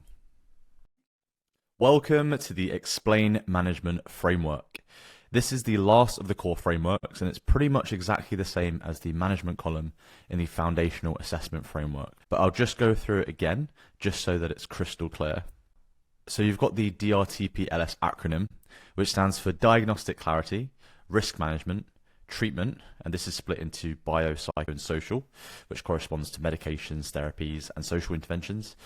Then P stands for pathway of care, L for lifestyle advice, and S for signposting. So pretty much any component of a management plan will always fall into one of these categories. And so you can use this acronym to come up with really comprehensive and holistic management plans for pretty much any case and any station. So starting with D then, D is for diagnostic clarity. Anything related to diagnosis and monitoring will go in here. So the typical things are physical OBS, physical exams, blood tests, imaging, and liaising with other specialties. Then for R, R stands for risk management, and you can split risk management into 3 different categories, which I find to be quite useful. These are escalation, hospital, and community. And for escalation, you might want to discuss a case with a consultant, you might want to speak to a senior member of staff, and you might also want to review the local trust policy guidelines. And in a hospital setting, you want to be thinking about the level of nursing observations and what would be appropriate here. And you also want to document their Section 17 leave allowance. And then in a community setting, you want to be thinking about providing safety netting advice, arranging suitable follow-up, either face-to-face or by telephone call check-in, and also creating safety plans and relapse prevention plans are also things you might want to be considering. Then moving on to T, which is the treatment section. So you've got 3 columns here, as I said before, bio, psycho, and social. So this corresponds to the different parts of the biopsychosocial model, which essentially means medications, psychological therapies, and social interventions. And in terms of medication management, you're probably going to do one of 4 things. You either start a medication, stop a medication, switch a medication, or change the dose or frequency of a medication. And then you also just want to be making sure that you're thinking about regular medications and also PRN medications. Then for the psychological therapies, there's lots of different types, so just select whichever is appropriate. And then you've got more specific psychological skills, which you can go through the patient. So you've got routine scheduling, behavior activation, distraction techniques, breathing techniques, and grounding techniques. And then for social interventions, you've got a long list here, which I won't go through, but basically just select whatever is appropriate. And then P stands for pathway of care. So within this area, there's 3 main sections. Firstly, their legal status. So are they a voluntary patient or are they under the Mental Health Act, so on a section or a CTO? Then we've got transition. So is the plan for them to step up, step down, or just continue at their current level in terms of their level of support? And then we've got service destination. So who is going to be responsible for the patient's care moving forwards? Will it be the GP, the acute care team, the community care team, the crisis resolution home treatment team, or are they going to be coming into hospital? Then moving on to L, L stands for lifestyle advice, and you can remember the acronym SENSE AOD to remember the different components of lifestyle. So we've got sleep, exercise, nutrition, stress, and alcohol or drugs. So the standard sleep advice that I would usually give would be to make sure that you have a wind down routine, to go to bed and wake up the same time every day, to dim the lights at least an hour before bed, and to not lie in bed awake for longer than 20 minutes. And if you're in bed for longer than 20 minutes and you're still not asleep, it's better to get up, go and do an activity, listen to a podcast, do some reading, and then come back to bed when you're feeling a little bit more tired. And then for exercise, the government recommendation is to do at least 150 minutes of moderate intensity exercise per week, with strength training on at least 2 days per week. As for nutrition, you want to encourage them to have a balanced diet, eating 5 pieces of fruit and veg per day, minimizing snacks, and also reducing consumption of sugary drinks, sugary foods, and foods with a high glycemic index. And then for stress management, you want to encourage them to engage in their hobbies, to maintain a good level of self-care, and to engage in activities which involve socializing with other people. And then finally, for alcohol and drugs, of course, this is just about helping them to either cut down or stop in regards to smoking, drinking alcohol, or taking any recreational drugs. And then lastly, for S, this stands for signposting. So this is where you want to be thinking about any admin tasks that you need to do. And the ones that are going to be most useful for CASC stations will be mentioning that you're going to organize the next follow-up appointment, and also mentioning that you're going to print off a patient leaflet so that they've got more information on a particular diagnosis or a medication, if it's an explained diagnosis or explained treatment station. And you might have noticed this already, but in the foundational assessment framework, S stands for supports as well, but for the purposes of CASC, just use S for signposting, because noting down their supports probably isn't going to be that useful in CASC. That's more for real clinical practice. And so that wraps up the Explain Management Framework. So super simple, super straightforward. You can pretty much use this for any station, any case, and you'll have a comprehensive, robust, and holistic management plan. So some of the things that would go in here, which are from the mark scheme, are firstly just demonstrating a bit of empathy, so saying, oh, it sounds like it's been quite stressful to manage. And then just showing a bit of empathy towards the nurse who was assaulted. So saying something like, how is the nurse doing who was assaulted? And then after that, you might want to ask, and what are your main concerns at the moment that you have about this patient? And then again, on the right, you just want to put down some of the expected responses that you'll likely get from the nurse. And so, yeah, by this point, you want to have spent about 2 to 3 minutes doing the handover task, and then you're going to spend about 3 minutes proposing your management plan. And then basically from going through the mark scheme, within about 15 to 20 minutes, I've been able to put different bits of information in the relevant boxes because I already kind of know what they're looking for. And so essentially what I've gathered is for the diagnostic clarity section, some of the things that you might want to mention would be physical obs, checking for any signs of dehydration like low blood pressure and tachycardia. Then you're going to want to say that you want to do a physical examination so that you can check for signs of dehydration like dry mouth and sunken eyes, that you would like to do a fluid balance chart monitoring fluid input and output, that you'd like to do a set of blood tests, specifically looking at his electrolytes and EGFR. Then for risk, you're going to want to state that he's at high risk of physical deterioration from dehydration, and that this can lead to kidney failure and organ failure due to circulation problems, and this can actually be fatal. And you also want to say how you think it would be good to escalate to the RC so that they're aware of what's happening, and also flag the staffing issue with the management team, and that it also might be good to review the seclusion policy to check how we're doing in comparison to that. Then moving on to the treatment section. In the medications column, you'll want to say that we need to make sure lorazepam is written up orally and also IM for rapid tranquilization if he's continuing to refuse oral medications. And you'll state haloperidol is contraindicated in someone who is suspected of being dehydrated, as this can increase the risk of NMS. As it said in the mark scheme, it wants us to say that. Then for social interventions, you want to mention that before doing any rapid tranquilization, you think it would be sensible to do a safety huddle first so everyone is clear on their roles and responsibilities. And then in terms of managing the staffing issues in the meanwhile, we might have to use staff from other wards. And another good mention as well is that you think it would be a good idea to inform the patient's next of kin just so that they're in the know as to what's happening.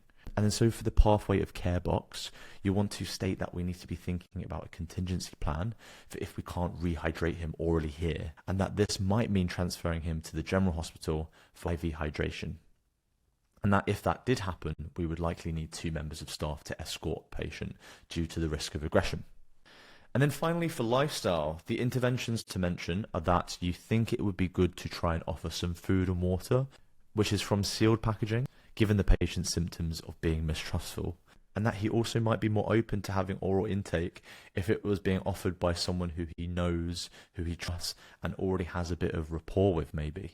So yeah, that's what would go in each box, but in terms of the flow for this station specifically, I reckon it probably makes sense to firstly talk about the risks first, then after that to talk about the stuff in the diagnostic clarity section, then after that to talk about the treatment stuff, and then after that to talk about the lifestyle stuff, and then the pathway stuff. Because by doing it that way, you're basically creating like a nice logical flow where you're basically saying, look, this is what I'm thinking. He could be dehydrated, but we basically need to check by doing investigations and looking out for these signs.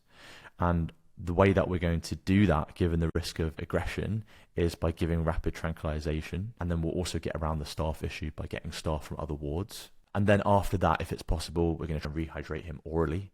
But if not, we might have to consider sending him to hospital. So that would be the kind of flow that I would use. But yeah, basically in a nutshell, you just want to read through the station instructions. So read through the full thing. So the task instructions, the script, and the mark scheme.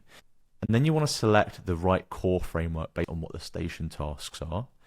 And then after that, just go through, take the information from the station instructions, the script, the mark scheme, and just put it into the right boxes, essentially. And then just rehearse it, just get a sense of the station flow, So the order of the questions you're going to ask, how you're going to transition between the sections, how to sequence the management decisions, and just rehearse the station in the exact order you're planning to perform it in the real exam until the sequence becomes automatic. And because you've got the station-specific framework, which is built on top of a core framework, it just makes it so much easier to remember. And this is really, really important because in the exam, this is going to reduce your cognitive loading. And so ultimately you can be more present with the patient, responding to the cues and being able to deal with, the unexpected, given that you're in an exam, rather than trying to remember what question to ask or what's meant to come next. Because by the time exam day comes around, all of that should be in your procedural memory. So we're now moving into phase 5 of the top 1% CASC roadmap. And this phase is learning diagnostic checklists. So for step 1, you're going to want to write out the ICD criteria for every single diagnosis in full. For step 2, you're going to create trigger cues. Then for step 3, you're going to create sound sequences. Then for step 4, you're going to listen to these on repeat. And then for step 5, you're going to learn how to ask about each symptom. And then for step 6, you're going to make language clear and concise. Now, don't worry if you don't know what any of this means just yet, as we're going to go through it step by step, starting with step 1. Let's go. Welcome to Write Diagnostic Criteria in Full module. When screening for a diagnosis, you need to know what symptoms to ask about and also how to ask about them. Step 1 is all about learning what symptoms to ask about. In other words, learning the symptoms for each diagnosis. I wanted to build a system that converted the ICD criteria for each diagnosis into fast automatic recall of symptoms, which could then be translated into natural questions about these symptoms. The main goal here is being able to instantly recall diagnostic criteria under pressure with minimal time delay. So the first thing I did was make a list of all the most common diagnoses that could come up. I then used the station list to see which disorders had come up previously and then noted down the criteria for these. I then wrote down the criteria for each diagnosis using the ICD-11 manual, plus the help of ChatGPT for efficiency. This gave me the following list, and you can access this by clicking on this link here. Welcome to Create Trigger Cues module. After creating the ICD-11 diagnostic criteria document, I then created corresponding trigger words for each criteria. It's way too difficult to remember each diagnostic criteria word for word, and it would just take up way too much time. But translating them into trigger words actually makes the process quite easy. Trigger words are 1 to 2 words which are simple and easy to remember, which can then be easily recalled. The idea is that the trigger word triggers you to remember the symptom you need to ask about. For example, the ICD-11 criteria for depressive episode is depressed mood present most of the time, nearly every day. So the trigger word for that would be low mood. Then we've got a markedly diminished interest or pleasure in activities that were previously enjoyable. The trigger word here is no pleasure. Decreased or increased appetite or significant weight change. Trigger word appetite. Insomnia or hypersomnia. Trigger word sleep. Psychomotor agitation or psychomotor retardation. Trigger word slow. Fatigue, reduced energy or increased fatigability. Trigger word fatigue. Feelings of worthlessness, excessive self-blame or inappropriate guilt. The trigger word guilt and worthlessness. Persistent negative beliefs about the future, hopelessness or pessimism. Trigger word hopelessness. Reduced ability to think, concentrate or make decisions. Trigger word poor focus. And recurrent thoughts of death, suicidal ideation, suicide plans, or suicide attempts. Trigger word suicidal. So you can get the idea, and you can see my list of trigger words for each diagnosis by clicking on this link here. Welcome to Create Sound Sequences module. I then created an encoded sound sequence for each diagnosis. An encoded sound sequence, or sound sequence for short, is when you say a list of trigger words in a rhythmic, melodic way, so that when listened to on repeat, it becomes embedded into your procedural memory, and therefore is easy to recall quickly under pressure. Here's an example of what a sound sequence sounds like. This one is for depression. The incredible thing about using sound sequences is that they're inherently very sticky, in that they stay in your long-term memory for a long time. This means you don't easily forget them, even if you haven't used them for a while. And I'm sure you can think of the name of a song and how quickly you can recall the words and the melody, even though it's not necessarily something you've set out to do. It just seems to have stuck. Well, creating sound sequences leverages the same idea and uses the same part of the brain. I would encourage you to create your own sound sequences using the trigger words so that you're designing them in a way that makes sense to you. But if you don't have the time or you think that it would be too difficult, you can download and use my sound sequences here by clicking on this link. Welcome to Listen on Repeat module. So after creating the sound sequences, I then recorded them in Logic Pro, which is an audio recording software. And I then looped the sound sequences so that they would repeat for about 1 minute each. I then arranged them into playlists in the music app on my phone so that I could easily listen to them on the go. Now, after some experimentation, I found 1 minute to be the optimal length of time to listen to the sound sequences. And any more time than this, then it just started to feel a bit boring, and any less time didn't seem to embed the sound sequence into my memory quite as quickly. I listened to the 1 minute sound sequences once in the morning and once in the afternoon on my drive to and from work. And I found that you usually need about 2 weeks for a new sound sequence to become properly embedded into your memory. And at this point, you can then easily recall the sound sequence from memory independently. It was a 30-minute drive to work each way, so I made several playlists, each 30 minutes long, so that I could play each playlist once through during the drives to and from work. And if you're not sure how to record or download a sound sequence onto your phone, here's a couple of video tutorials showing you how to do this.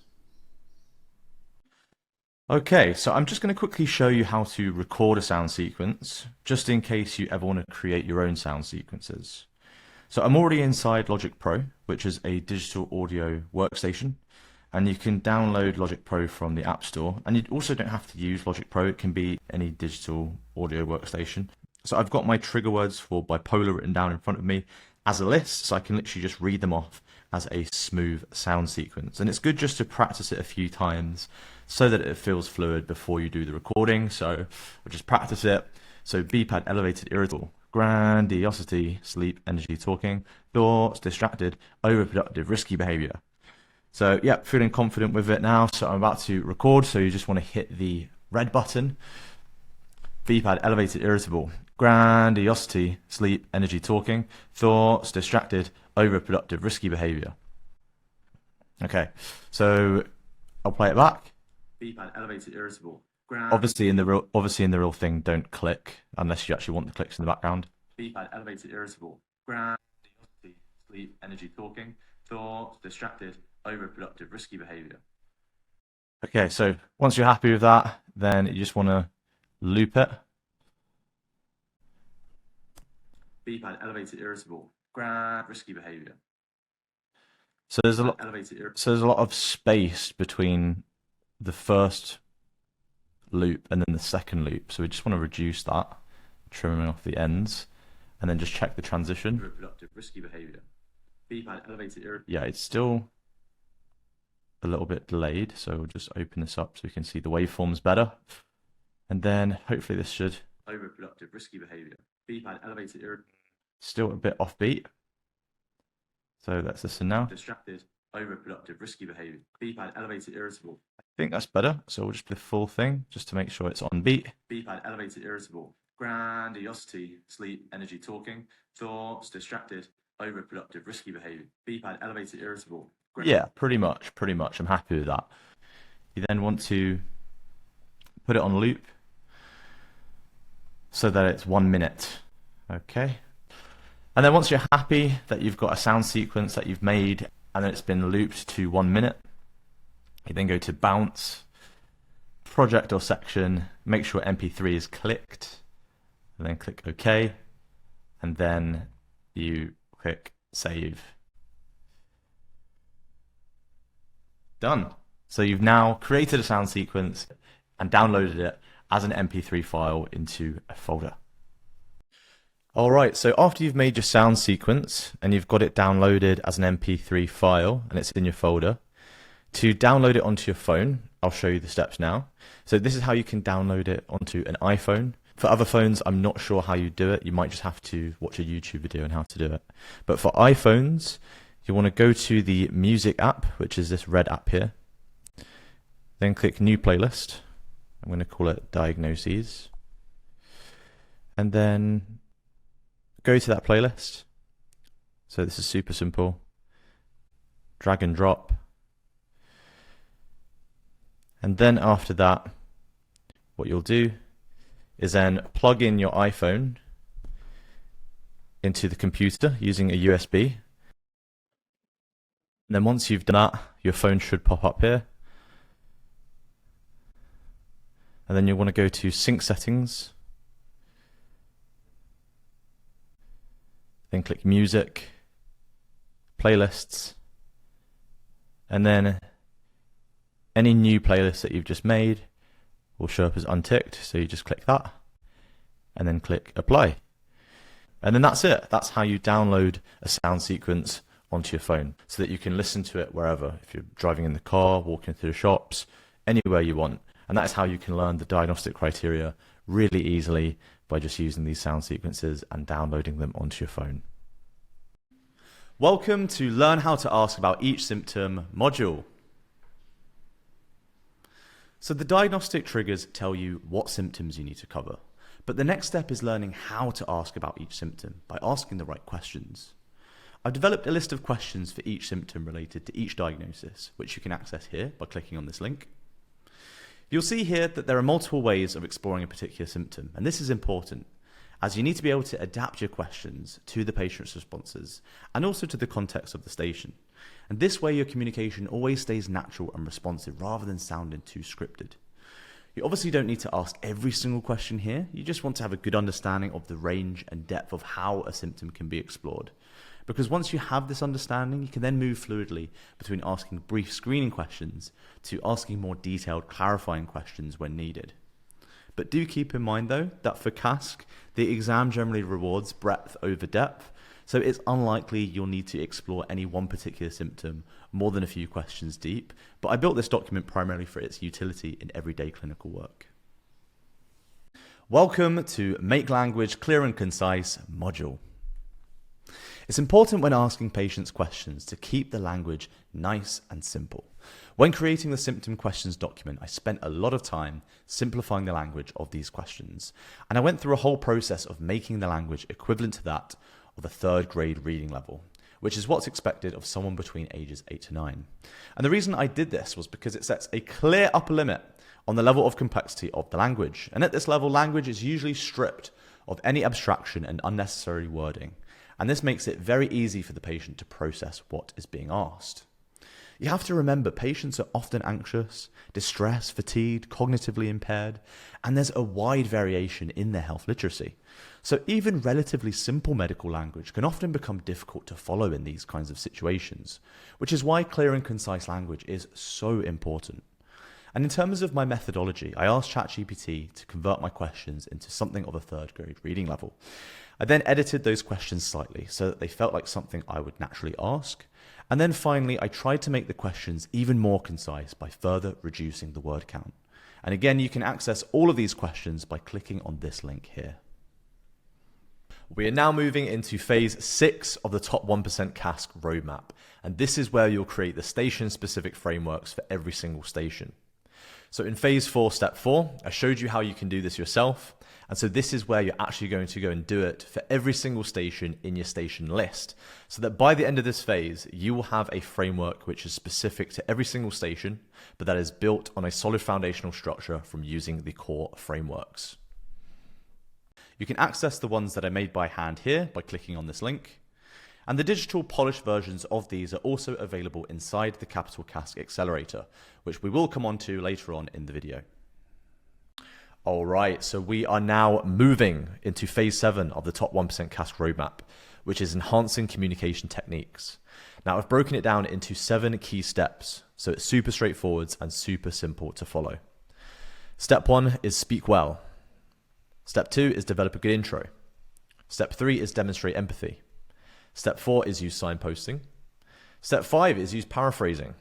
Step 6 is create a conversational flow. Step 7 is learn to roll with resistance. And step 8 is refine your style. Now, let's go deeper into each one. Welcome to Speak Well module. There are 2 main components of speaking well, which I focused on in particular: clarity and tone. Clarity is all about the mechanical delivery of your words. And when clarity is good, people can understand you more easily. But when clarity is poor, people will struggle to understand you. And this is bad because it means the listener is having to do more work in trying to decode what you are trying to say. Clarity can be broken down even further into the following components. Rate, so how quickly do you speak? Volume, which is how loud are you? And articulation or pronunciation, which is are your words crisp or are they mumbled? And if there are even small issues with any one of these, it increases the cognitive load for both the patient and the examiner, as they are having to do more work in trying to understand you. And the consequences of this are that the patient might give shorter, poorer answers, and the examiner might miss or underweight your good questions. Tone, on the other hand, is all about the emotional delivery of your words. And for the listener, this is how your words feel to them. The main features of tone that I've identified as being particularly important as a psychiatrist are being warm, calm, confident, and curious. So WCCC as an acronym that you can remember. It's useful to think about what the opposites of these are and imagine each on a sliding scale. So warm versus confident, calm versus anxious, confident versus uncertain, and curious versus interrogating the patient.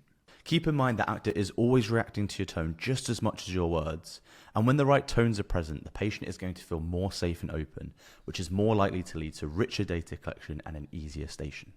But when your tone is off, the actor is going to react accordingly. If you're coming across as flat, the patient might give minimal answers. If you're coming across as interrogating the patient, then the patient might become more guarded. And if you're coming across as anxious, then the patient might lose confidence in you. And in UK psychiatry culture, softening the language is really important. And this means using phrases like, I wonder if... Would it be okay if... Perhaps you could tell me a little bit about... You can use the same words, but with a different tone and end up getting a completely different mark. And just remember as well, speaking well is not just a nice to have, it's fundamental for passing CASC. Because if your clarity and tone are off, then everything else, your psych knowledge, your structure, everything, it's all going to be discounted by the examiner, whether consciously or subconsciously. And this is because CASC is primarily a communication-based examination first and a knowledge-based examination second. You're being judged on whether you can function as a safe UK psychiatrist in real time. And so the examiner is asking themselves, is this doctor credible? And when they're thinking, does this patient understand you, which is all about clarity, if the answer is no, you will seem less competent.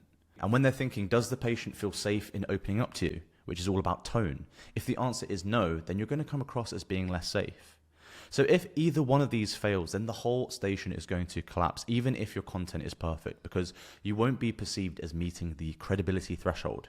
But when both of these are present, your communication clears this threshold, which means the rest of your performance can be recognized and rewarded.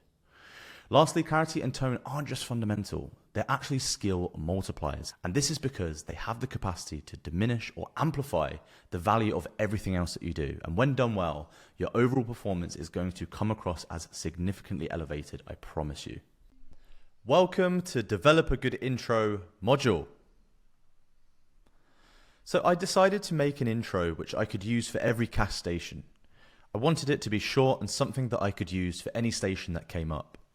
And I went through several iterations of the intro and even changed it last minute after completing the mock just 2 weeks before the actual exam so that it was even further refined. And in the end, the intro that I used was as follows. I would stand at the entrance of the station and I would check the patient's name, saying something like, "Is it Mr. Adam Brown?" I would then enter the station and start to sit down, and I would say something like, "Hi, my name is Dr. Tobias Fox. I'm one of the psychiatry doctors here." And then while sat down, I would say something like, "Nice to meet you, Mr. Brown, and thank you for speaking with me today." This would then be followed by, "I understand XYZ, so I was wondering if you could tell me a bit more about XYZ.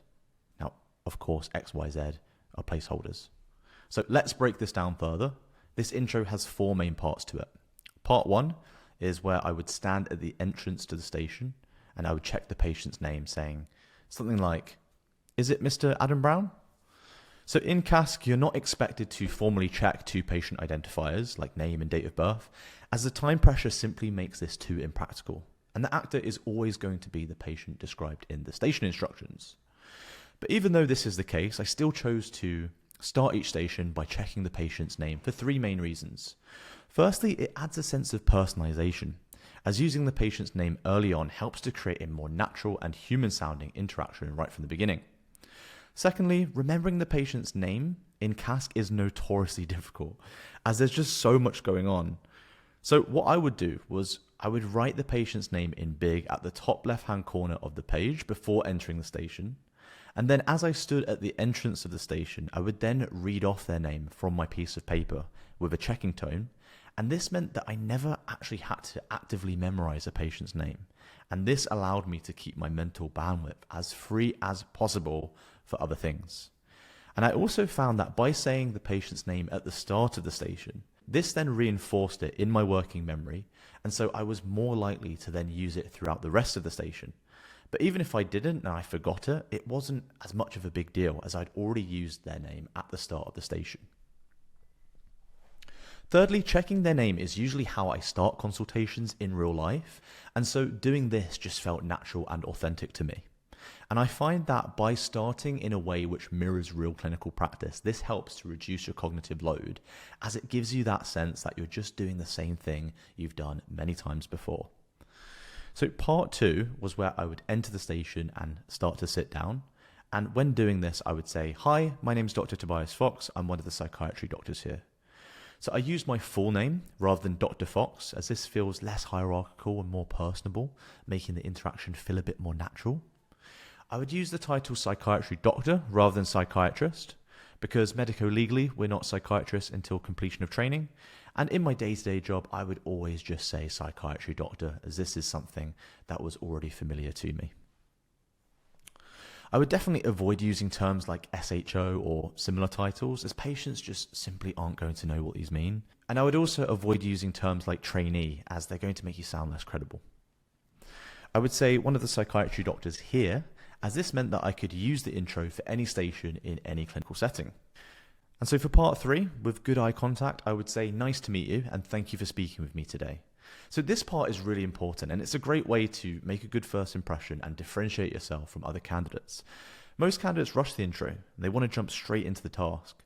But this part is all about just spending 3 or 4 seconds establishing an authentic connection with the actor.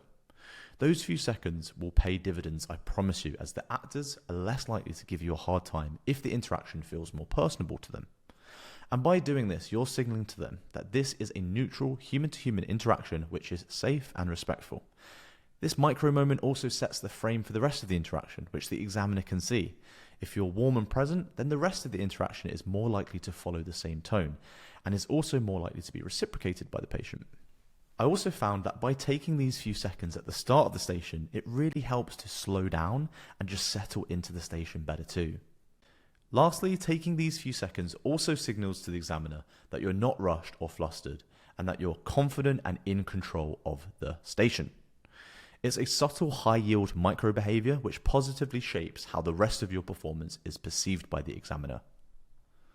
You have to remember, the examiner is quickly forming an initial working impression of you and your level of competence.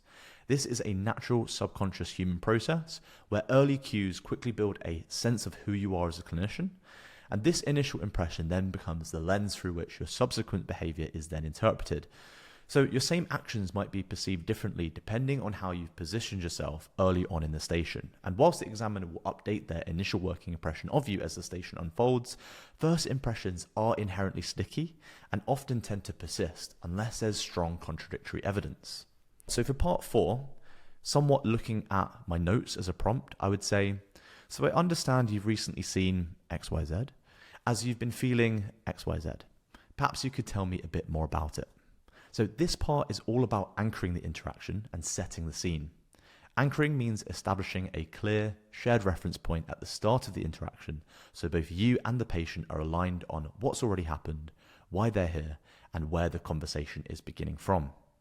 By briefly summarizing what you already know, you're creating a shared reference point for the interaction, which allows the patient to continue the story from the right place. Anchoring is also really good for efficiency, as it means the patient isn't spending valuable station time telling you stuff you already know. I would say something like, "So I understand you recently spoke to your GP as you've been feeling low in your mood." So the who, so who they've recently seen, and the why they've seen them, are the most important things to include here. If it was relevant, I would also include brief contextual details, for example, their past diagnoses or medications, if I felt that it helped make sense of the current presentation. And I would just add this as an additional sentence by saying something like, so I understand you recently spoke to your GP as you've been feeling low in your mood, and I also understand you've had a few episodes of depression in the past.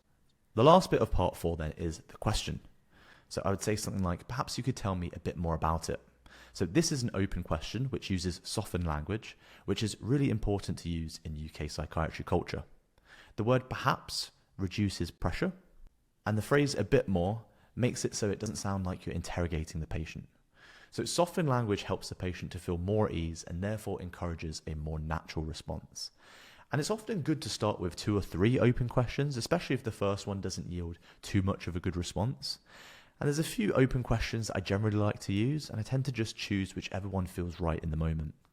And then lastly, early on in my preparation, I used an intro which also included an explanation of my role. And I would say something like, hi, my name's Dr. Tobias Fox. I'm one of the psychiatry doctors here. And my role is to talk to people and find out what challenges they're currently facing so that I can see how we can help. And in the end, I stopped using this as it's not really time efficient for CASC, and you don't want your intro to end up being too long. So in real life, this is great, but I wouldn't recommend using it for CASC.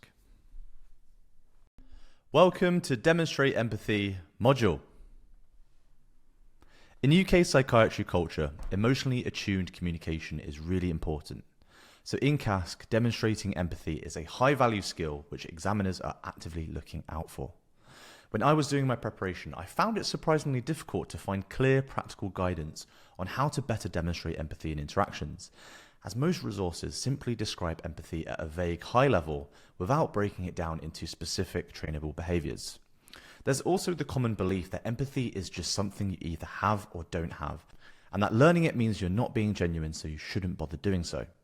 It's of course essential to have genuine empathy for patients, but there's a big difference between feeling empathy versus communicating it effectively. And this second part is a separate skill which can be improved and which should be improved in order to become a better psychiatrist, as it allows you to connect with your patients on a deeper level. So this is how I conceptualize the communication and demonstration of empathy. You can break it down into 4 key behaviors. The first is recognition, which is identifying opportunities to demonstrate empathy and responding to them at the right time. The second is content, which is the words you say. The third is tone, which is how you say them. And the fourth is body language, which is how you physically express empathy. So starting with recognition then. To recognize opportunities, you need to become attuned to what I call emotionally salient moments. These are certain points in the interaction where the patient is expressing something which carries emotional weight. In other words, something they're feeling strongly about. There is almost always one of these moments at the start, linked to their presented complaint, as this is usually the primary reason why they've come to speak to you.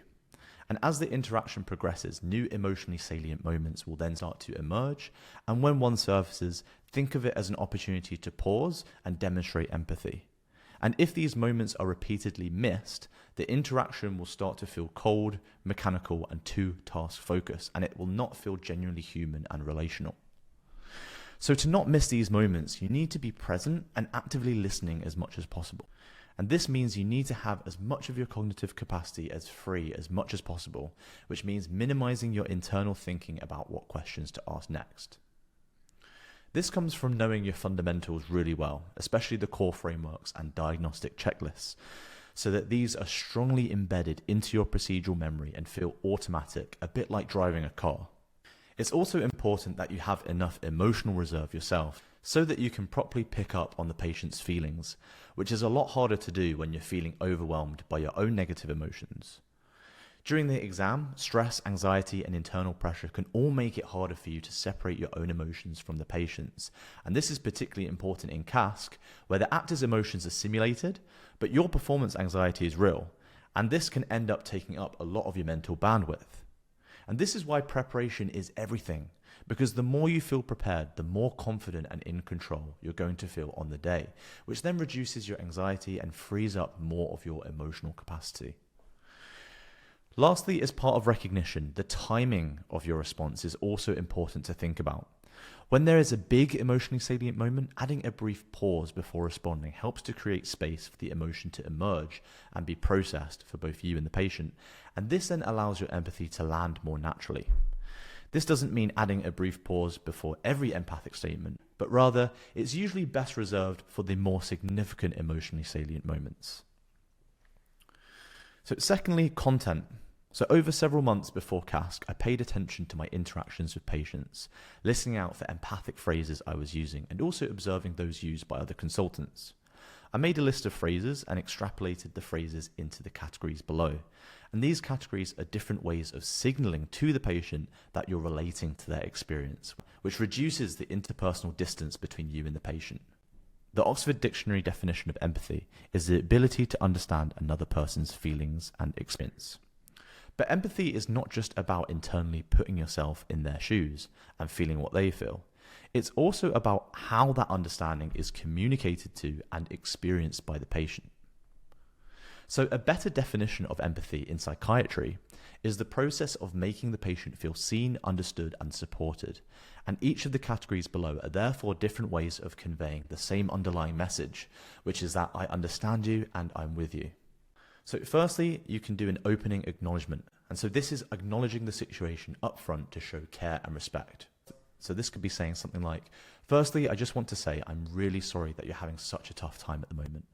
Or, firstly, can I just express my condolences for your loss? And then we've got emotional recognition, which is naming the emotion you observe to show emotional attunement. So examples of this might be, I can hear this is quite difficult to talk about. Or I can see this is really affecting you. I can see this is really taking a toll on you. I can see how much of an impact this is having on you. It sounds like it's been really tough. Gosh, that sounds absolutely exhausting. It sounds like it's been really difficult. It looks as though things have been getting quite upsetting for you. It sounds as though you're quite worried. And then we've got emotional amplification, which is deepening the emotional weight to show understanding of the intensity of the patient's experience. And examples of this are, gosh, it must have been XYZ. Wow, that must have been XYZ. That must have been pretty scary, or that must have been pretty tough. And then we've got validation statements, which is where you affirm their experience to show that their experience makes sense. So examples of this are, nobody should have to go through that. Wow, that's shocking. That's absolutely awful. It makes a lot of sense as to why you've been feeling the way you've described. Given everything that's happening, I don't blame you for feeling XYZ. Then we've got perspective taking, which is attempting to step into the experience to show a deeper understanding. And examples of this are, I can't imagine what you must be feeling, or I can imagine that that would feel XYZ. And then we've got empathic apologies, which is expressing sorrow in order to show compassion to the patient. Examples of this are, I'm sorry about that, or I'm sorry it's been so difficult for you. Then we've got supportive intent, which is expressing a willingness to help in order to show support and collaboration. And examples of this are saying something like, I want to support you with this, or I want to see if there's any way that I can help. Then we've got exploratory empathy, which is using curiosity to show interest in their experience. So you might say something like, just so I can understand what you're experiencing, how is XYZ? Or please help me to understand, how did XYZ happen? Then we've got assuming a shared experience, so normalizing through shared experience to show relatability. So saying something like, I know it's really hard, isn't it? But you need to use this one carefully because it could feel invalidating if used incorrectly. It's generally more appropriate to use where the patient's experience is more widely recognized as being common or universal and typically of lower severity. So as a principle, empathic statements should be fairly short and concise so that they seamlessly weave into the conversational flow rather than dominate it. They should be short expressions of understanding and feeling rather than lengthy explanations. Then thirdly, we've got tone. So when it comes to tone, a useful technique I like to use is selective emphasis. This is where you gently stress a key word to convey emotional weight and sincerity. To achieve this, you want to make slight changes in your pitch, pace, and volume to emphasize and intensify a word in the sentence. Examples of intensifier words are really, so, a lot, just to give a few examples. The emphasis subtly signals that you are emotionally engaged and aren't just mechanically repeating a phrase. So examples of this might be, it's been really difficult for you, or I'm so sorry this has happened to you, or it makes a lot of sense why you're feeling like this. Be careful not to overdo this though, as overemphasizing words can come across as scripted or condescending. And another subtle aspect of tone is how you end your sentences. So finishing on a downwards tone conveys sincerity, whereas ending on an upwards tone can sound uncertain, which can reduce the perceived genuineness of what you're saying. So for example, ending on a downwards tone would be, I can see it's been really difficult for you. And ending on an upwards tone would be, I can see it's been really difficult for you. So as you can hear, the second one sounds a little bit more like I'm unsure and therefore comes across as a bit less genuine. Then fourthly, we've got body language. So body language is best learned through observation and practice. However, there are a few areas which are particularly important in psychiatry, and those are the head, the face, the hands, the upper body, and the lower body. And in the context of demonstrating empathy, the head can be used to non-verbally reinforce empathy. You can use subtle head movements to reinforce the emotional meaning of what you're saying. And this signals to the patient that you're listening and are emotionally engaged. So for example, a head tilt can convey curiosity and active listening. A nod can convey understanding, agreement, or support. And a head shake might convey concern, disbelief, or emotional weight. So for example, saying, that's absolutely awful, with a slight head shake, or saying, I can see you're quite upset, with a gentle nod and a slight head tilt, or saying something like, I can't imagine what you must be going through at the moment, with a head tilt and a slight head shake, or saying, I want to support you with this, with a gentle nod. Then when it comes to the face can be used to non-verbally reinforce empathy too, and your facial expressions should align with what you're saying. And when demonstrating empathy, this typically involves a soft, concerned expression, signaling that you recognize the emotional weight of what is being shared. And this helps to make your words feel genuine and emotionally congruent. And it also goes without saying that maintaining eye contact is, of course, really important here. And then when it comes to the hands can be used to create a calm and grounded presence. Hand positioning should feel natural and not distracting for you or the patient. A neutral hand position, for example, your hands resting together on your lap, helps to convey a sense of calmness and control. And when you do use your hands, gestures should be slow and purposeful and should support what you're saying rather than drawing attention away from your words. And then the upper body can be used to signal presence and interest. So leaning forward slightly when discussing emotionally difficult topics can signal active listening and concern. Other important principles to consider. Number one is calibration. It's important to calibrate your level of empathy to the emotional state of the patient by mirroring their intensity. Mild emotional distress should be met with a lighter demonstration of empathy, whereas more severe distress might require a greater empathic response. The second principle is authenticity. Feel free to use my above phrases, but I would encourage you to adapt the language or develop your own phrases so that the phrases feel natural to how you speak. Because if it feels forced for you, it will definitely feel forced for the patient. The third principle is stacking. So high-level empathy demonstration is done by integrating all four behaviors together rather than using each in isolation. Each acts as a lever in its own right, but when combined, they produce a stronger demonstration of empathy and therefore a greater sense of emotional attunement. And this helps the patient to feel safe and stay open, which then leads to richer data collection, a more accurate assessment, and overall a better sense of the patient feeling supported. And this is why learning the skill of demonstrating empathy is so important. And then the fourth and last principle is transitioning. This is covered more in step 6, which is all about creating conversational flow. But in the context of empathy, it's about smoothly moving from empathic statements back to your questions without disrupting the flow. Empathy should feel integrated rather than separate or clunky. And I like to think of the core interaction as a back and forth of questions and answers, with empathy being seamlessly layered into it. Welcome to Use Signposting module. I use signposting in two main ways. Firstly, when entering a new section of a history, which I call intra-signposting. And then secondly, when transitioning between different station tasks. So for example, moving from history taking into a management explanation, which I call signposting. Signposting has three main purposes. For the patient, it helps them to understand where the consultation is going, which reduces the feeling of being interrogated or bombarded with questions. It can also act as a warning shot and can be a form of permission seeking, which then softens the questions that follow. This is particularly important when approaching more sensitive topics, such as assessing risk. For the examiner, it makes your structure more explicit, which makes it easier for them to award you marks. It also shows you have a respectful, patient-centered approach, as you're softening the language and seeking the patient's permission before exploring certain topics. And for yourself, it forces you to have better structure, because if you signpost a section, but then your questions don't align, your lack of structure then becomes obvious. So here are some examples of how I use signposts. So firstly, within a history, when moving from SODCA to diagnostic checklists, I would say something like, I'm just going to ask you a few screening questions around low mood.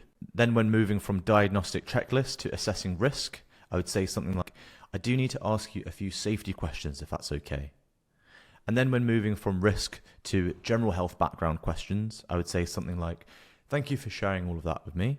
I'm now going to ask you a few questions just to get a better sense of your general health background. And then in terms of signposts that I use when moving between tasks, when going from history taking to explaining a diagnosis, I might say, thank you for sharing all that with me. Perhaps I could share a little bit about what I think could be going on, and you can tell me if it feels right or not. Or when moving between explaining a diagnosis to explaining a management plan, I might say something like, the good news is there are a range of different treatment options. Would you like me to walk you through them? I practiced using these signposts in my day-to-day clinical work so that by the time the exam came round, they felt completely natural and automatic for me. Welcome to Use Paraphrasing module. So paraphrasing is particularly useful in the following scenarios. Firstly, when the patient gives a lot of detail and you want to quickly summarize what they've said into a clear symptom or theme. Another useful scenario is when you need a moment to think about what you're going to ask next. It's also beneficial when the conversation has drifted and you want to bring it back to your structure, or when you want the patient to expand further, but an open question might feel a bit unnatural. And then lastly, also when wrapping up a section before moving on to the next. But this is more aligned with summarizing. So for CASC, I mainly use paraphrasing in the first scenario, so when patients provided a lot of detailed information, and I wanted to quickly summarize what they've said into a clear symptom or theme. What you're aiming to create is a sense that you're with the patient in the conversation. And I think about it like this. Imagine you and the patient are both holding a piece of rope, and you want to keep that rope taut. And when the patient speaks at length, the rope then starts to become slack. But a brief paraphrase helps to tighten up the rope again, as it shows you're actively listening and understanding what they're saying, which helps to build rapport and makes it easier for the examiner to recognize and reward you marks for your communication skills. I practice this in my daily clinical work by paraphrasing long pieces of speech into a single concise sentence. For example, if a patient said to me, I've been feeling down for the last few weeks, and at home we're sorting things out because we're moving at the moment and there's not really any set date, but otherwise my physical health is okay, I'm taking medication, and yeah, I've just not been feeling very happy. I might then respond something like, okay, so you've been feeling quite low in your mood and you're in the process of moving house at the moment. So the structure is typically, okay, so you're feeling XYZ, or okay, so XYZ has been happening. So the key is to make these statements brief and fluid so that they don't disrupt the conversational flow. For this reason, when paraphrasing, I don't usually ask, is that right, at the end of the sentence, as this would disrupt the conversational flow, and I find this is more appropriate to do when summarizing. So instead, just observe the patient's response, for example, nodding or having a puzzled expression if they didn't agree with you, to gauge whether you've captured what they've said accurately. Welcome to Create Conversational Flow module. One of the key markers of high-level communication is the ability to create conversational flow. As training psychiatrists, we're developing two parallel meta skill sets. Internally, we're training our thinking to be structured, logical, and systematic, almost like a machine. But then externally, our communication needs to feel human, relational, and natural. And this is the inner machine versus the outer human. And on one level, you're working through a series of questions, building a formulation and generating differentials. But if this is not balanced with strong humanistic communication, the interaction will feel formulaic and mechanical, where it just feels like one question is being asked after another without much human-to-human connection. And patients will quickly pick up on this. And if they feel a lack of connection, they may become more guarded or closed off, even in subtle ways that aren't always obvious. So one of the best ways to not sound robotic is to master the skill of creating conversational flow. And there are 6 main ways you can do it. I will use appetite as the symptom for this example. So firstly, by using curiosity language. So saying something like, I'm curious, how has your appetite been? Or out of curiosity, how has your appetite been? Or I'm wondering, how has your appetite been? The second way is using concern language. So saying something like, and can I just check as well, how has your appetite been? Or I do need to ask, how has your appetite been? Then the third way is in using a mini acknowledgement statement. So this is really dependent on what they say, but you essentially just acknowledge and respond to something they've just said. For example, if the patient said, I know it's a bit silly, but I just can't get the thought out of my head, you could respond with something like, no, it doesn't sound silly at all. It's actually quite common. But have you found anything that helps? The fourth way is in using a mini paraphrase. And this is where you repeat the last sentence they've said, but in fewer words, ideally no more than 10 words. So for example, if the patient said, I was on sertraline, but then I wanted to breastfeed, so I stopped taking it after I had my baby 6 weeks ago, you might say something like, okay, so you've recently stopped your medication, and how has your appetite been? The fifth way is in using a mini empathic statement.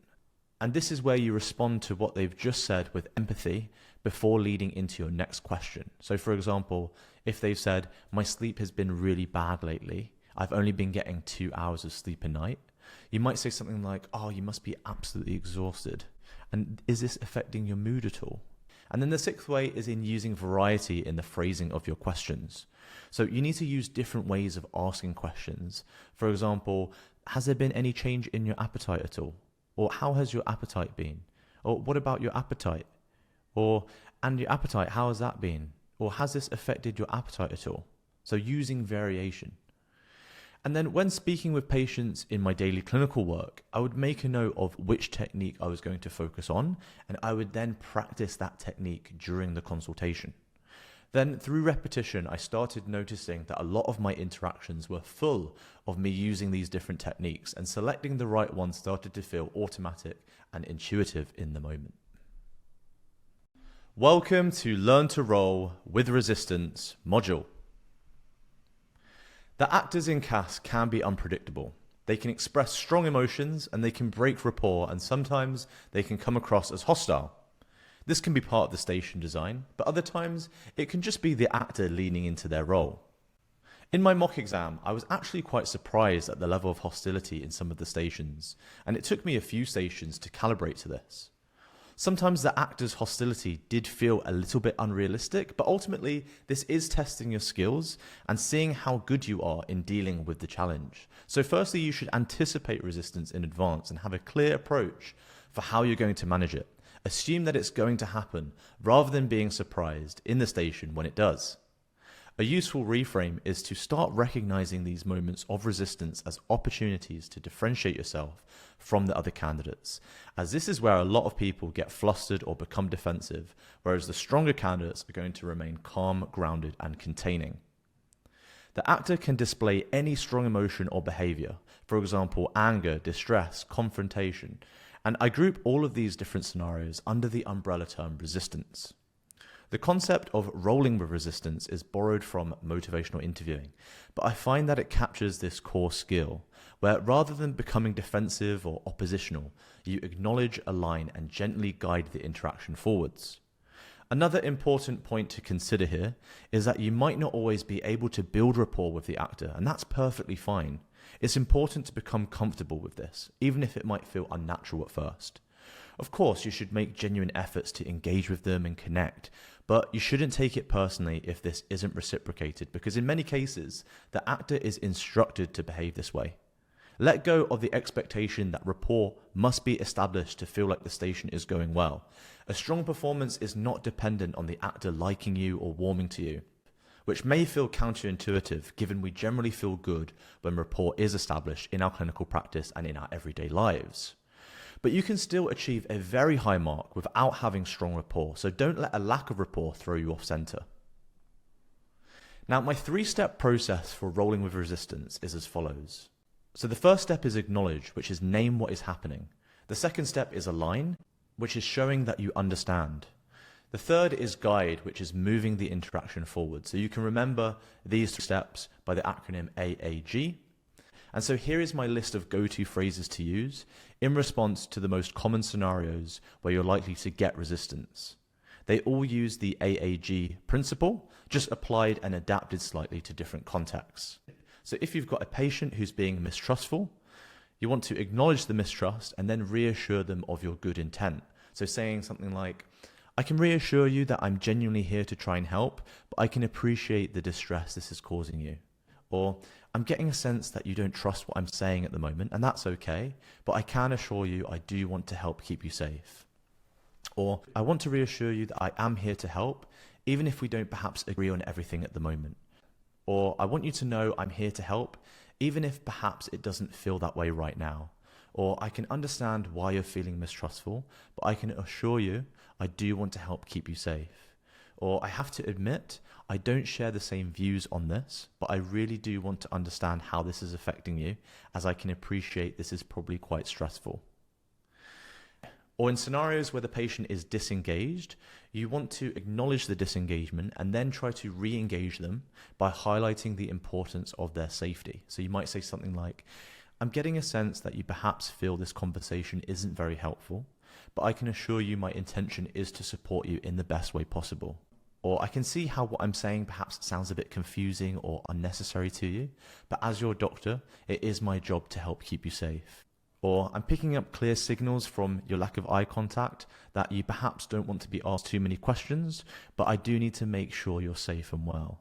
And in scenarios where the patient is angry, you want to acknowledge the emotion and then set a clear boundary whilst remaining open at the same time. So you might say something like, I can see you're feeling quite strongly about this, and I'm really here to see how we can best support you, but I can only do that if we keep the discussion respectful. Or I can see you're feeling quite strongly about this, and I'm more than happy to listen to your perspective, but we wouldn't be able to continue talking if we start to raise our voices. And then in scenarios where the patient is being over-inclusive, you want to acknowledge their contribution and then redirect the conversation. So you might say something like, so perhaps we can come back to that shortly, as it sounds important, but how has XYZ been? Or, I did want to ask you about that, but before we get onto that, how has XYZ been? Or could we just pause for a second, as there are a few important safety questions that I do need to ask. How has XYZ been?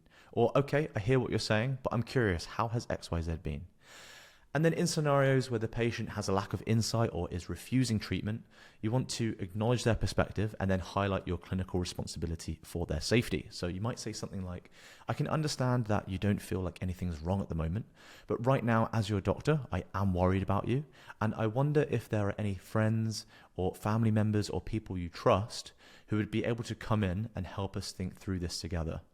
Or, so these experiences you've described to me are new, and I can appreciate you don't think anything is wrong, but you don't have to agree with me necessarily. But as your doctor, I do have a duty to try and keep you safe. And at the moment, I'm sufficiently concerned that I would be recommending coming into hospital. Or we definitely prefer it if you took the medication orally, but if not, we might have to think about other ways we could give it to you in order to help keep you safe. And that might mean giving it to you even if you didn't want it. Welcome to Refine Your Style module. So what is style? Style is one of those nebulous concepts in psychiatry, which is often used when referring to someone's communication style, consultation style, or leadership style. But it's rarely clearly defined, and when something is poorly defined, it becomes very difficult to train or improve on. But if we break style down into observable behaviors, it becomes a lot more practical. And rather than being just a vague personality trait, it can be something you consciously hone and deliberately build. Style consists of lots of different communication variables which can be adjusted. You've got language, which is how you phrase things, tone, so your emotional delivery, pacing, which is speed, pauses and timing. There's structure, which is how organized you are, your body language, so how you use your head, your face, your hands and your posture, your presence, so how grounded and attentive you feel, and your energy, so coming across as more calm versus being more energetic. Your personal style is essentially a blend of all of these different variables. So style is not just what you do, but how consistently you apply these variables and how they combine under pressure in particular. And over time, this creates a recognizable pattern in how you communicate. Style can therefore be defined as the consistent pattern in how you apply your communication behaviors across these key variables.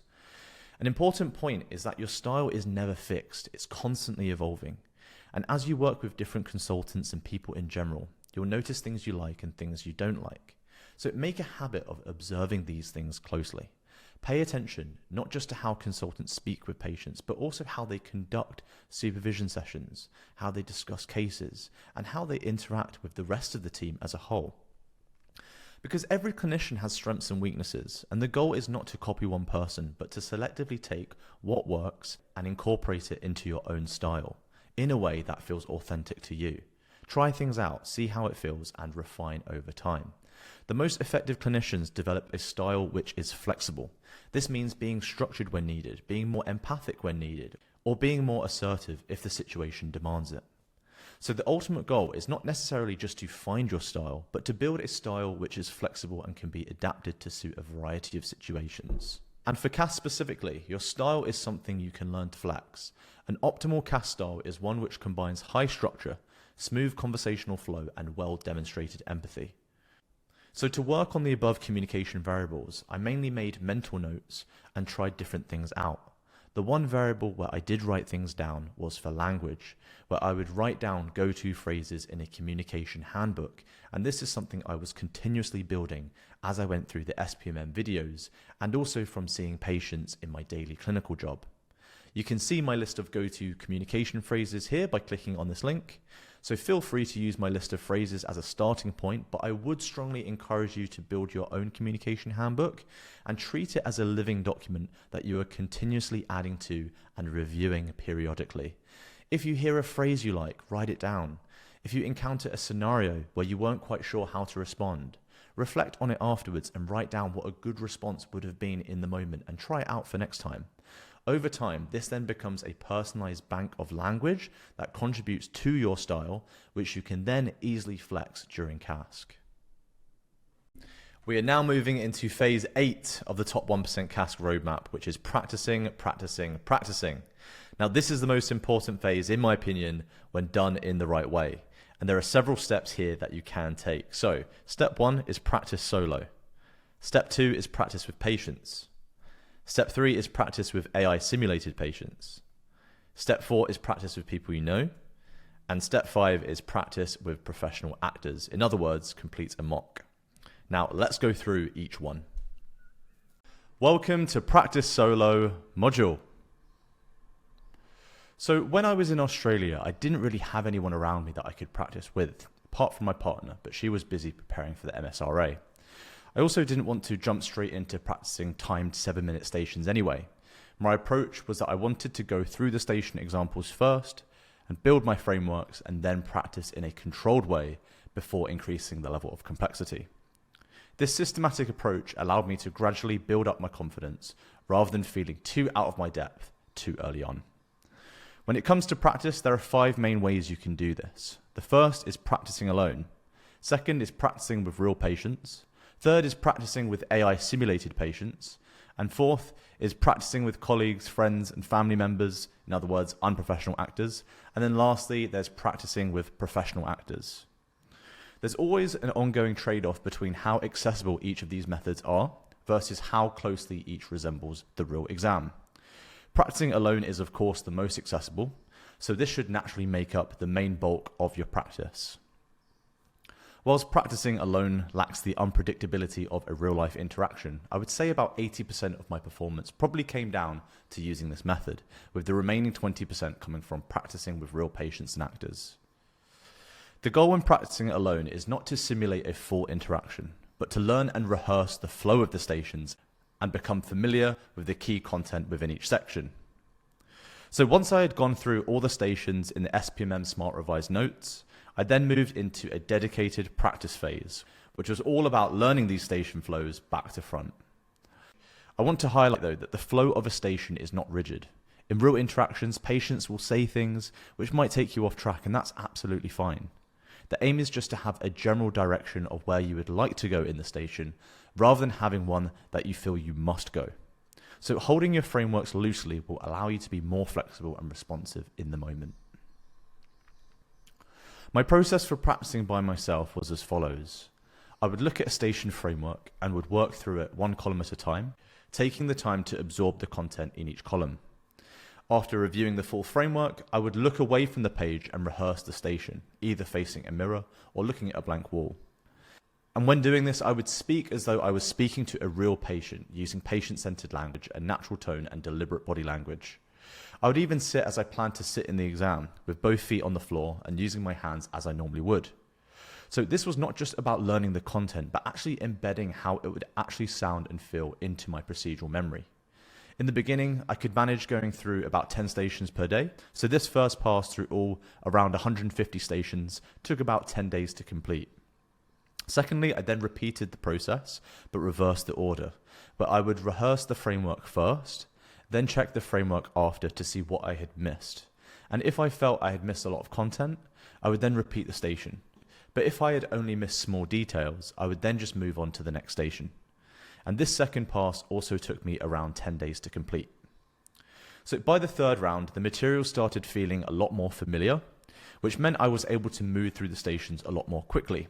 And at this stage, I reduced my rehearsal intensity to about 50% by whispering and only using small hand movements to quickly run through the flow of the stations rather than fully performing them. And this allowed me to increase my volume to around 20 stations per day, meaning I was able to get through all 150 stations in about 5 days this time. And then in the last 10 days before the exam, I repeated this process twice more, adding in an additional exercise. So after reading through the station instructions, I would quickly draw out the framework and write down key points for the station as fast as I could.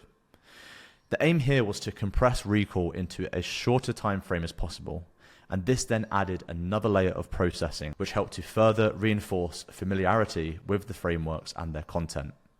Then after doing this short exercise, I would then rehearse the stations as before.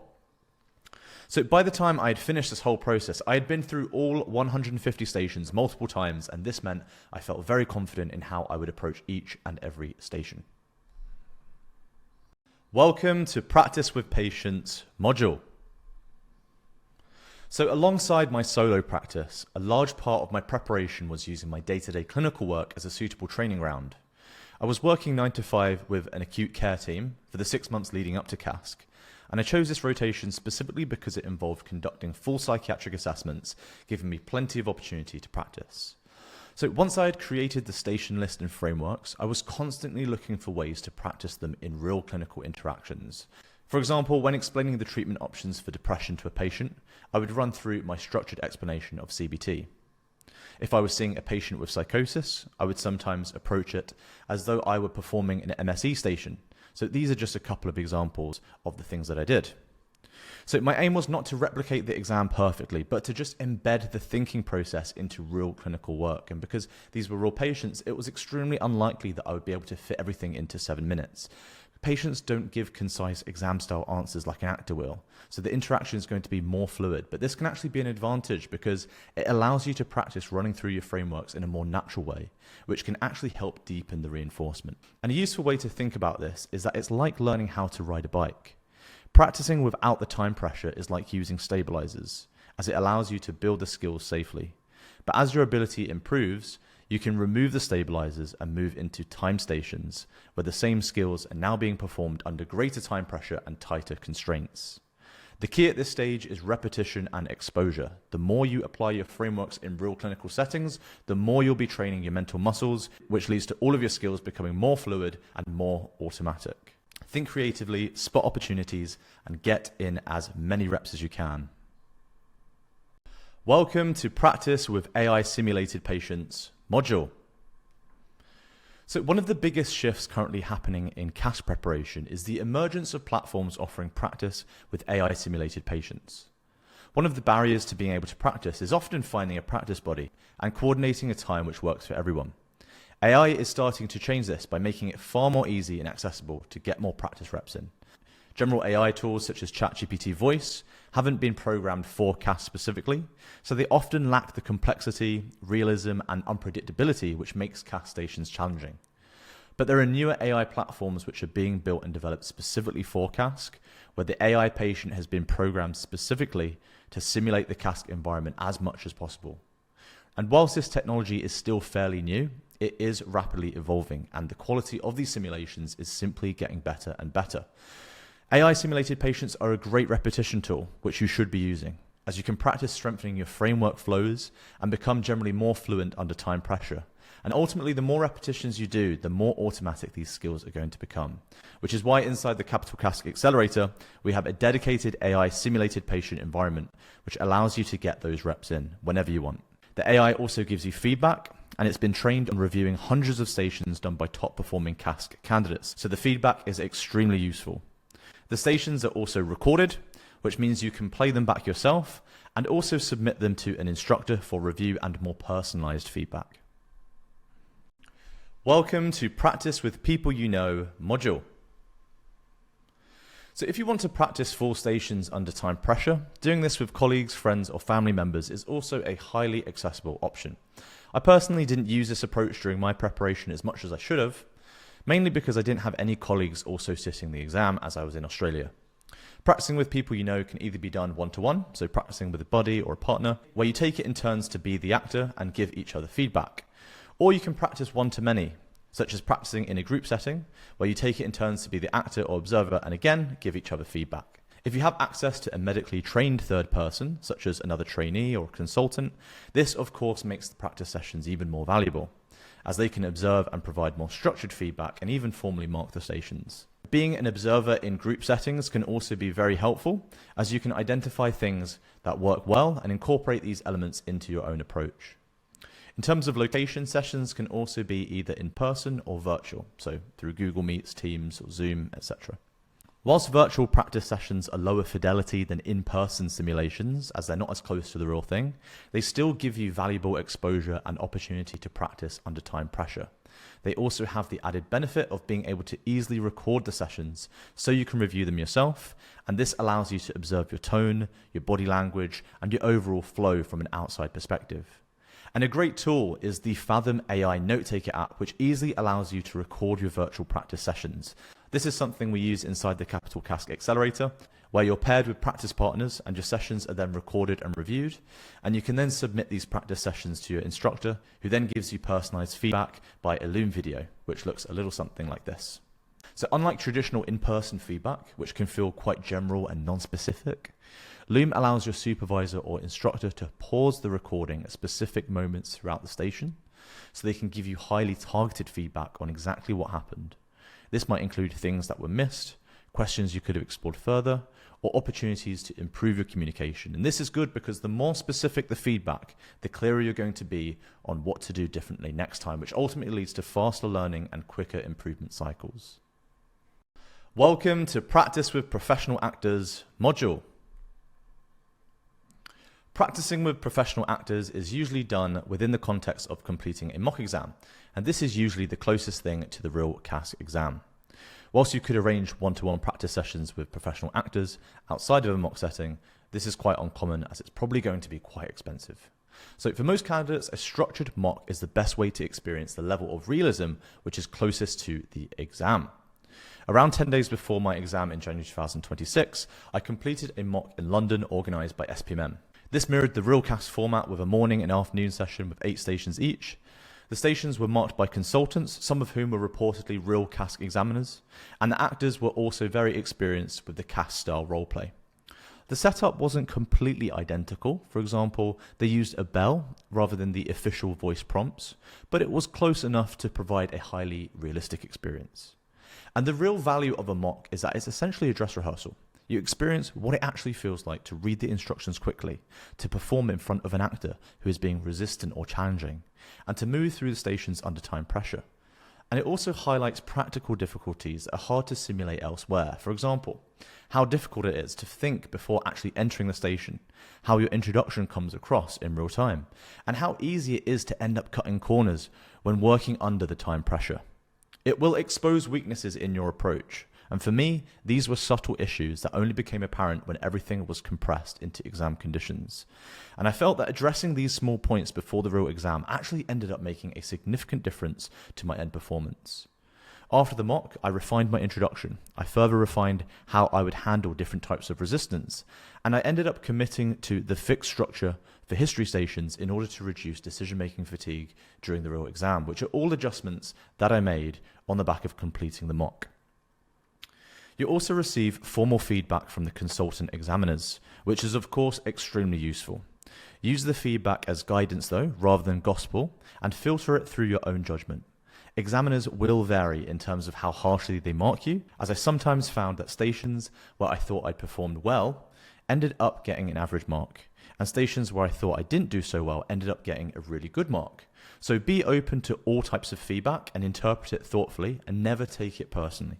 The SPMM mock was expensive, but overall it was a high yield exercise that allowed me to fine tune my performance so that by the day of the real exam I had done the dress rehearsal and everything felt smoother and more familiar. We are now moving into phase 9 of the Top 1% CASC roadmap, which is preparing for exam day. This is the final phase and is all about making the fine tweaks so you can maximize your performance on the day. Now, step 1 is all about adopting a winning mindset. Step 2 is use visualization. Step 3 is maximize your reading time before stations. Step 4 is time manage effectively during stations. And step 5 is manage logistics before the exam. Now, let's go properly into each one. Welcome to Adopt a Winning Mindset module. There's a few key mindset shifts that I used, which I felt really helped me in my preparation and on the actual day of the exam. And I'll share these with you now, as I'm sure they'll really help you too. So mindset shift number 1 is focus on the inputs. And Michael Phelps once said, you don't rise to the occasion, you fall to the level of your preparation. So how you perform on the day is the result of all the work you've already put in, not just for CASC, but throughout all of your training. And in that sense, there is very little you need to control in the moment. You're largely operating from instinct. So the focus therefore should be on the inputs. In other words, your preparation, your practice, and your process. Because if these are strong, the outcome you want will naturally follow. This shift in focus helps to reduce your anxiety levels, as you're no longer then clinging to a specific result, but instead you're trusting yourself and the work you've already put in. Mindset shift number 2 is show the examiner how it's done. During the station, it can feel like you're being scrutinized by the examiner. Here's how you can reframe this. They are not judging you. Instead, you are demonstrating to them exactly how the station should be done. You're taking ownership of the interaction and using it as an opportunity to showcase your skills and capabilities. Mindset number 3 is take on a high performance identity. Assume you're already operating at your highest level. At some point, you're likely going to become a consultant. Step into that future version of yourself now. You already have a lot of the knowledge and skills. The task is simply to express that with confidence. Fast forward in time and imagine you entering the exam as your future consultant self.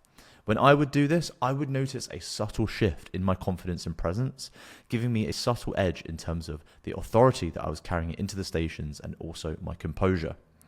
Mindset shift number 4 is raise your standards. Preparing for CASC can feel very frustrating, especially if it's not your first time and you're retaking it after a failed attempt. But I want to encourage you to take a more longer term perspective. All the preparation is not just about passing the exam. It's an investment in developing yourself and your skills, because as these improve, passing CASC becomes a natural byproduct rather than the sole aim. And the real value in passing lies in the skills you will have built along the way, because these are what will stay with you well after the exam is over. It's also worth keeping in mind that as your competence increases, so will your enjoyment of the work itself. And this creates a positive knock-on effect for your level of job satisfaction and overall quality of life. So the CASC exam is an incredibly valuable process as it creates the pressure and structure to drive this process of personal development. So rather than seeing it purely as a hurdle to get over, see it as an opportunity to raise your standards. Because if you're finding it frustrating, perhaps it's reflecting a gap between your current level and the level required to pass. And ultimately closing that gap is your responsibility. So shift the focus away from simply passing and towards becoming a more capable and effective clinician, as this is where the real reward lies. Welcome to Use Visualization module. About a month before the exam, I regularly watch the MRCPsych video on what to expect on the exam day. And you can watch this video by clicking this link here. I watched it every few days to become very familiar with the environment in terms of the layout of the circuits, the sound prompts, and also the overall flow of the day. The aim was to create a sense that I'd already experienced it multiple times, so that on the day of the actual exam, there were no surprises. This helped to keep my anxiety levels low and perform closer to my best on the actual day. At times, I even took this a step further and would pause the video where it shows inside the exam hall, and I'd mentally rehearse the stations. I would practice my introduction. I would imagine moving through the different types of stations, and I would visualize both smooth and challenging scenarios and would rehearse staying focused and responding in a calm and grounded manner. And by doing this in the real exam, whenever a station felt like it wasn't going too well, this was something I had already experienced many times before, so it already felt familiar rather than threatening. And this allowed me to stay grounded and maintain a high level of performance even if a station didn't go according to plan. Welcome to Maximise Reading Time Before Stations module. Learning how to maximize your reading time is a hidden skill. If you master this, you'll be setting yourself up for the best possible performance in each station. Treating the reading time as a separate skill in its own right is something that you should do, and it's one that you can deliberately train. The reading time can be broken down into 3 key steps: understand, plan, and composed, or UPC for short. So the first step is understand, and this is where you try to understand what the station task is and what is being asked of you. Some stations provide minimal information, so it can be grasped pretty quickly. Others contain a lot more detail, which means you'll have less time for planning your approach. And the key skill here is to efficiently extract the most relevant information from the instructions and capture it into a usable format. And my system for doing this was to organize the information using the 4 W's. So firstly, who? So who are you seeing? What is their name? And are they the patient, the relative, a carer, or a healthcare professional? Then there's where. So where are you seeing them? Are they an inpatient, an outpatient, or are you seeing them in the A&E department? Then we've got why. So why are you seeing them? What's their main presented complaint? And then lastly, what? So what else do you know about them in terms of their background? So when reading the instructions, I would make brief bullet points under each of these headings, keeping this in the situation column on my page. And by doing this, you can simplify large amounts of information into something more manageable. Having it written down also means you can refer back to it during the station if needed. For example, double checking details like the medications, which will likely be quite hard to remember. The next step is plan, and this is where you'll decide how you're going to approach the task. The reading time is where most of your thinking and planning should happen. Once you're in the station, there is very little time to think, and you're largely going to be operating from instinct. So the reading time is where you're going to create your structure for the station. I wouldn't waste time drawing the columns from the core frameworks. By this point, you should be very comfortable in being able to visualize these on the page. And within the history column, I would quickly note the key sections I wanted to cover. And if I had time, I would then add the most important questions within each section using brief one-word triggers. I use the same approach for the other columns, jotting down the GEM, RBMD, SESM, AS, and DRTf&x acronyms, and any key points within each letter, which were going to be important to remember. I found this helps to install the structure into your working memory before entering the station, and also gives you a visual prompt that you can then refer to during it. And then the third step for maximizing your reading time is compose, which is all about you actually composing yourself before the station begins.